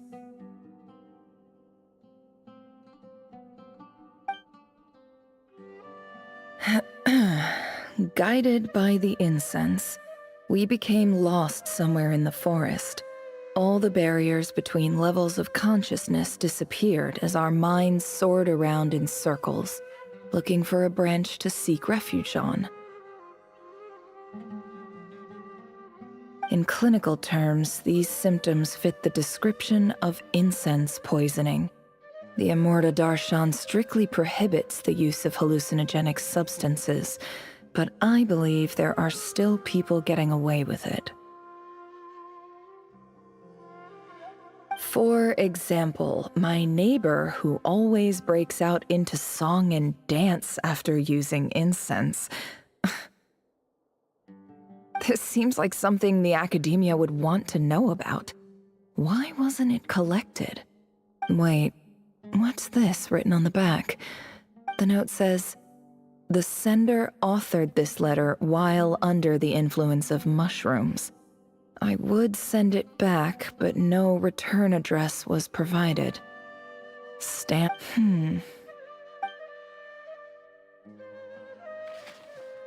This next one is addressed to Grand Sage Azar?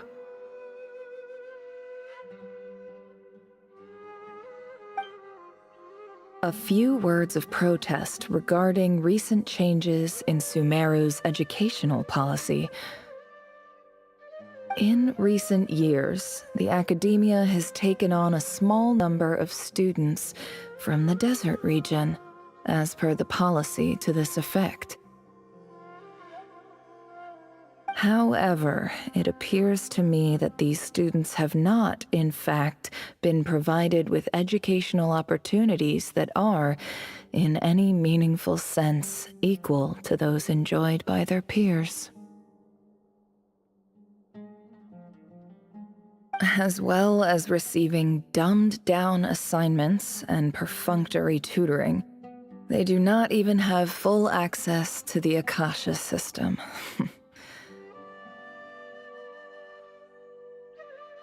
Education is the fundamental purpose of this institution, which should go without saying in a nation whose founding virtues are knowledge and wisdom. I ask you, is the lip service we pay to the policy of education for desert students truly the standard of pedagogy to which the academia aspires?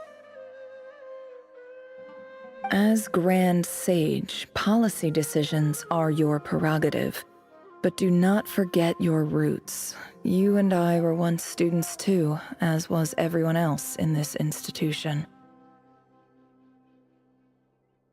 I do hope you will give some serious attention to this matter. I encourage you to discuss issues like this with myself and others, and listen to some alternative opinions. Great letter. Shame it didn't get to where it needed to go. And the sender is... Huh? Sage Cyrus of Spantamad.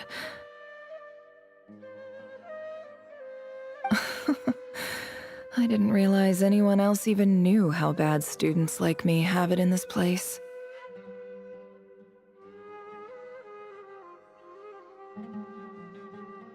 So this is where letters from the Sage of Spantamad end up?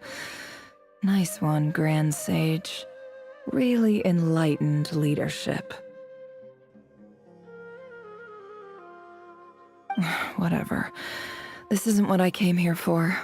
Moving on. I'm not exactly holding out hope that a letter sent from the desert would even make it here. But if it did, where else would it end up if not in this box? I can't believe how much discarded mail there is. Must have been years since someone last went through it all. And this is just one box. The whole house of Dana is boxes on shelves. I don't believe for 1 second that any human being has sat down and read through all the documents in this place. Who has that much free time on their hands?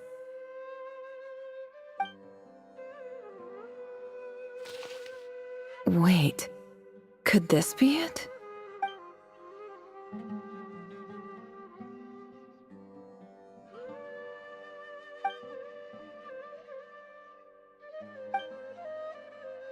Greetings, Halil. My name is Sinuhe, chief of the Shimti tribe. I was the one who came to you and your colleague's aid when you ran into trouble in the Great Red Sand. I don't know how well you remember it now, but I brought you to safety and gave you some water and other supplies. You seemed very pleased and told me your name. In my tribe, learning a person's true name is serious business, and I therefore see you all as friends. You were kind enough to leave your contact details, so we could stay in touch. The Shimti tribe lives a harsh, nomadic existence in the desert. You were sympathetic towards my plight, promising to make me a special ambassador of the academia and help us find a way to make a better living. This brings me to my reason for writing. Our tribe has fallen on particularly hard times, and I would like to ask for your assistance. There was a terrible sandstorm a few days ago, which blocked up the well in our land. To ensure my people's survival, I had no choice but to venture into Iyab and Unut territory in search of an alternate water source.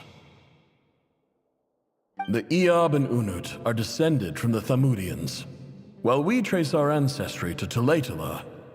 We worship the Lord of Flowers and have had relatively good relations with our fellow tribes up until now. I found a well belonging to the Iyab tribe. They declined to help us, but I really had no other option. So I took some water to keep me and my tribe alive. My actions are certain to incur their wrath. When we met, you assured me that you would be my ally in the academia. I would like to take you up on that offer, because I really need your help. I wonder if you could send an academia representative to meet with me.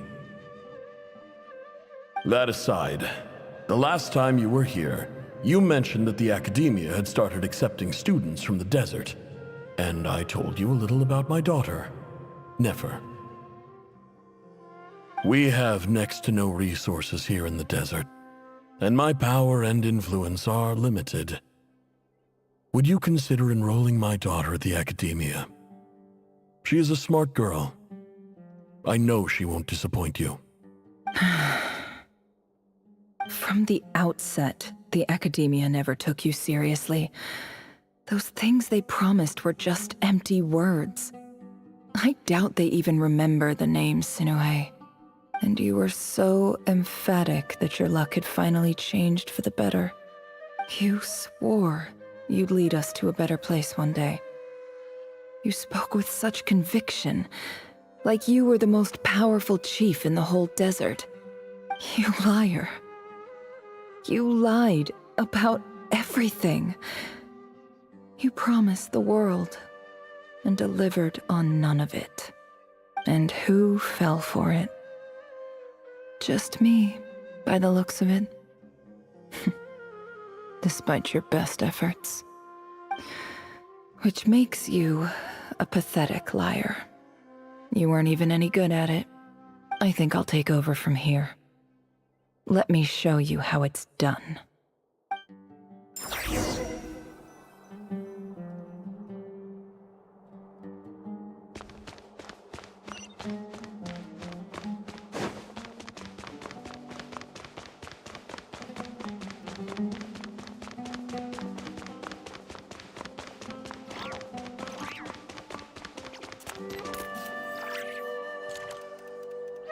I just came to say goodbye. Thanks for everything you've done for me in my time here. Nefer? You packed your bags. Where are you going? I'm quitting. Something's come up in my hometown. Gonna head back and deal with it. Huh? But this was a hard-won opportunity for you. You know that better than I do. It was, but it doesn't matter. I have more important things to deal with and they can't wait. Oh, and I didn't want to overfill my bags, so I left some incense on your desk.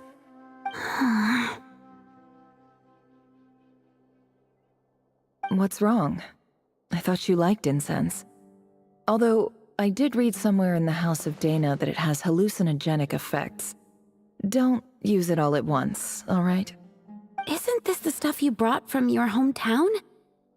You're just letting me have it? But you said it's a rare and valuable commodity. Yeah, about that. I lied. It's not rare at all. There's this bunch of ruins near my hometown that are practically overgrown with this plant. It's not worth much. Keep it, it's fine. But Nefer... Alright, that's all from me. You take care.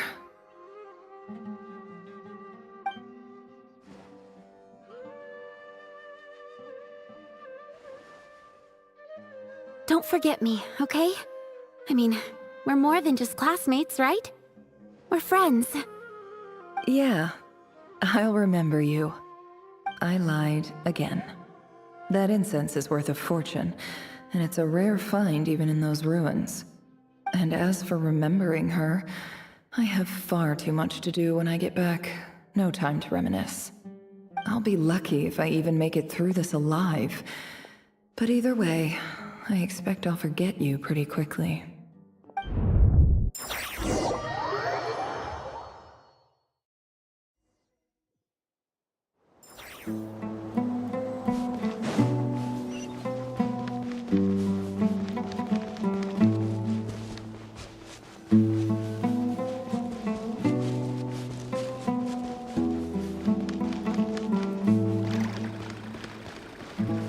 No more lies.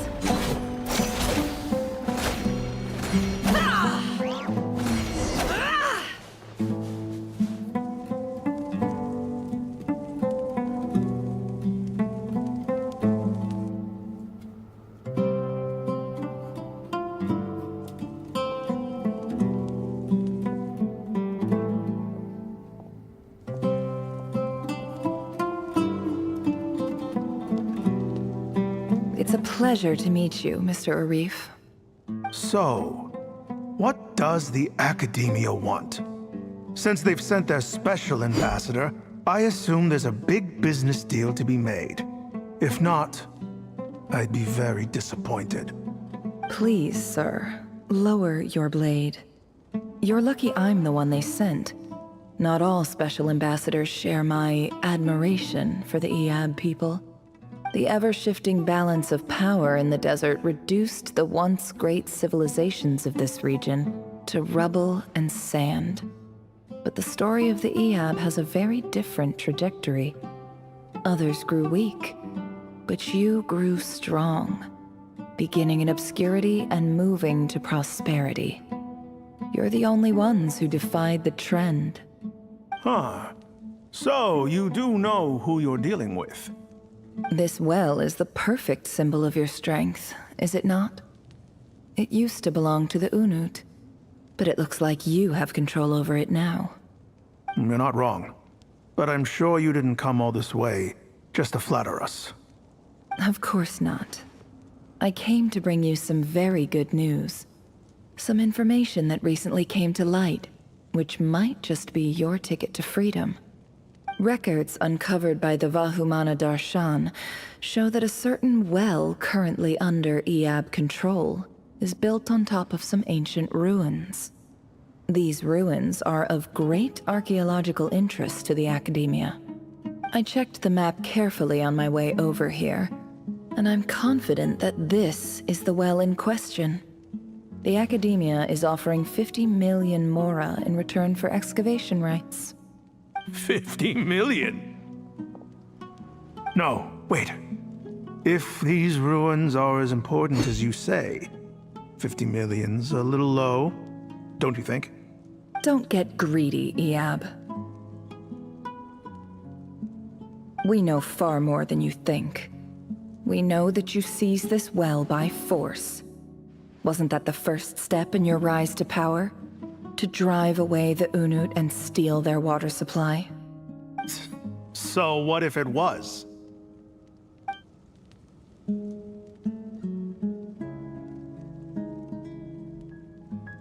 Don't worry. As unscrupulous as it was, it's something we're willing to overlook.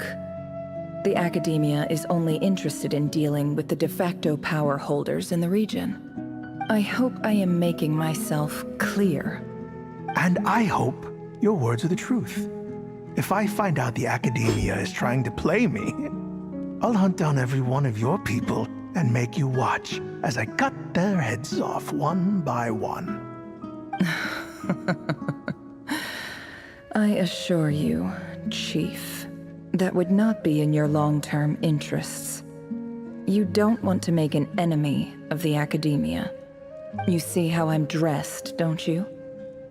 I appreciate that you've never been to the rainforest, but surely even you recognize an ambassador's attire when you see it. And what does a barbarian like you have to lose anyway? You really think the Sumeru Academia would bother to come all this way just to lie to you? We have more important things to worry about. All right, I take your point. The Academia is the highest authority in the land. I'm sure you're trustworthy people. In that case, we have a deal. We will sell you the excavation rights. I'd like to thank you, Ambassador. This is good news indeed. Excellent news. In fact, it calls for a celebration. Would you do us the honor of staying a while and enjoying some Eab hospitality? Gladly. I am partial to wine myself, and I trust you are as well. So let's indulge in a few drinks together, in celebration of this momentous occasion.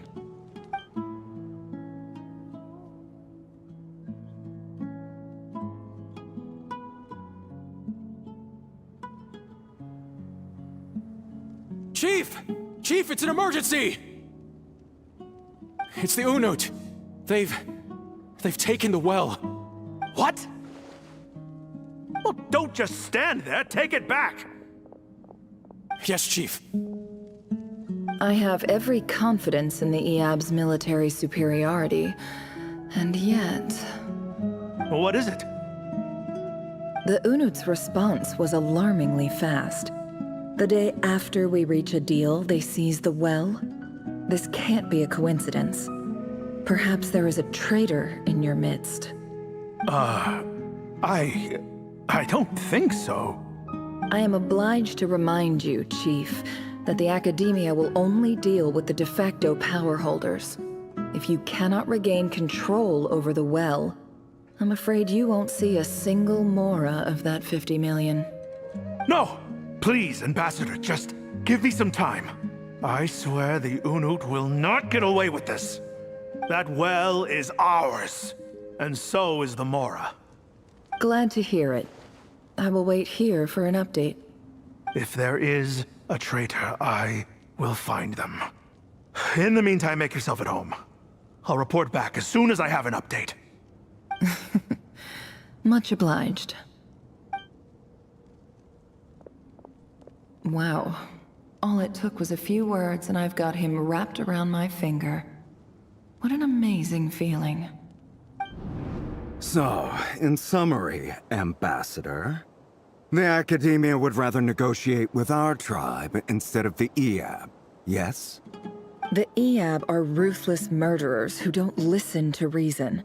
And now they have the gall to interfere in our research projects in the desert region. So let me ask you, Chief. If you were the Academia, what would you do? Kill them all, of course. Precisely.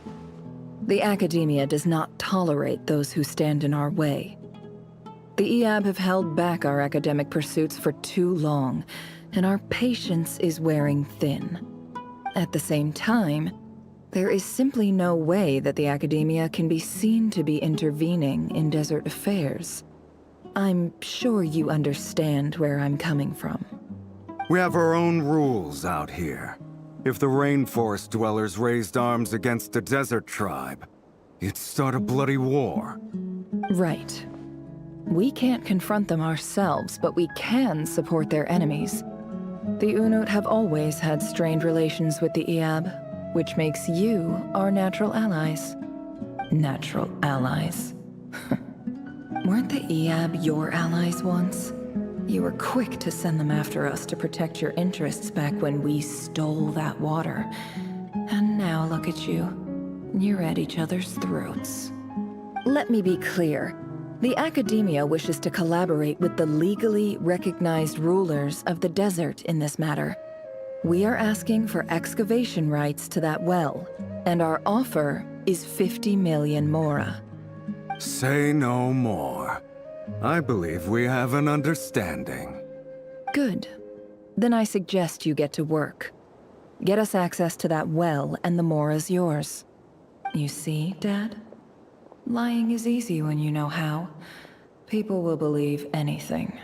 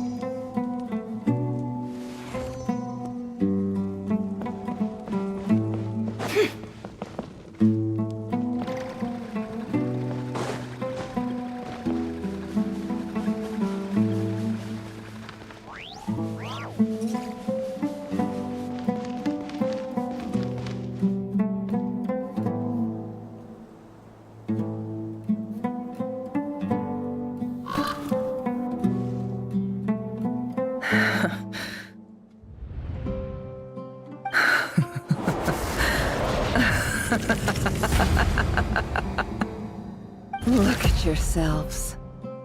You may be vile, savage monsters, but your butchered bodies bleed like any others. You're no different. You're nothing special at all. The monsters who destroyed my home, they're just ordinary, petty human beings. What a joke. I think we're even now. Maybe I've even done the desert a favor. It's a better place without all these people around. Oh, Sinuhe, my gullible fool of a father. Perhaps if you'd been as ruthless as I was today, our tribespeople would still be alive. In this dog-eat-dog world, a chief needs to be tough to survive. But you couldn't do what had to be done. So I did it for you. Nefer, it's okay. All of this is in the past now. I believe I remember you promising to remain silent. Yeah, but even so... Yehoda, is there anything you can do to ease the tension?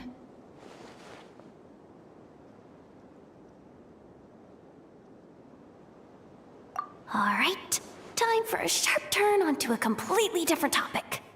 So, anyway, that's enough of that. When are we getting out of this place? Feels like we've been walking forever. I'm getting pretty tired. Oh, Alma, you tired? Yes, if we can find somewhere to sit down, I could certainly do with a rest. It's not far now. There should be a temple just up ahead.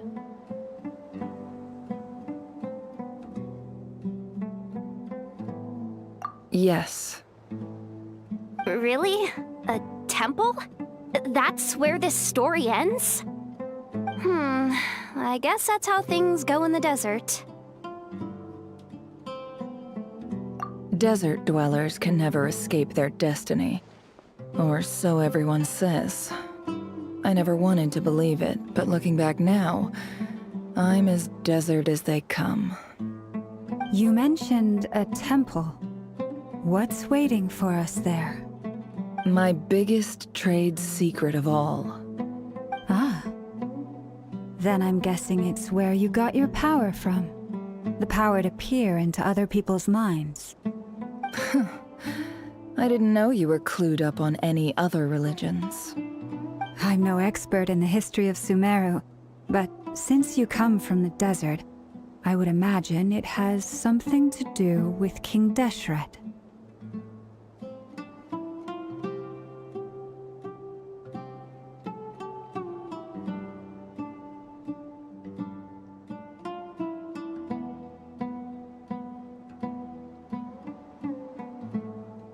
Sounds impressive.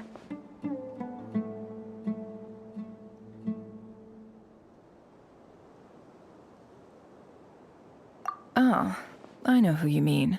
General Mahamatra Sino. The spirit of Hermanubis dwells within him. That's Boss Neff for ya. She knows everything. Sino's hardly a figure of obscurity, but I know about Sethos too. What about him? Is he a big deal or something? Well, he's not a small deal, let's put it that way. Please, this is the bare-bone basics. Save the flattery. Thanks for your patience, everyone. I'm sure it's been a lot to take in.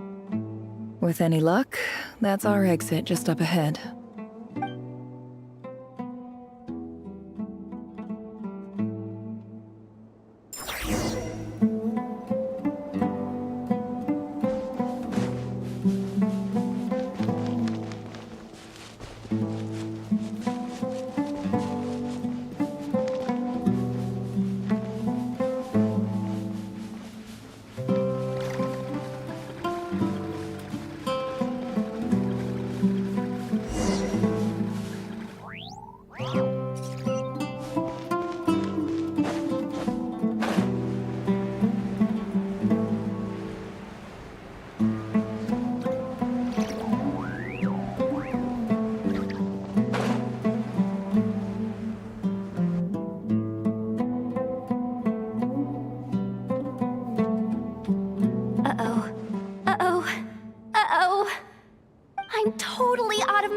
Here, I don't have anything to add about any of this stuff.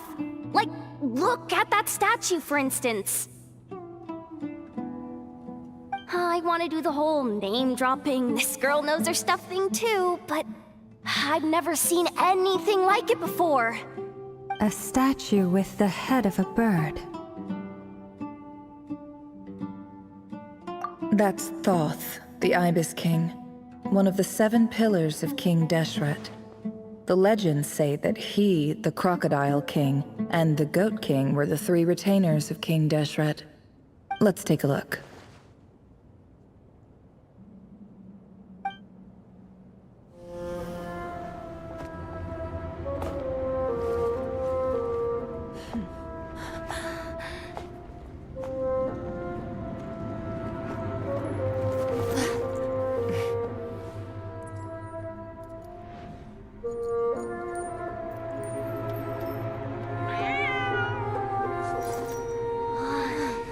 It's just Ashru.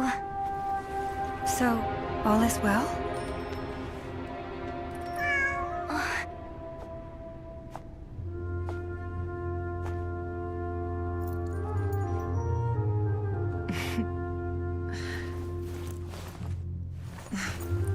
Typically speaking, at this point, the world disintegrates. Then we find ourselves back in the outside world. Besides, these are my memories. There's nothing to fear. You're sure? Of course. It's almost over.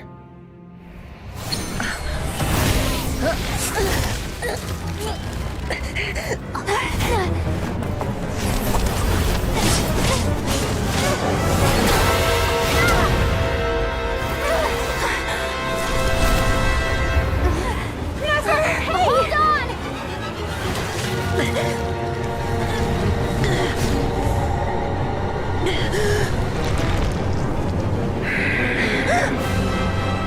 Knowing too much is always a death sentence. Speak for yourself.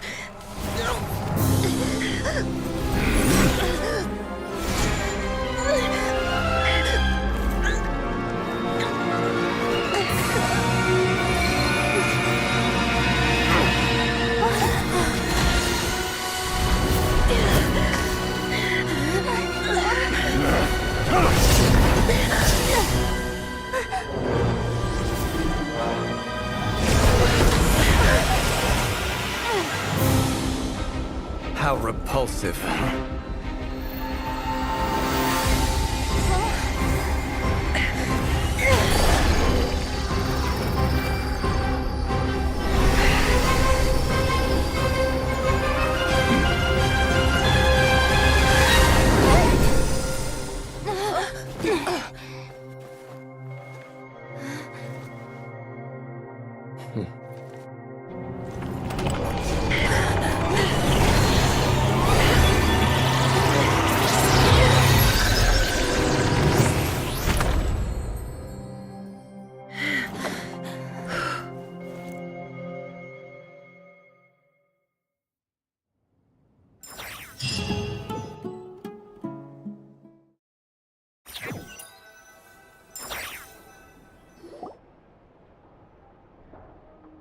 Timed that pretty well, didn't I?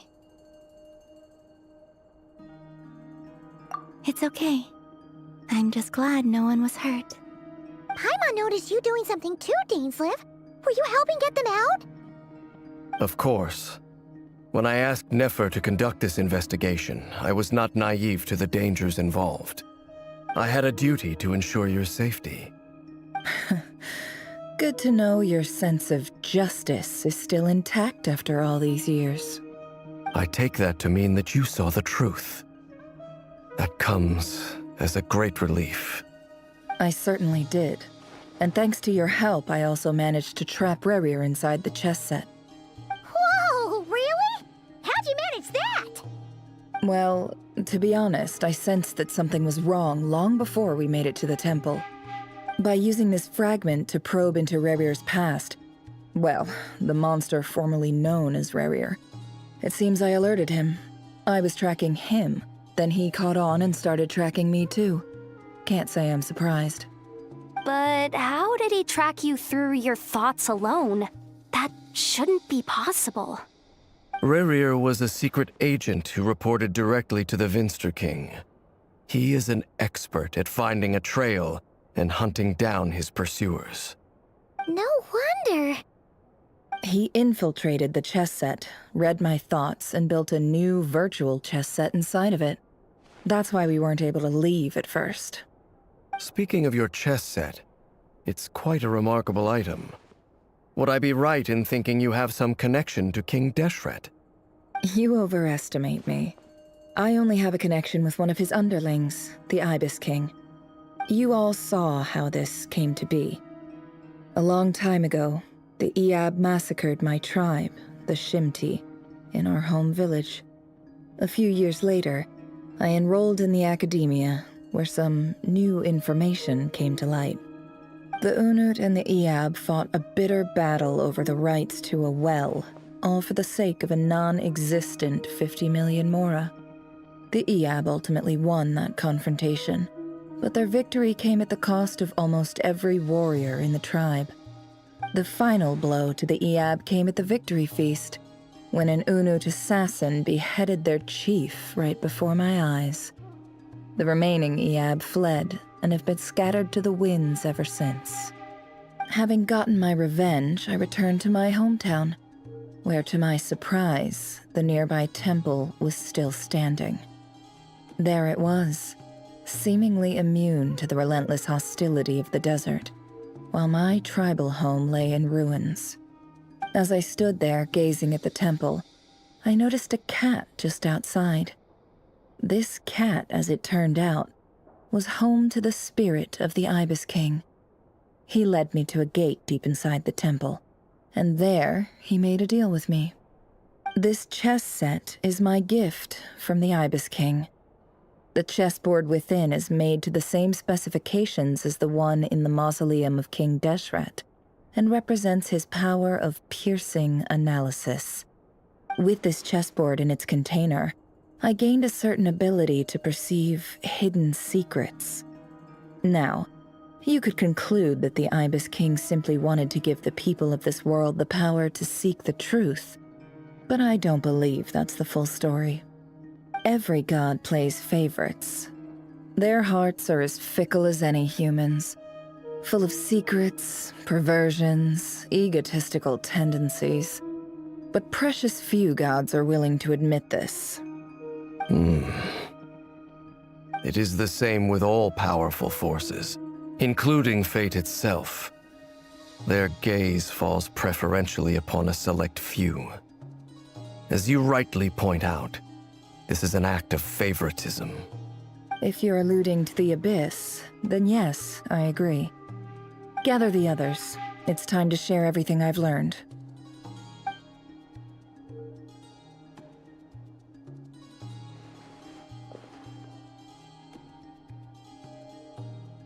Thank you all for being here. As promised, I did some further investigating into the Reicher of Solnari's background. I am pleased to report that the investigation has been most fruitful indeed. The Reicher of Solnari, real name Rerir, was once a Conrian subject who served the Vinster King. I will now share the important details of his story. Please save any questions or comments for the end.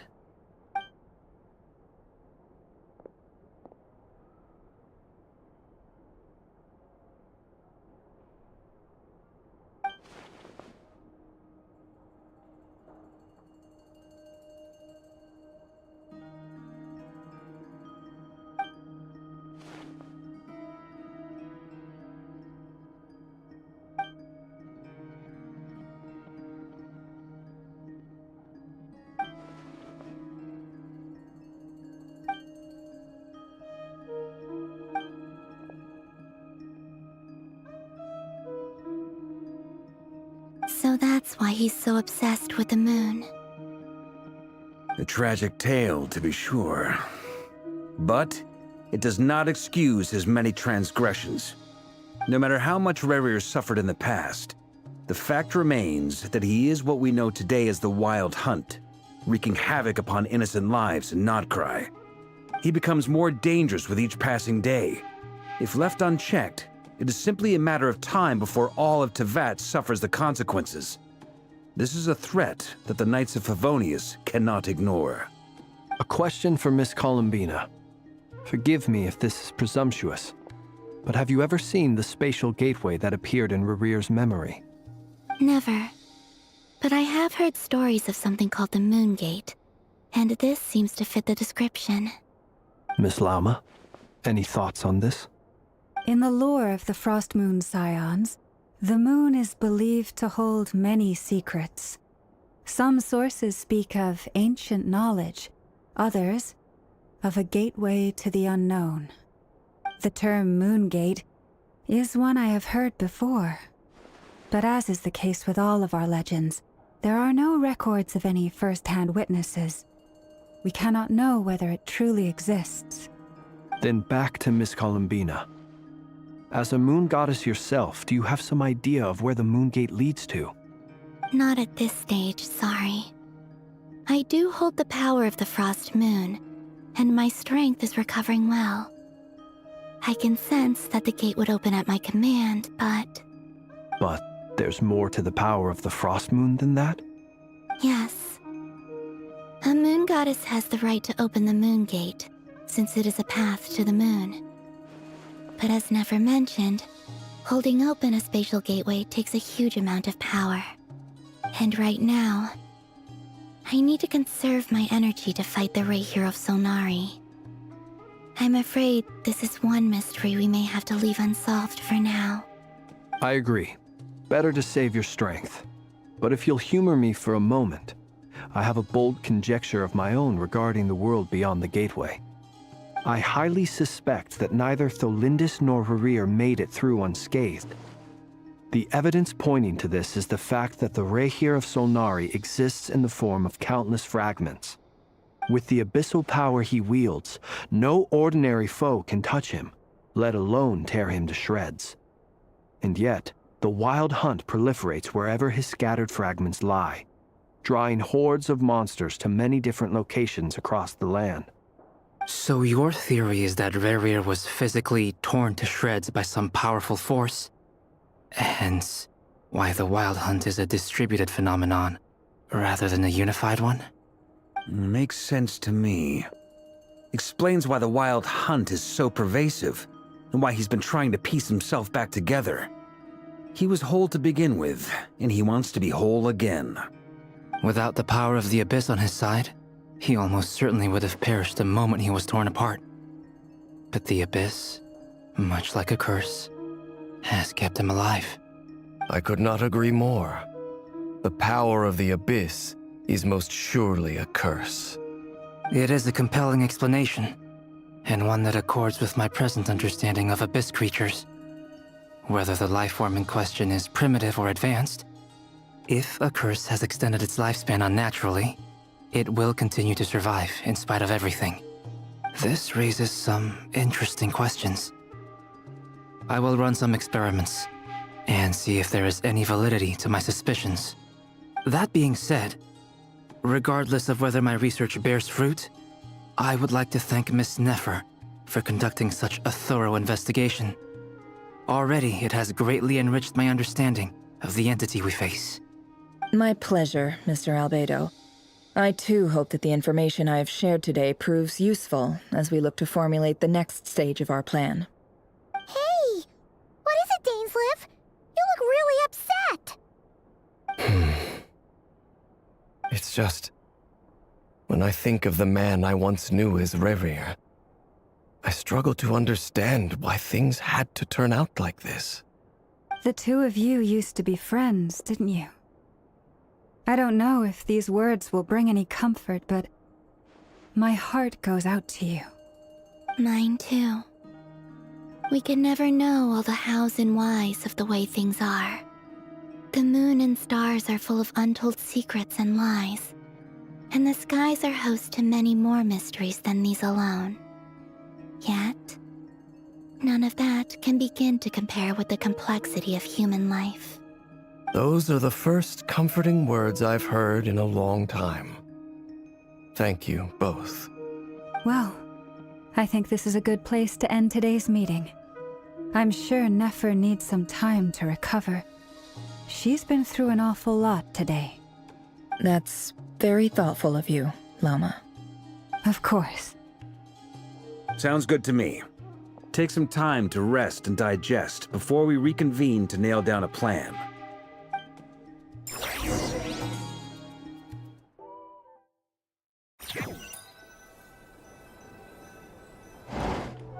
Hey, is this a bad time? Hope I didn't kill the conversation.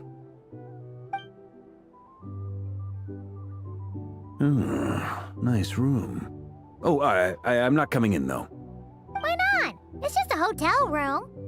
If it's all the same, I'll just stay out here.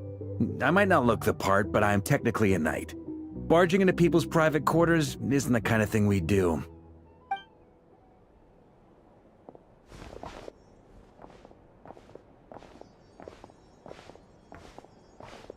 Anyway, Nefer went back to the curatorium to get some rest. But before she left, she shared some things with me that I thought you should be aware of. Firstly, although she managed to trap the Raker of Solnari inside her chess set, there's no guarantee that the power of the Ibis King is any match for one of the 5 sinners. Their powers are beyond our comprehension. It's only a matter of time before he finds a way to break out. We have to come up with a plan and take care of him before that happens. Honestly, my mom figured that might be the case. So, how long have we got? Well, I asked her that same question. She talked for a long time, but for the most part, it seemed like she was trying to convince me how precious her chess set is. What a long and storied history it has. I feel like some kind of sales pitch, you know? The kind where you end up handing over Mora against your will? Anyway, after all that, she finally answered the question. 2 days, at most. 2 days? Holy moly! Can we even recruit enough help in that time? That remains to be seen. Which brings me to the second issue. Dainsleif is obviously conflicted about this whole thing. But given how little time we have, there's no way we can pull this off without his help. You have some history with him, right? Do you think maybe you could talk to him for us? Great. I appreciate it. All right, on to item 3. So, Albedo, Durin, and I put our heads together and came up with a plan. Can't promise it's gonna work yet, but at least it's a start. We figured we'd bounce the idea off you first. We'll explore it further once everyone's recovered. Oh, Paimon's dying to hear this. All right, so here's what we're thinking.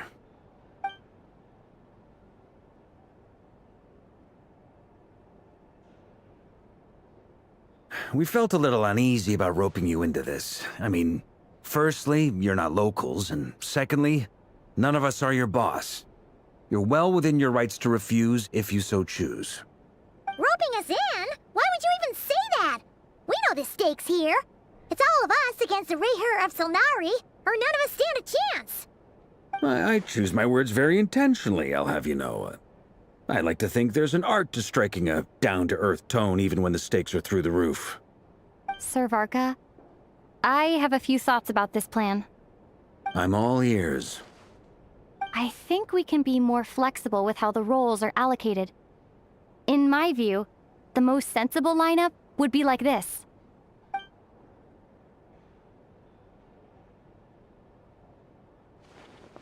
I see your point, yeah. But if that's how we're going to approach this, you'd better make sure you're ready. To be clear, I don't doubt your abilities. Far from it. I just want to make sure. Are you really willing to take all this on? I want to do everything within my power.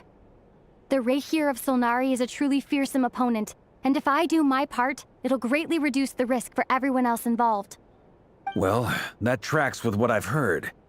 Jean's mentioned in her letters that you're so diligent it's almost abnormal.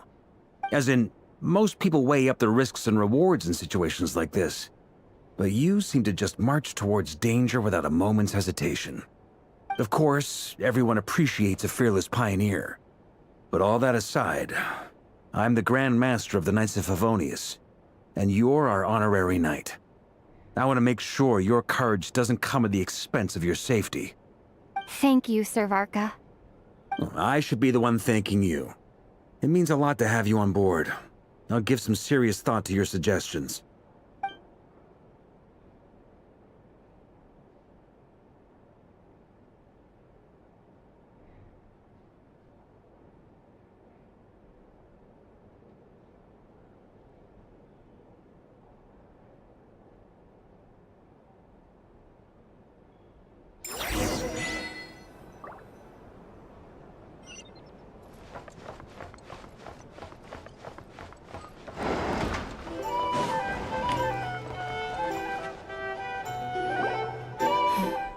This is a thorough plan, but I do have one last question before we take action.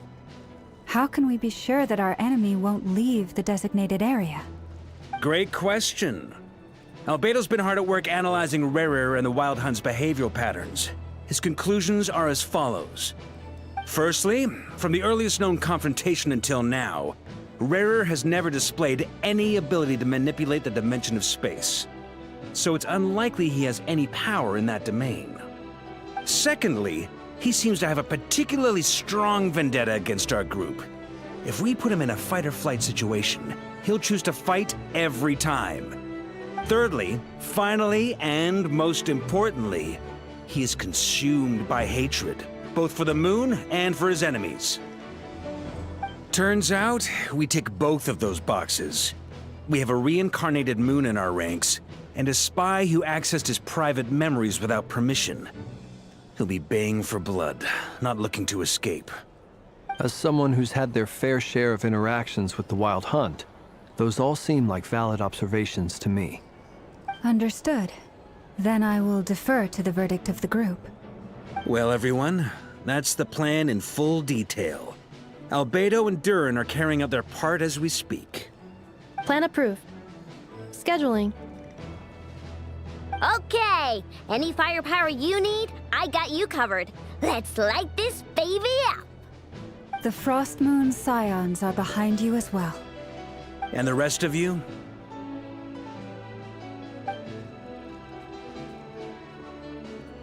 No objections? All right, then it's settled. This is the plan we're going with.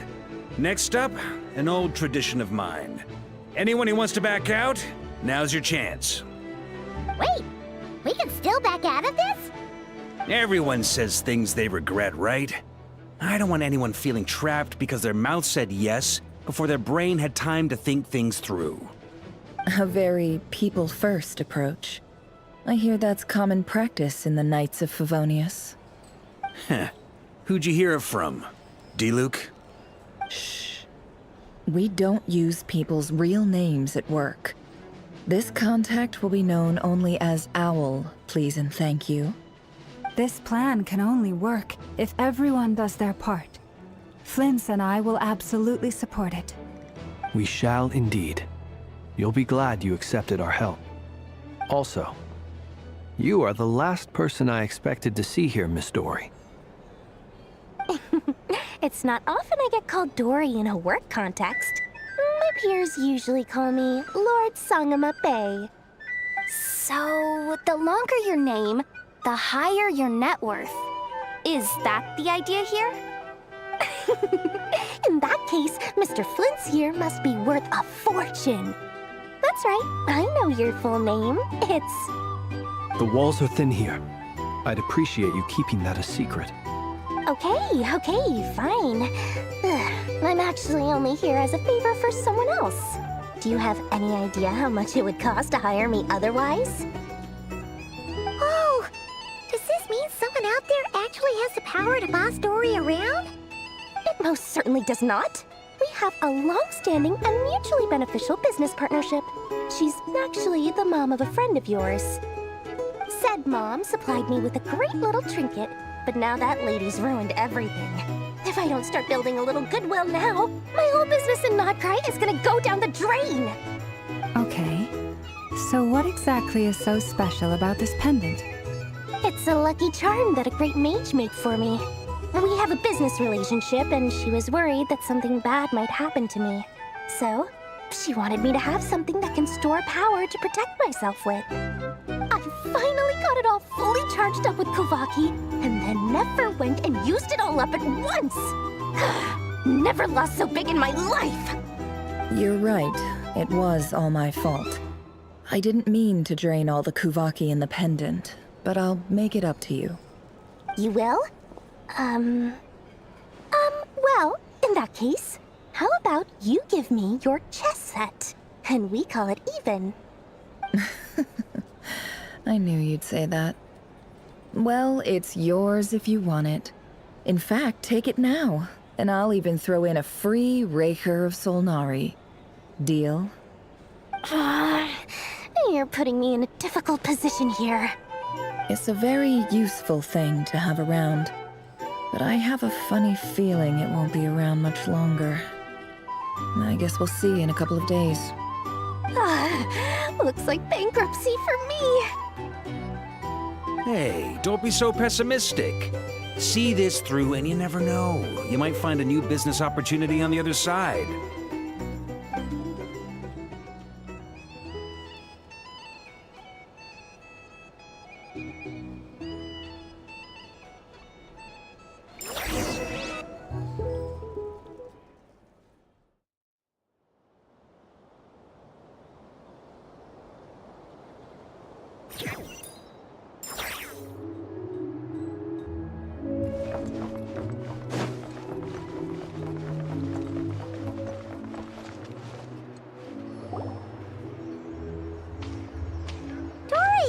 How are things going? Feeling ready? Oh, I was born ready. We only have 2 days. You think Lord Sangamabe would let an opportunity like this slip by? Don't forget, when something's in high demand, the people with the goods on hand get to charge the highest price of all, even higher than the sellers taking advance orders. Ta-da! See? It's right here! Oh, it's so pretty! Did you make it? No, I have a supplier. We go way back, so he made me a very attractive offer. Aha! No wonder you were talking about lucky charms at the meeting. You've been getting Kave to make them for you. That's not the full story. It actually started a while back as a project between me and the Dendro Archon. Mage Alice once warned me that this world won't stay safe forever. There may come a day when everyone faces a great crisis. I passed this on to the Dendro Archon, and she secretly brought together a research team made up of Sumeru's top scholars to invent a technology that could keep people safe. I won't go into the details because it's all very complicated, but if you want to know more, you can ask the Dendro Archon about it sometime. Anyway, point being, it was the Dendro Archon who asked Kave to build this little contraption. As one of the top Kashara War talents, he was the obvious choice. Took him long enough. He stressed over it for ages. Must have gone through at least a dozen designs before producing a final product. But that's Kave for you. Marak delivered it to me a couple of days ago, along with a letter from Kave.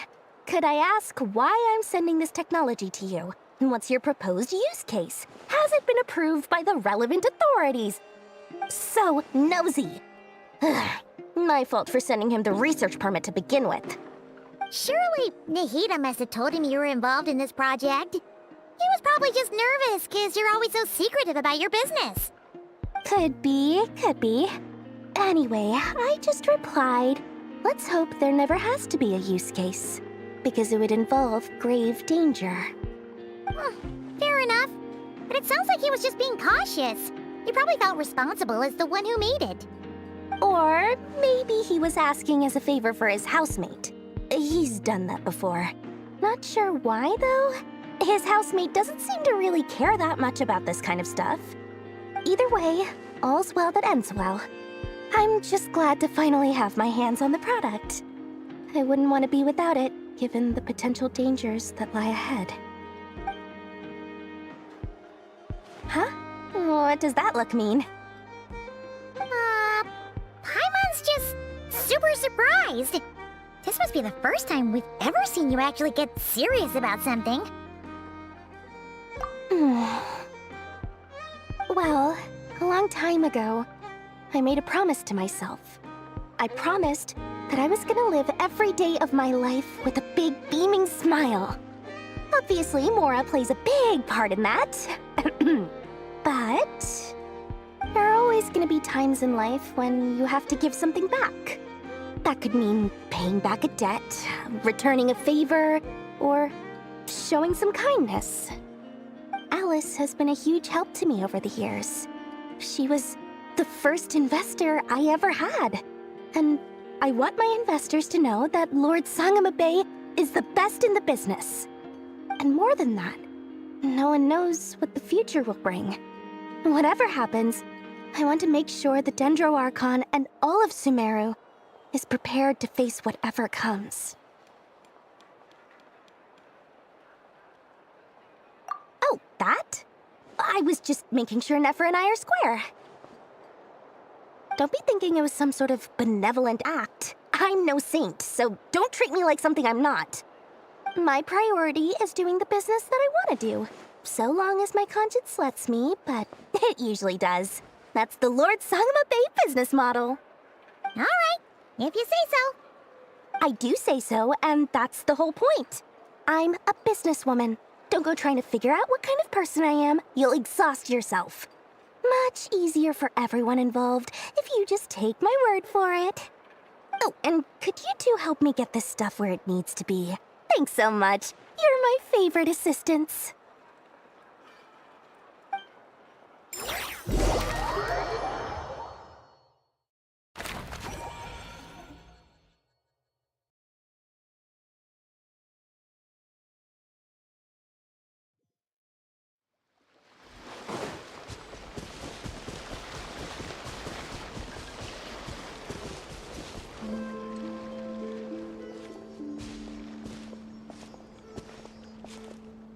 Traveler, Paimon, it's good to see you.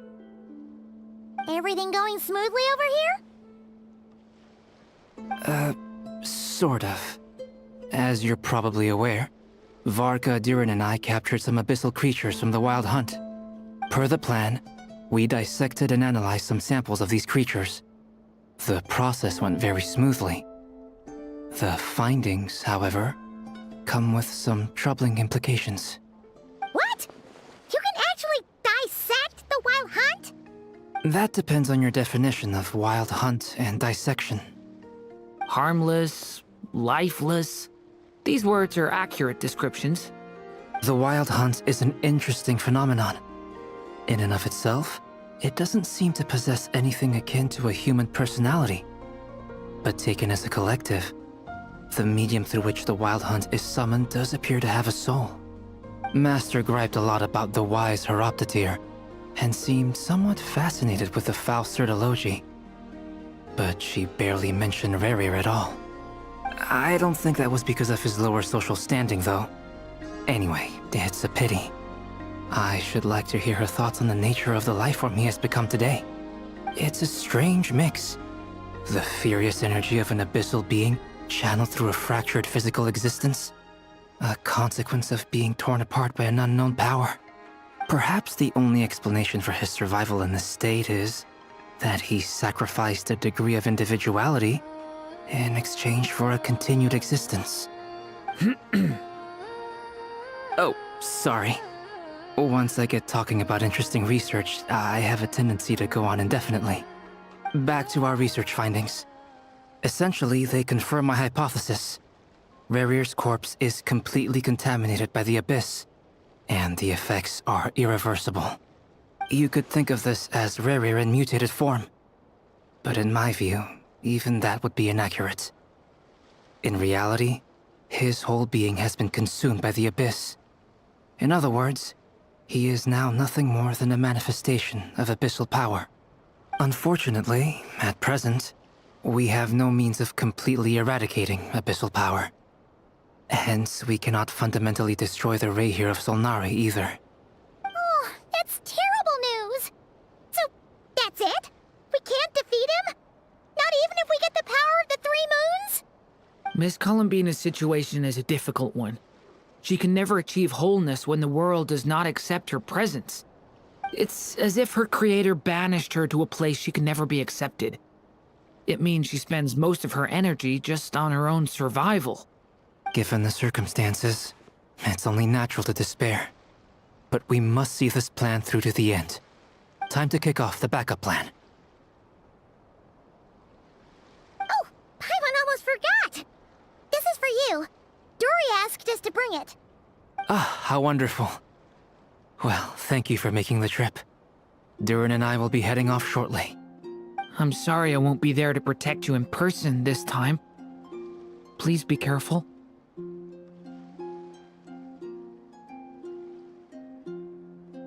All right then. Stay safe.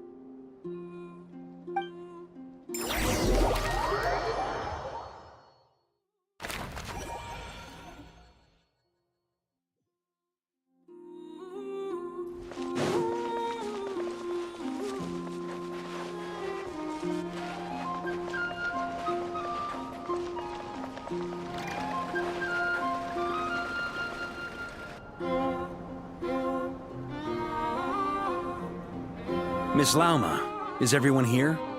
Yes. The fate of my flock is in your hands, Grand Master Varka. Please keep them safe.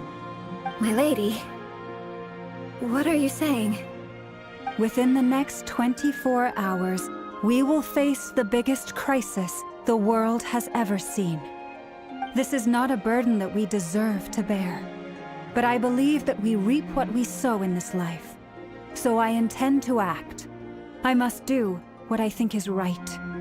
For me, that means fighting for the future of Notcry. This gentleman is the Grand Master of the Knights of Favonius, Varka, Knight of Boreas. In my absence, please follow his lead. Hey, everyone. Guess I should introduce myself. Well, to start with, I know my way around a battlefield. Biggest strengths are honesty and hard-workingness.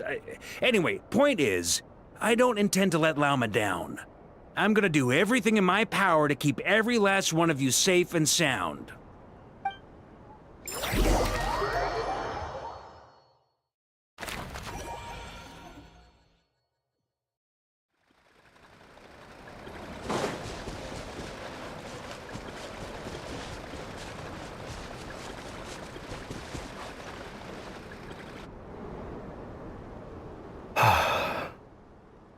Something on your mind? Miss Columbina, was it? I believe that's how the others addressed you. That's right. Names are funny things. Have you always been called Dainsleif? Yes. I take it your own name has a more complicated history. I have a different relationship with names than other people. To be honest, I'm not even sure that Columbina is my name. At least, not in the same way that Dainsleif is yours. But it's what everyone calls me, and I go along with it. A lot of my life has been that way. I get so used to things that I forget to question why they are so. I never used to think much about where names come from, or what they mean to people. Maybe something's wrong with me. You're different from other people. I sensed it the first time we met. You're more perceptive than most. I'm sure your long life and rich range of experience explains that. Do you ever find yourself missing Conria, Mr. Dainsleif? Difficult to answer. I have dreamed of the past many, many times. Sometimes I'm fighting tooth and nail. Other times I'm lying on the ground, defeated. I don't recall any happy moments from that time. It has been too long. Is that because hatred survives longer than love and affection? That would not be for me to say. I make no excuses for the grudges I bear. But whatever the reason, I remember little that was beautiful or sentimental. Thank you for your help with the Rerir situation. Without your efforts, I never could have learned the hidden truth of his story. You're welcome. I know he's your friend. Friend? He betrayed me. And I never really understood what he was going through in life. Some friendship, that is. Okay. So, do you plan to fight him with us? You see, you're torn. Now you know what really happened. You see the things he's done in a new light. I need some time. Of course. I completely understand. Anyone else in your position would feel conflicted too. Actually, I went through something similar myself recently. Something happened that changed my perspective on a situation. A situation I took for granted at the time, but now I feel very grateful for it. You mean the Harbingers who still support you, even though you've left the Fatui? Yes. I always thought they were only helping me because Harbingers are forced to work together. But then I abandoned them. A warrant was even put out for my arrest. And even now, they still support me. Which means I was wrong about them all along. Clearly, they view you as a friend. I feel a little guilty now. I regret not seeing her help for what it was, and not treasuring it. I see the guilt that you're feeling now, because I feel it too. Hopefully, talking about it will do us both some good. Have you noticed that the Traveler and Paimon are over there? I think they've been listening. Huh. Shall we say hello? Sure. Hello. Ah! They caught us!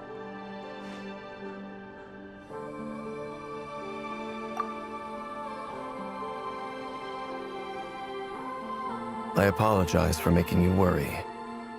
No doubt you wish to know where I stand on the plan to take down the Recher of Solnari. I'm afraid I need a little time, but I will seriously consider joining you. You will? Oh, thank you so much! Everyone will be so grateful to hear that! They needn't be. This was something that I was going to have to face up to eventually. That doesn't matter to them. They're grateful to you regardless. You can't control their gratitude, so just accept it. And then, have a think about whether you're willing to join us.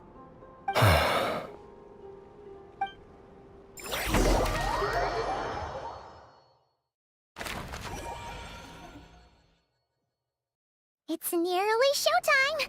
Let's go rendezvous with the others. You know the place.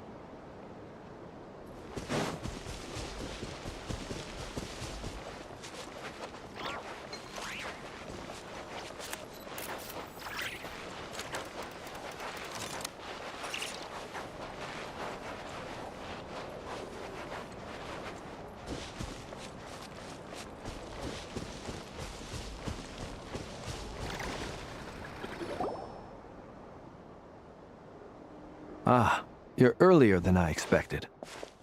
Hey, Flint's! Been waiting here long? Not too long. I came a little early so I'd have some time to think. Are you nervous about the battle? Quite the opposite. I'm reminiscing on my past battles. When I was awakened by the Ratniki, I had not touched a weapon in many years. I felt like the battlefield was not where I belonged. But after waging war against the Wild Hunt for so long, I came to realize something. A life of absolute peace is simply not a possibility for me. My restless flame indicates that somewhere inside of me, there is a deep yearning to root out the evil in this world. Ooh, that doesn't sound like such a bad thing.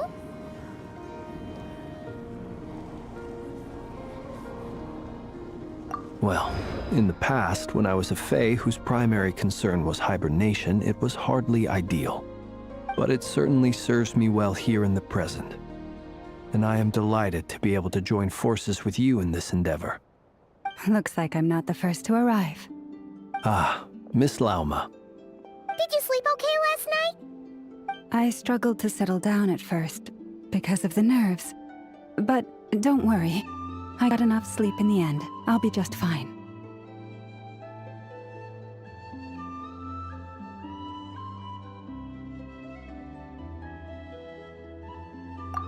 Please, I'm just doing my part.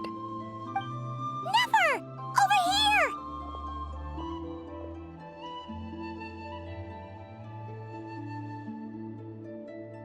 Aino asked me to relay a message. She said Anefa will be on high alert and keep a close watch over all secondary districts where defense is required, providing support as necessary.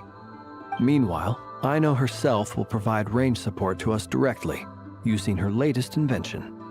Excellent. My thanks to all involved. The chess set's looking a little unstable. It won't hold him much longer. We should be prepared to engage at a moment's notice. No sense sitting around waiting. Let's make the first move while we still have the option. I agree. Paimon, find a safe hiding place. Got it! Be careful, Traveler! I will.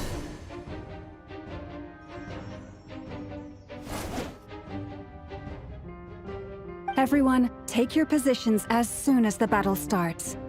Every ounce of strength we have in our bones, let us bring to this fight. Ready? Let's go. I've seen all your futile ploys before. You have become the authors of your own demise. I wouldn't be so sure about that. You are merely a moment of sport before I tear down the moon.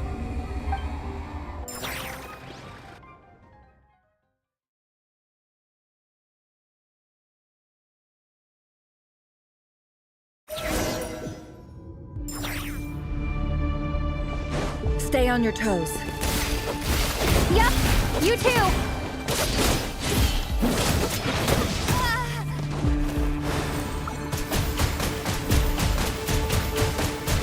Hunt them down! The moonlight betrays Can't hide the truth. Move! Be silent. Let me help you guys.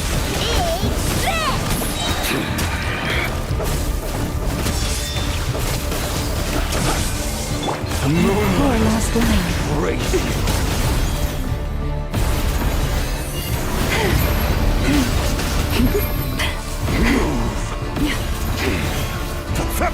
It all adds up.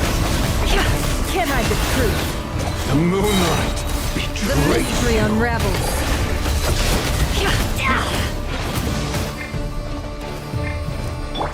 By the frost moon of old. Forest, protect us. Close your eyes. It's all futile to dust. The moonlight betrays you. Steady now. Observe. Close your eyes.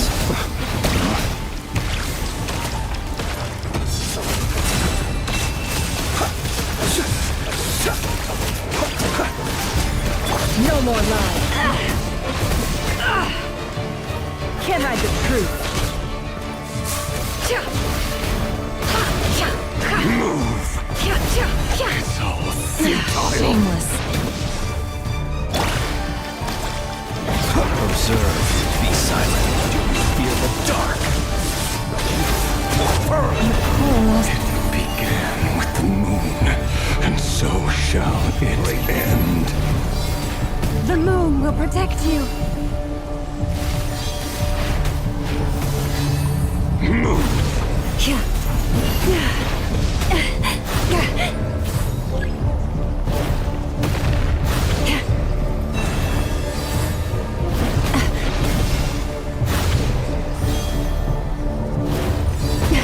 A grave transgression. Do you see now?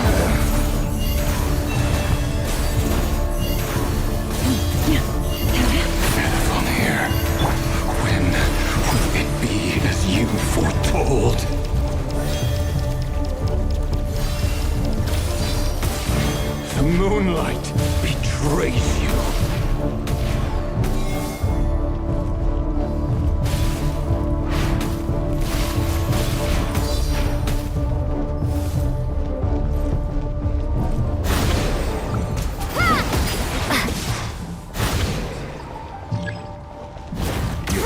spirit is not welcome here.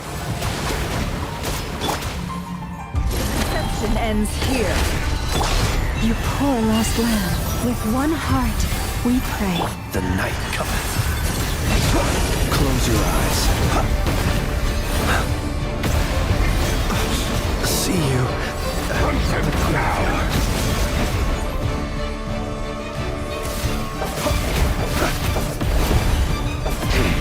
Keep your distance.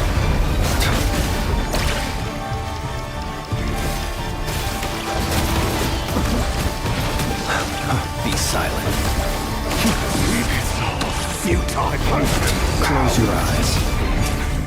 The moonlight betrays you. Observe.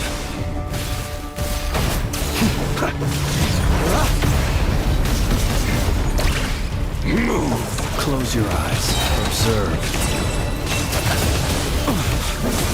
You'll sorely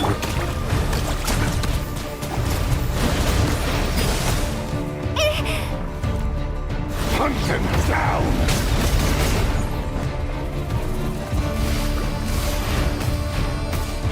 You're just dead meat.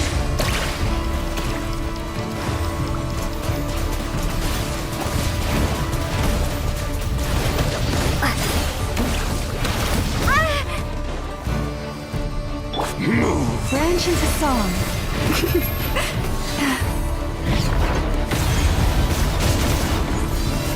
The moonlight betrays you. Hunt them Stay your down. hand. Lush is the meat.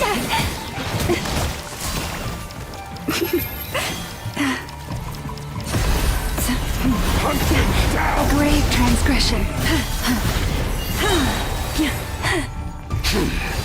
Your little game of heroics is over. Who wants to go first? Move! Now, get out of my sight! No! Death is We've within been my separated. grasp! You okay? Never! Where are the others? Stuck outside the barrier. I guess he really doesn't like us. Destroyed! Dream before! Knowing too much is always a death sentence! Be careful what you wish for. How much power will it take? Can you hear me? Hold on, silence! Lights are gone. But at least I know they're still there. I need to focus. Stick to the plan. Remember my most important task. Just follow me. If I can follow the long enough, the moment will come.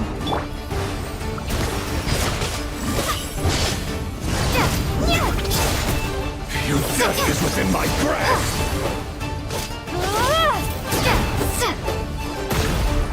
Water jet! Bombs away!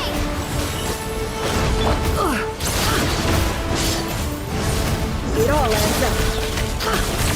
No more lies.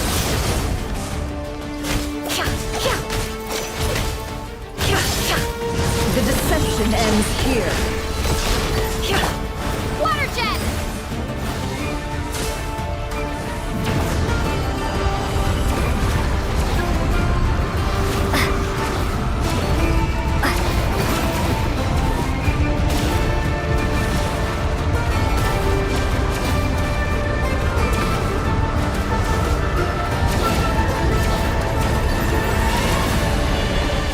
I've got this. Wipe out! The shield's Death is broken. within my grasp! Don't push your luck.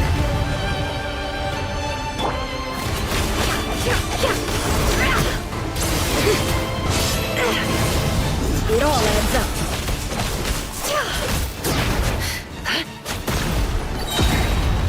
Can't hide the truth.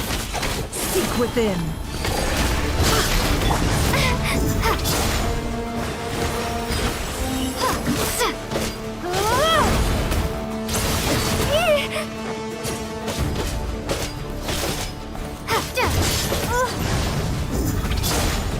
How much power will it take? Bombs away! No more lies. Can't have... It all adds up. Can't hide the truth. How unfortunate. The mystery unravels. It all adds up. Shameless. Destroyed! Can't hide the truth.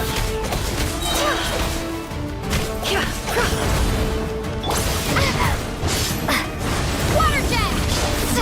The deception ends here. It all adds up.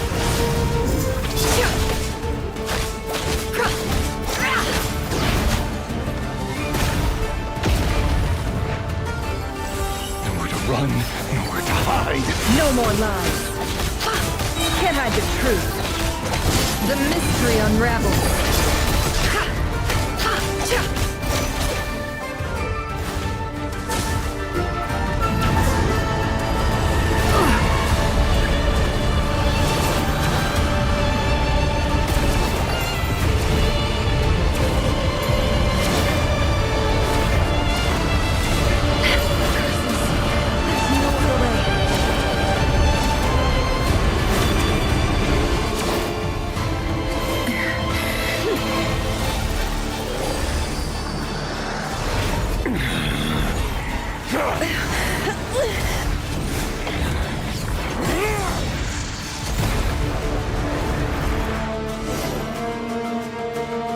The only way to defeat Rarer is to borrow his own power.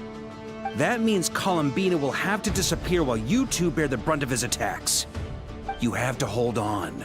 Find a way to keep him focused on killing the two of you.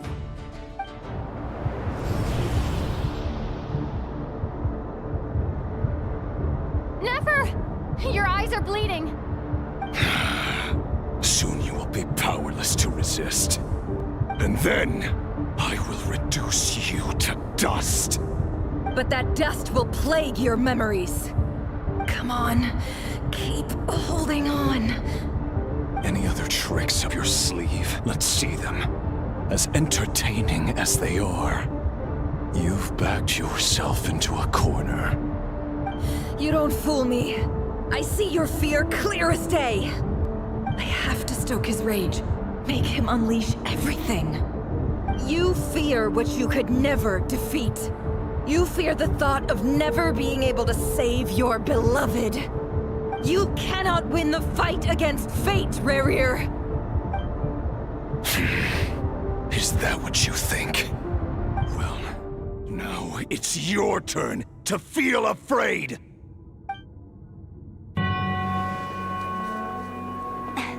You fear the sound of your own name? Is it us you hate? Or is it what you've become? Let's see what becomes of you!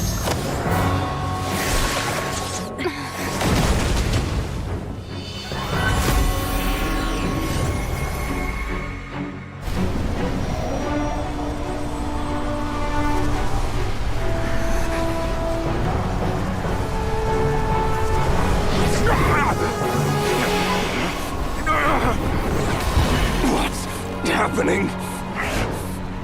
That power. I've seen it before.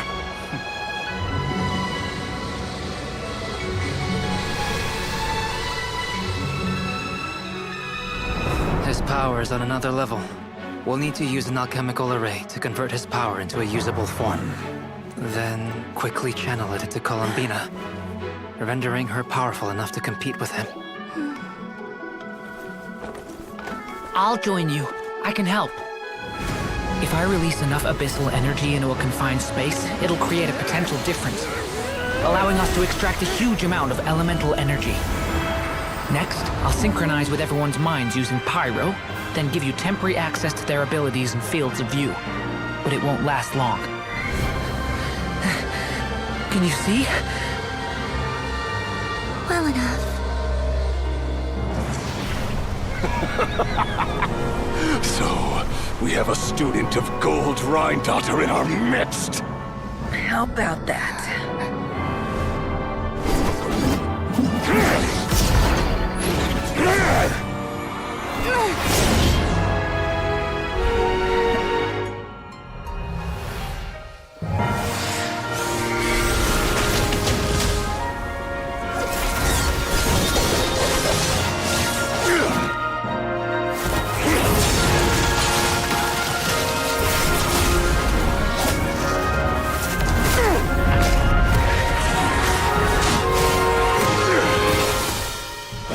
You use my own power against me? Just like how you stole Kuvaki. Look familiar?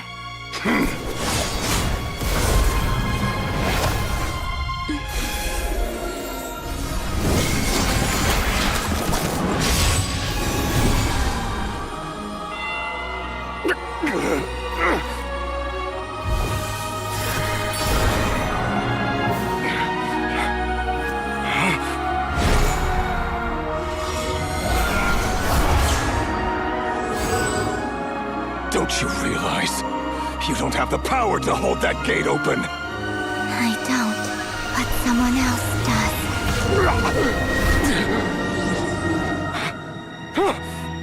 Goodbye, Rerir.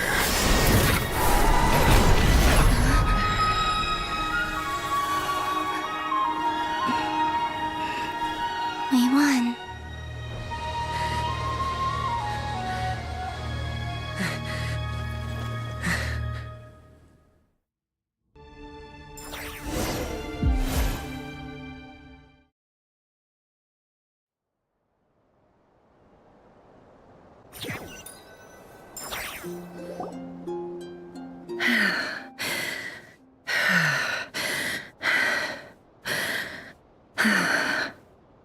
Nefer, how are your eyes?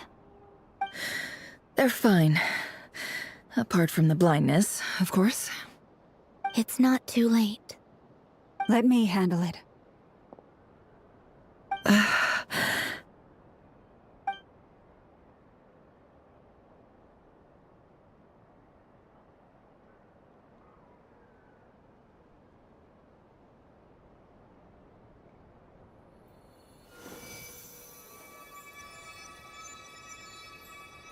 Miss Nefer, it's not like you to lose your composure. That was the most reckless thing I've ever seen you do. Reckless how? The situation was critical. Our lives were at stake. We had to do something. Even so. Okay. I guess you're right. Under the circumstances, it was a wise decision. You traded your eyes for an incredible victory. In business terms, I suppose that's a huge return on investment. I'd be hard-pressed to argue otherwise. Still, I don't like this outcome, and I don't want you to lose your sight for good. People suffer when they make sacrifices they shouldn't have to make, whether that means faith, strength, or in this case, your ability to even see. I had hoped you could win without sacrificing so much as a single hair on your head.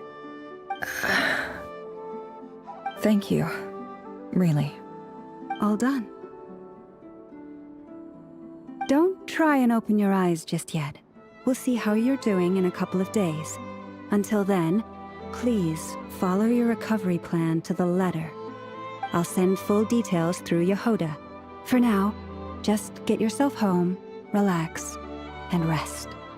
My dear friends, we have fought bravely and achieved a spectacular victory. A dark cloud has been lifted from the skies of Nodcry. All in this land will be grateful for what you have done. The moon will remember this day. Thank you both.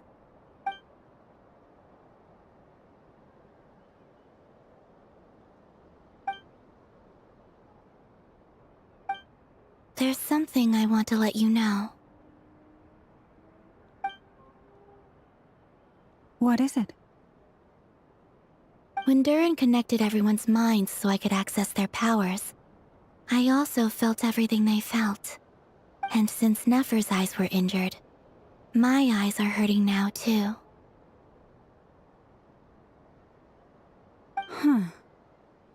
Hold on. Let me try.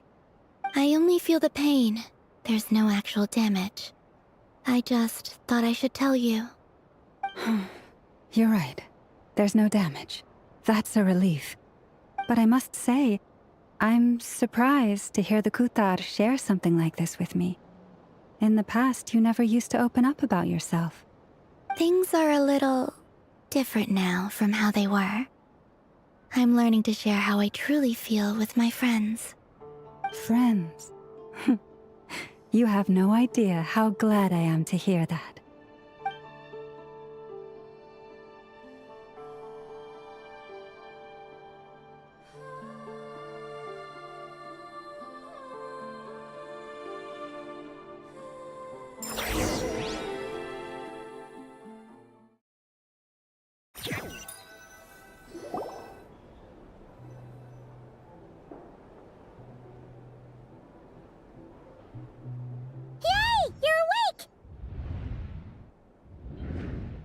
How are you feeling?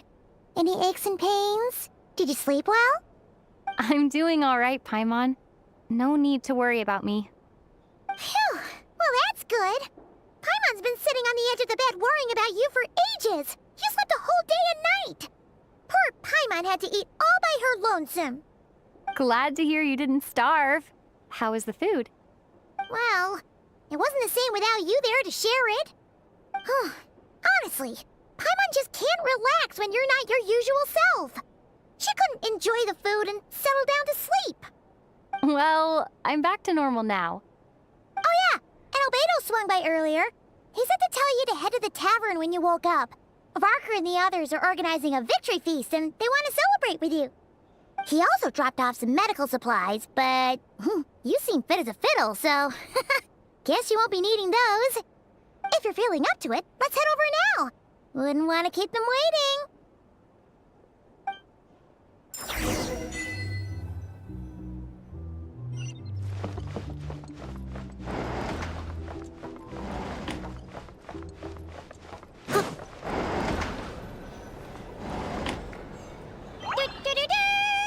We're here! Oh, Traveler and Paimon! Perfect timing! We were literally just saying how there's no way we're holding this victory feast without you. Any longer, and we would have postponed it till tomorrow. How are you feeling today? Much better, thanks. Don't worry about me. Relief to hear it. If that changes, just let me know. Happy to check you over at any time. Yep, we're here for you. Anything you need, just let us know. Oh wait, where's Nefer? How are her eyes doing? Nefer's right over there. I'm sure she'd love to catch up with you.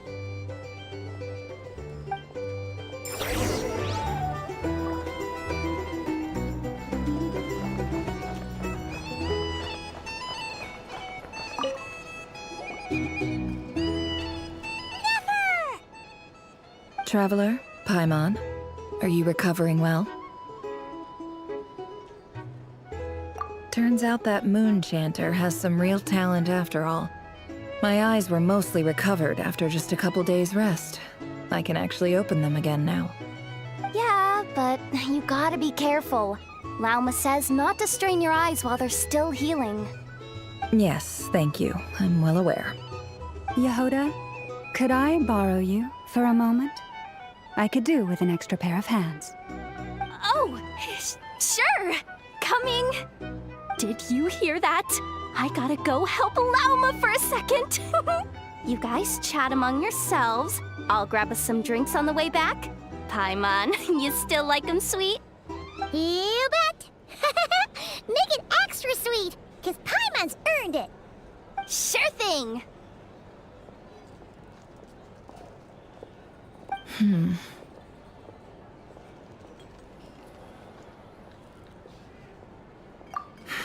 The Raker of Solnari. Kind of a snake, don't you think? No, definitely a snake.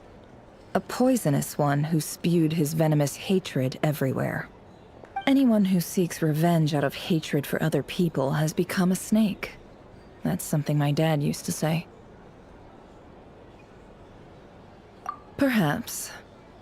I'm sure it sounds like a very wise and open-hearted perspective to your ears. But me? I think hatred is a perfectly justifiable emotion.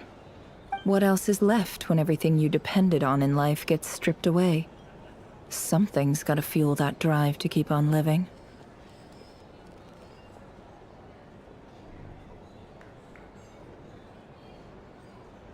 If you're worried about me, you can nip that in the bud.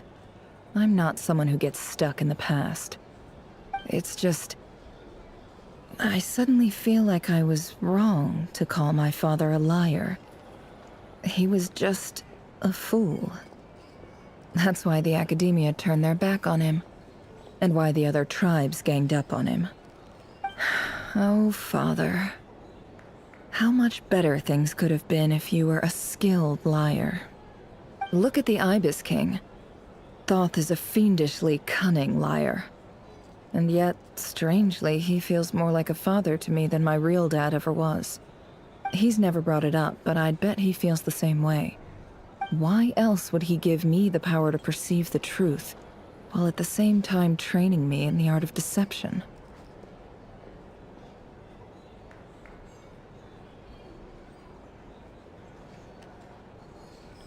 Well, King Deshret banished him to Aru, which is essentially a prison, and posed 3 questions to him. He promised that he'd have his freedom if he could find the answers. His response was to take on a physical form and approach me, hoping that I could become his envoy and search for one of the answers on his behalf. Did he really think I'd fall for that? He's stuck there. He can't make me return what he gave to me. So that's enough for you to decide he's nice, is it? He's a prisoner, and he was scared. So he decided to perform some good deeds to win people's approval. He lives in fear because he's a deceiver. How is Rerir any different? You can't work as a spy your whole life and expect a happy ending. It's preposterous. Yet I can't say I don't understand it. Liars live in the darkness of their own making. But it's still human nature to want to go on living. They say that a liar's soul is the most worthless thing in the world. What do you think? Oh, really? Well, it takes a very kind person to find compassion even for liars. If you ask me, the soul of a liar really is worth nothing. Because all they care about is themselves. For example, when something good falls into my lap, I don't go sharing the news around. Stops other people trying to steal it from me.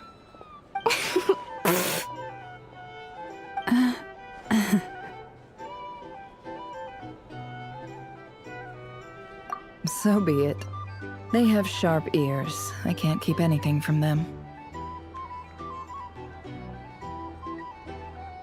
Oh, is that what it looks like? Well, you all know my past now, and I can't simply eliminate everyone who knows too much. So I guess I just have to put up with you, for the foreseeable future at least. When you find yourself in a situation you can't control, the safest play is to keep calm and start monitoring everyone involved like a hawk. In the intelligence world, you need to have a sense of perspective and play your hand accordingly. If you understand what's at stake, please ensure my secret is safe with you. I trust you'll respect my wishes as a friend. But don't forget, I will also be watching you like a hawk. Very good. Oh, wait! Now that the panic's over and we've all calmed down, Paimon suddenly remembered something. After all that build-up, our mystery ally never showed up even once!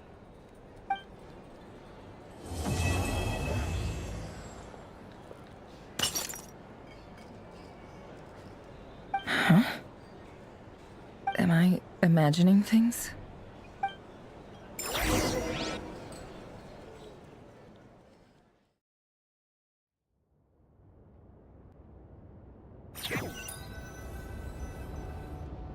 So, that close colleague who stayed behind with you? What's he been up to recently? Don't know, don't care. I get more normal human interaction from hanging out with Bosco too than him. Although, now you mention it, he hasn't bothered me in a while. I wonder if... If he's disappeared without a trace, it's the biggest gift he ever gave to the world. But I somehow doubt that's what's going on. He won't lie low forever. So we'd better stay on guard.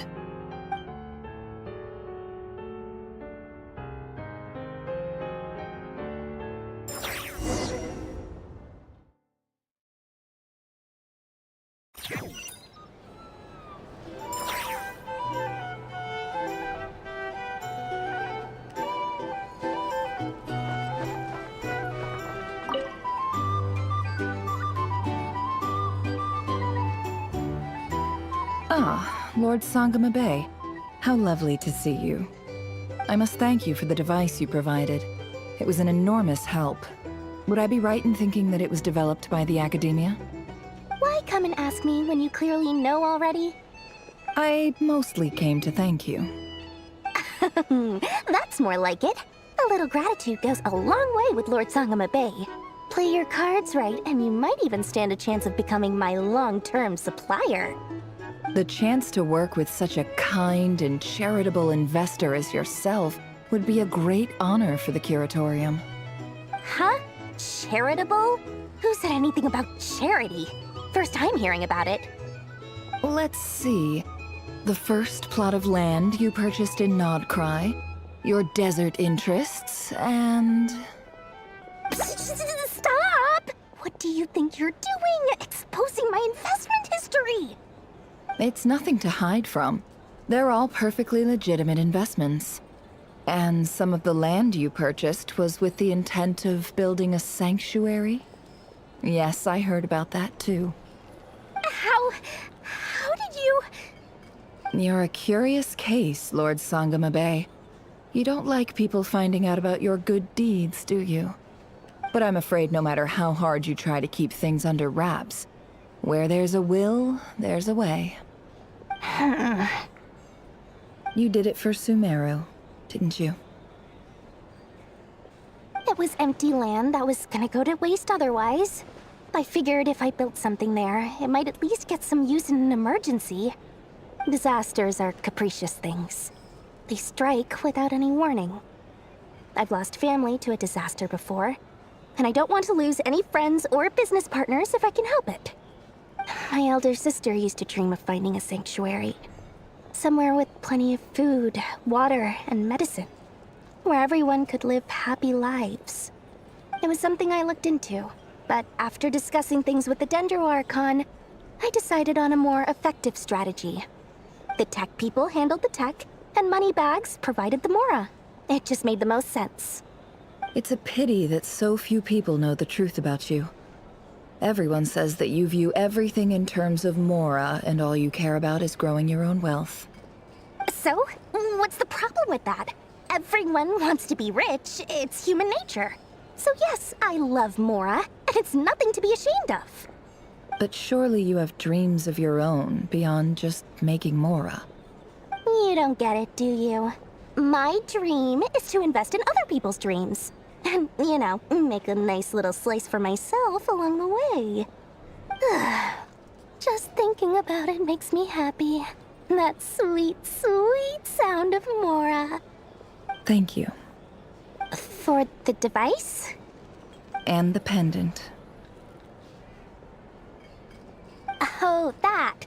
I was just returning a favor. Don't worry about it. Seems like we've both been away from home for a very long time. Yeah. So long that I barely remember what my family even looked like. That would be your mother, father, and sister? Yeah, though it's been years since my sister passed away. It's not like I want to forget them, obviously, but memory can be even more ruthless than the most calculating business person. Beyond a certain point, if something isn't helping you, it just gets rid of it. My sister can't help me now. Slowly but surely, her face is fading from my mind's eye. It's become a vague impression. Not everything will fade. When loved ones pass away, the beautiful memories are the ones that last the longest. Yeah, that's true. If you ask me, that's the one silver lining in all of it. Well, that, plus, I'm sure that life is much better now than it was back then. Oh, absolutely. I have tons of Mora, a big beautiful house, business is booming, and I'm as happy as can be. You've got a lot going for you too. Boss of the Curatorium of Secrets? I'm sure there's plenty of Mora to be made in that line of work. I appreciate the vote of confidence.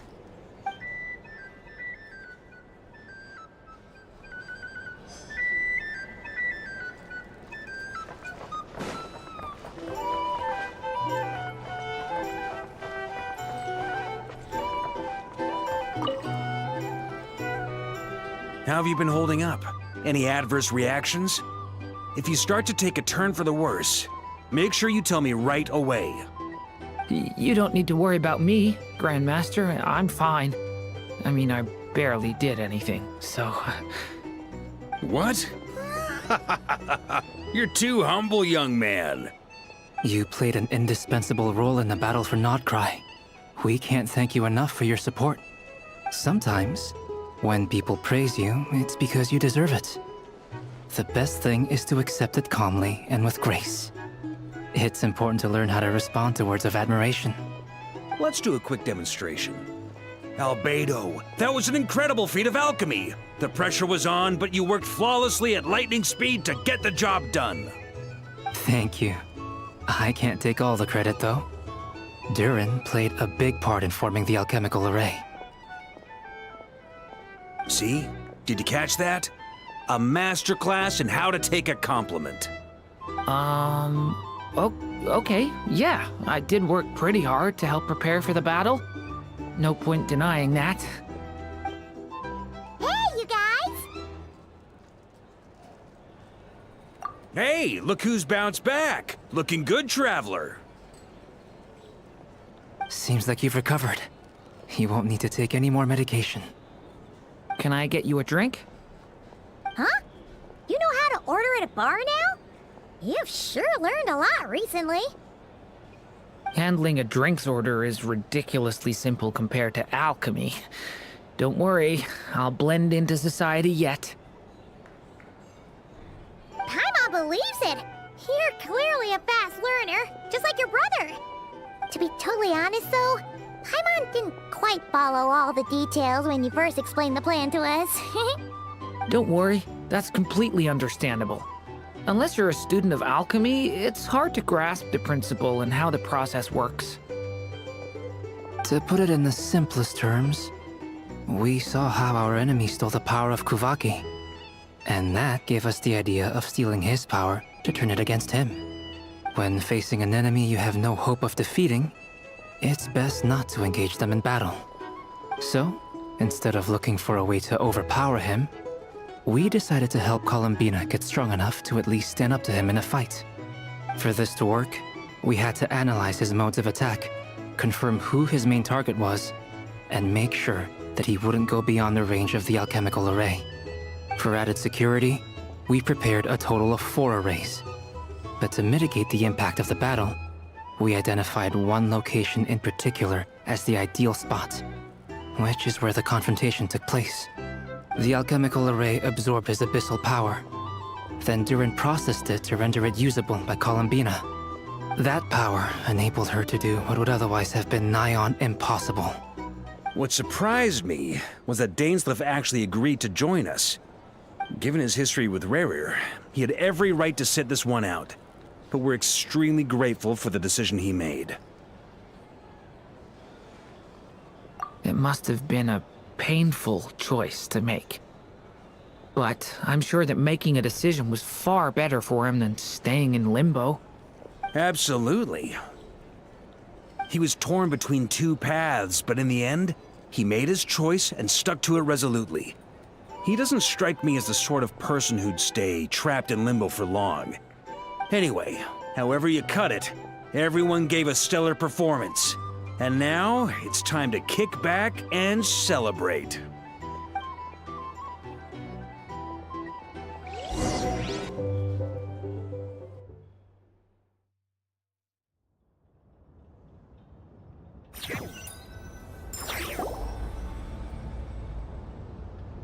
That's the only reason you're here. Yes. I've thought a lot about it. And I've realized that you, me, and Arlecchino should be friends. I think this is very important. So I felt I had to come and tell you. Well, this is a new one. I'm so moved. I can't even hold my teacup. If that's all, you can leave now. Do you not want to be friends with me? Or is it that you prefer being co-workers? What is this, Columbina? Are you deliberately testing my patience threshold? Right now, my politeness module is active. But if you say another word, I swear I'll shut it down. If your politeness module was active, wouldn't you say the word please at some point? Polonia, please see Lady Columbina to the door. Will you still invite me to your next tea party? What? Yes, I think you will. Bye-bye, dear Sandrone.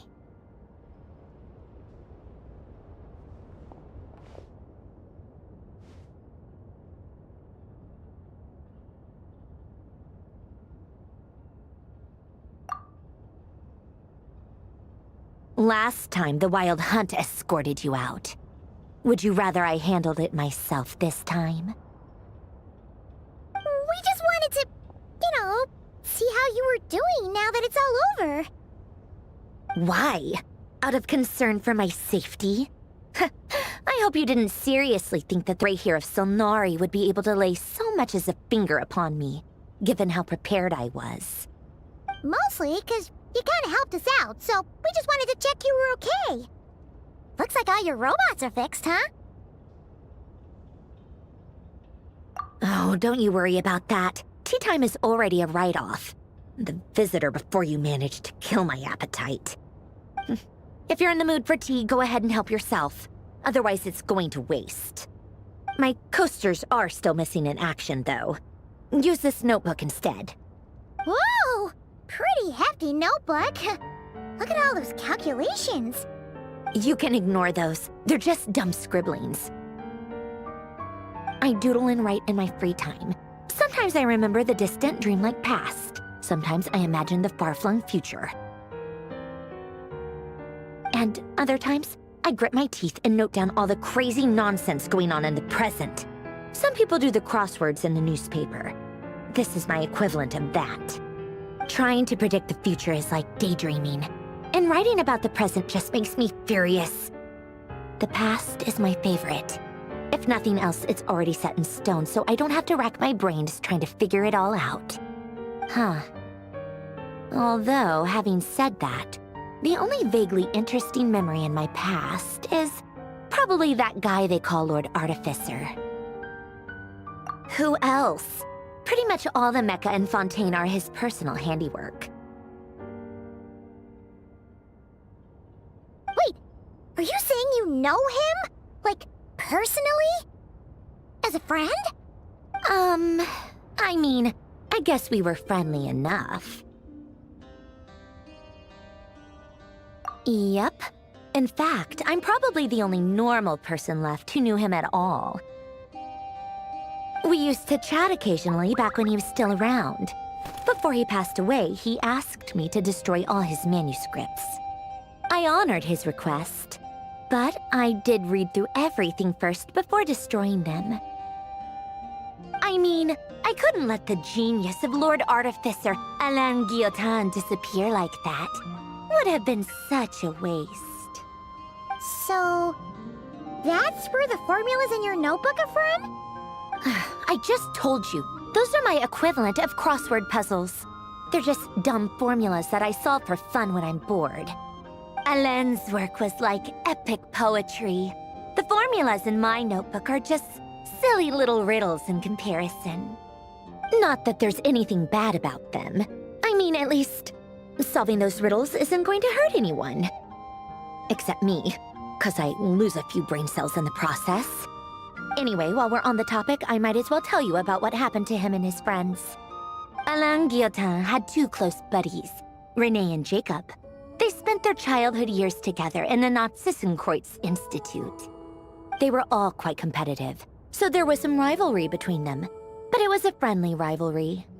But beneath the friendship and the rivalry ran something deeper, a sense of nostalgia for the past. Unfortunately, childhood would end, the prophecy would come true, the apocalypse would arrive, and the future would never be. A mad dream that would normally only capture the minds of lunatics begin to take root in their hearts. A dream of saving the world. And if René and Alain had been people of lesser wits, that dream would probably have ended up as something for them to joke about in their older years. But alas, they were some of the sharpest minds around. They nurtured that dream with the full power of their intellect, and it grew into something that ate away at their souls. The first of them to fall under its spell was René. Against Alain's wishes, he persisted in experimenting on a mutual friend of theirs to try and save their life. Alain did not approve and parted ways with René. It's complicated.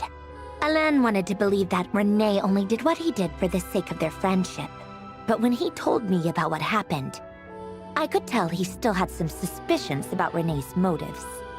Perhaps the seed that would grow into a nightmare had already sprouted in René's mind. Even then. The next time they met, René's soul had been completely engulfed by the dream of salvation. His futile attempt to change the tide of fate only resulted in a wave that swallowed up the world, even before the apocalypse came. And although that wave died down eventually, I hear that it just recently came back with a vengeance. As I understand, René wanted to live out his dream of salvation once more. But I'm told that the attempted resurgence finally died out for good. At long last, René awoke from his deluded dream. Though of course by then it was far too late. What do you think of René? Do you admire his transcendent genius? His view that any price was worth paying to achieve the lofty goal of saving the world? Or do you despise him? Dismiss him as an evil madman who wrought havoc on the lives of everyone around him as he pursued his delusional dream? Same difference, really. Just a matter of perspective.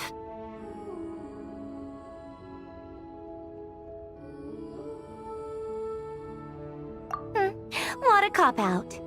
But I suspect you'd have a more incisive and insightful answer if we dug into it further. I don't like fanatics who give up their whole lives for their ideology. Nor do I like fools who let their delusions take control. Maybe I could understand if René had just been an ordinary person. But he had a sage-like intellect. And still managed to get himself lost in a labyrinth of his own desires. Anyway, that's enough about René. Now, moving on to Alain Guillotin, the Lord Artificer. He managed to put a stop to the first storm whipped up by René.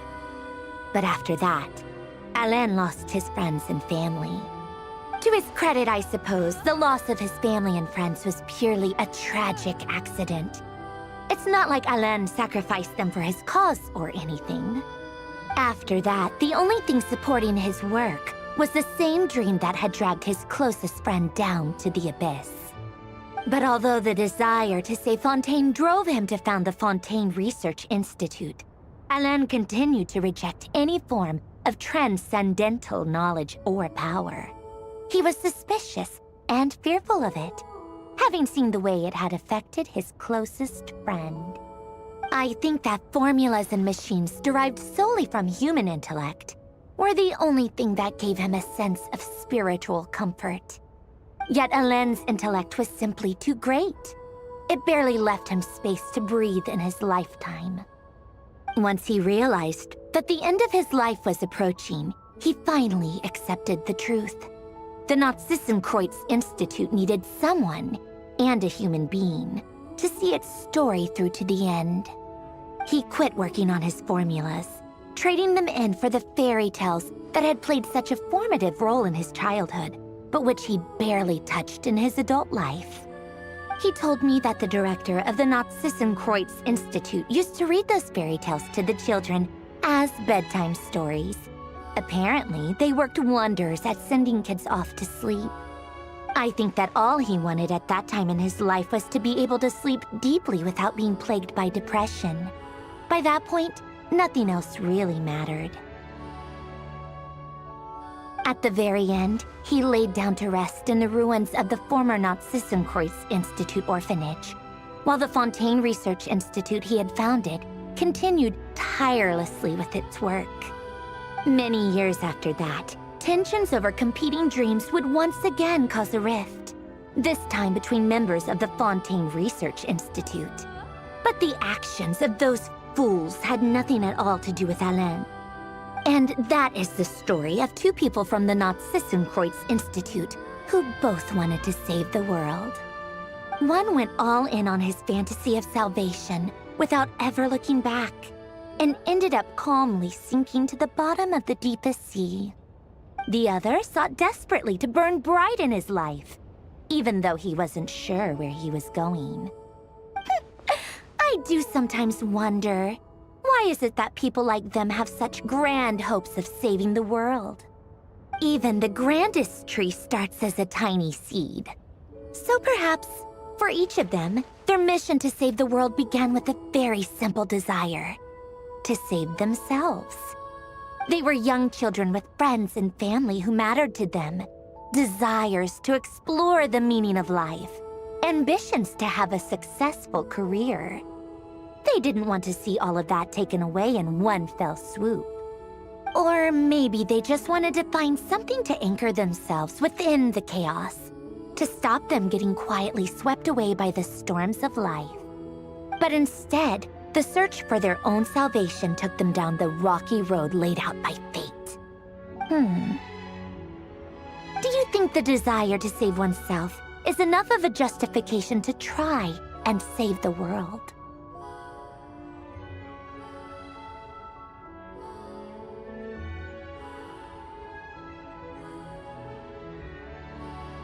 Sensible answer. Glad to know you've got your head screwed on straight. Alain would disagree, though. I asked him the same question back when he was in his prime, putting all of his energy into his work. Yes, it's enough. No elaboration, just a quick, short answer before getting right back to his work. He was always that way. All right, tea time's over. I owe Arlecchino a favor for telling me these stories. I'll have to bring a whole sack of gifts the next time I visit the House of the Hearth. I'm gonna go tinker with Polonia now. You guys can do whatever you want, as long as it doesn't involve interrupting me. Polonia, exit hibernation mode. Begin diagnostics.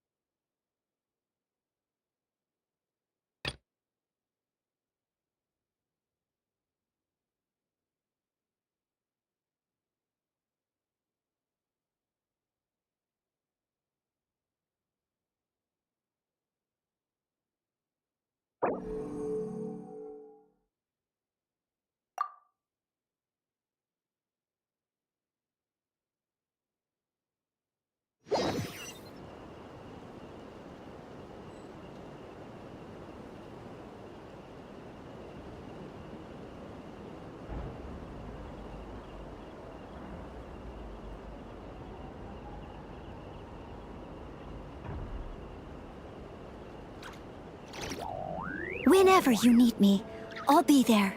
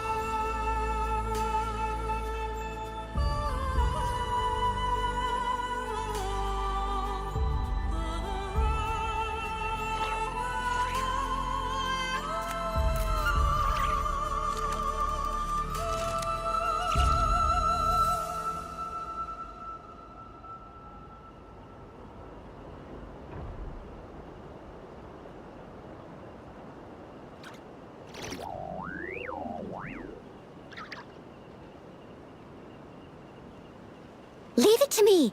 All of it. Whatever it is. What exactly is it? I didn't quite catch your request.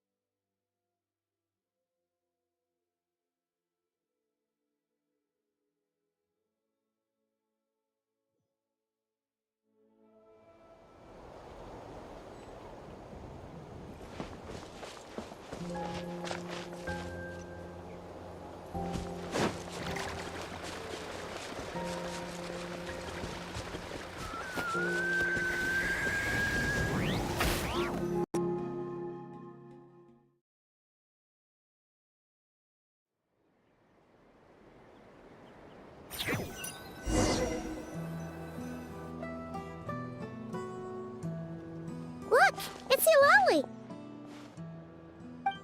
Huh. I wasn't expecting to see you here. Are you here to reinforce us? How are things looking? Dire. I heard we're being... So, They call them... Hey, she's saying your brother has poor taste. Wait, what? Are you saying her brother is a member of the Abyss Order? I only said that... Hey, let's save the chat for later. We've... Good. A much-needed chance to vent my frustration. You didn't have to say that last part out loud, Sue. Fulfill our pact!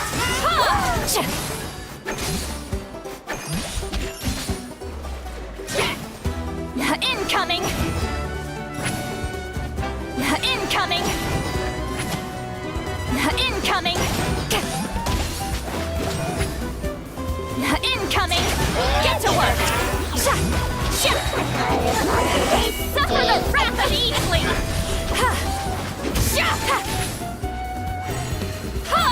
Watch out! Yes!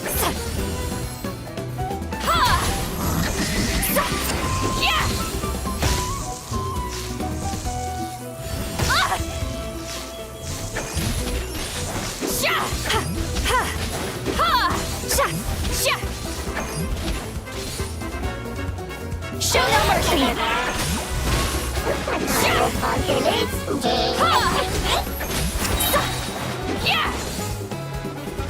You two! Time to end them! Watch out! Incoming! Return to the skies!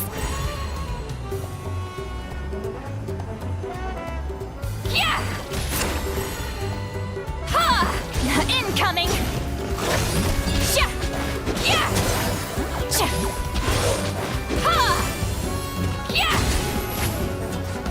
Incoming!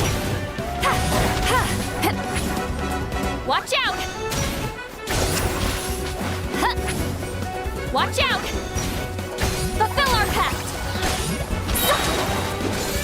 Deep Laline! Beast Papa! Get him! Steady as stone. Time to clean up. Phew, much better. That's impressed. Experience says, why don't we press our advantage? Hey, was there a battle here just now? Need any help? The battle against the... Well, morale's high and everyone's here.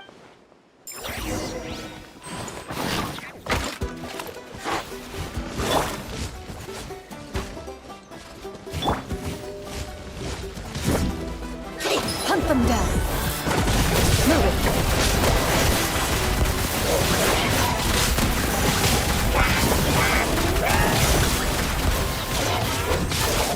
Coming at ya! Fire! Well, I must leave no stone unturned.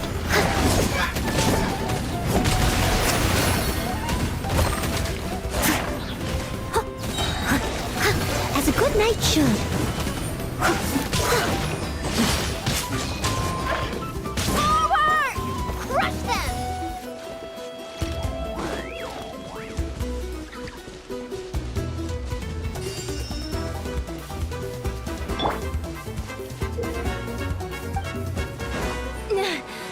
What is that thing? It's like it's draining the strength right from my body. Find a way to destroy it! Yeah! Amp it up! Power core! If this order's resistance is faltering, now's our chance! I'll catch up. Watch out! Time to testify.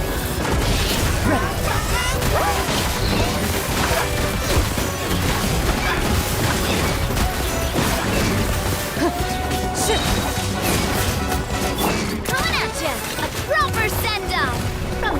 Steady as stone. Time to clean up.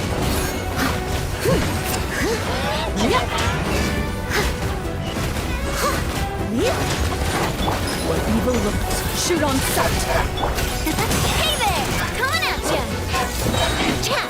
Fire! Well, You two! Time to end them! Get to work!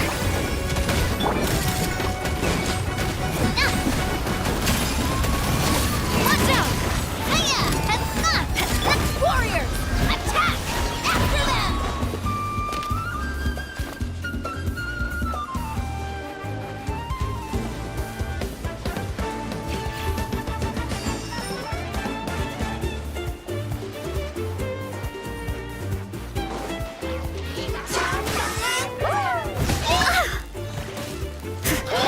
They still need me. Hey there! Now! Into the shadows.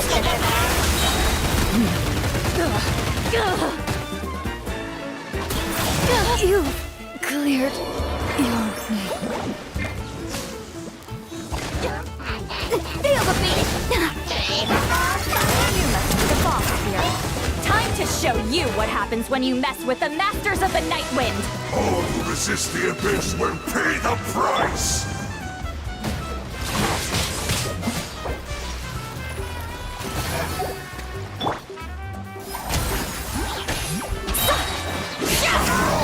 Laline, Beast Papa, get him! Ha!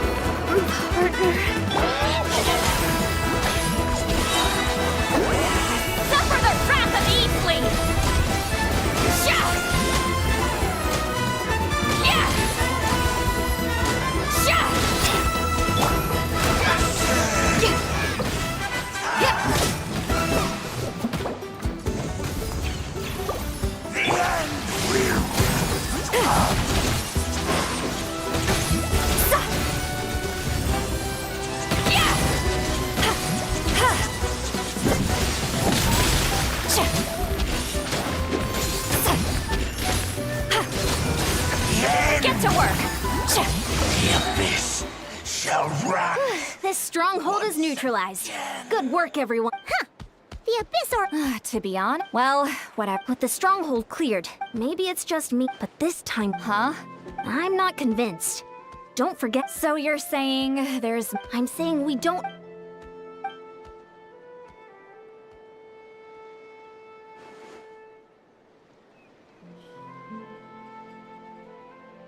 Paimon had a hunt, but you're right. Wait, you're leaving? But I was still to go ahead, you two.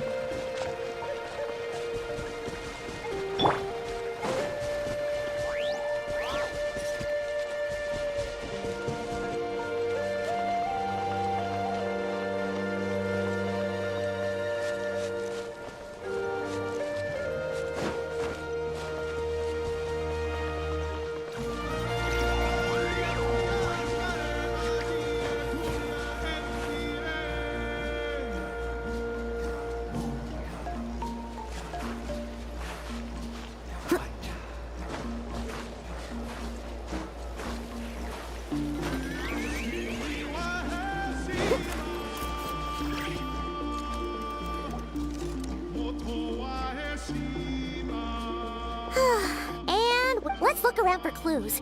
There's no time to waste. Oh, we've scoured the entire area, but still nothing. How the are we supposed? Huh. Oh, thank goodness!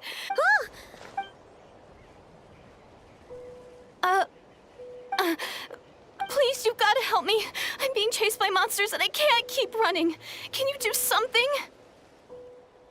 Yeah, where are they? Huh? They're almost here. This really isn't the time to be joking around. We're not. We're completely serious. But how? Ugh, there's no time. They're coming. We gotta run. What's wrong with that girl? Oh no! It looks like something... Quick, let's see if she's okay. What's wrong? Are you hurt? What was that? The monsters! They're right there! You need to get out of here. It's too dangerous.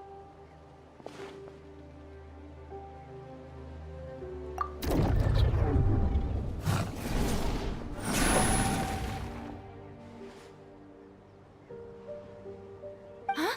Oh, now you finally see them. Well, it's about time. I nearly kicked the bucket. Great! Thank... Savior?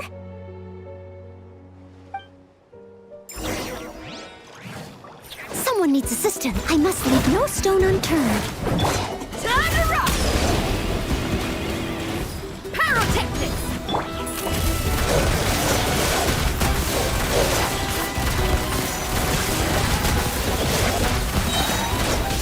Time to testify.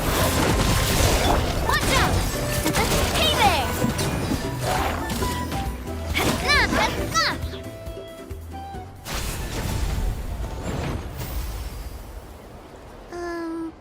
You done? You just looked like you were slicing in thin air. Kinda funny, actually.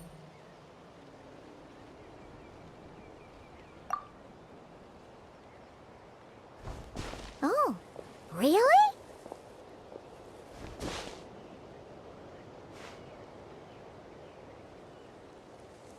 Sure.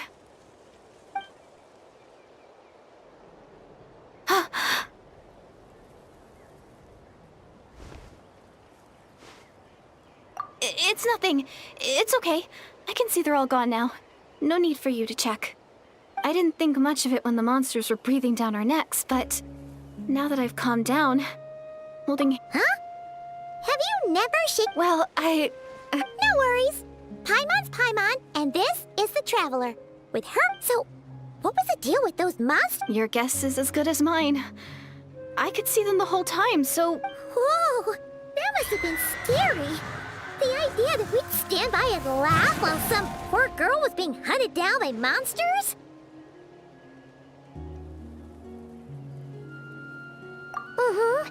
Don't worry, we aren't like that, but more importantly... It's nothing serious.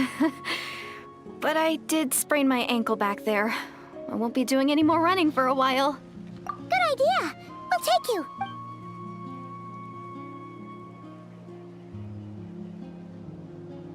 Phew, thank you so much. I'm gonna stay here. Yeah! A small village. Maybe all these trials. Huh. Oh, sorry. There was once a sage who passed through my village. The sage said that the day of disaster is almost upon us. So my grandmother... I've heard people talk about the savior since I was a kid. Growing up, it really made an impression on me. So when I saw... Oh, well, the trap... What? Everything... Oh, for goodness sake. There are gender requirements to be a savior? Really? Oh, of course. If it's... Who? Who is it? You have a brother? Please, can you take me to see him? Huh. Maybe. Huh? But... Sorry. Okay, fair enough. But since you're looking for him anyway, why don't we team up?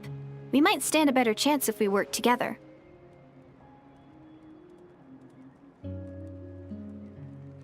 Yes, everyone says that the disaster is inevitable. But the savior will Do you really?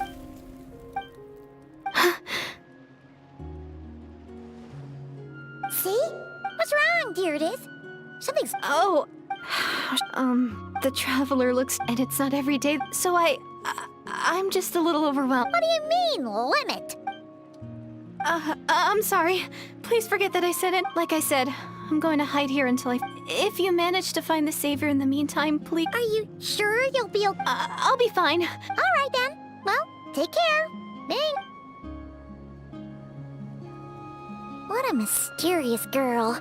But hey, at least anyway. Yep.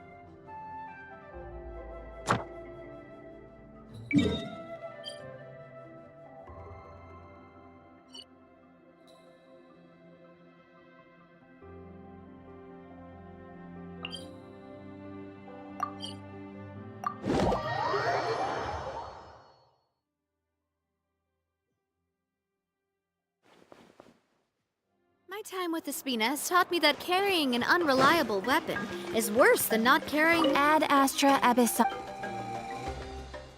Thank you for completing today. Ad Astra Abyssosk.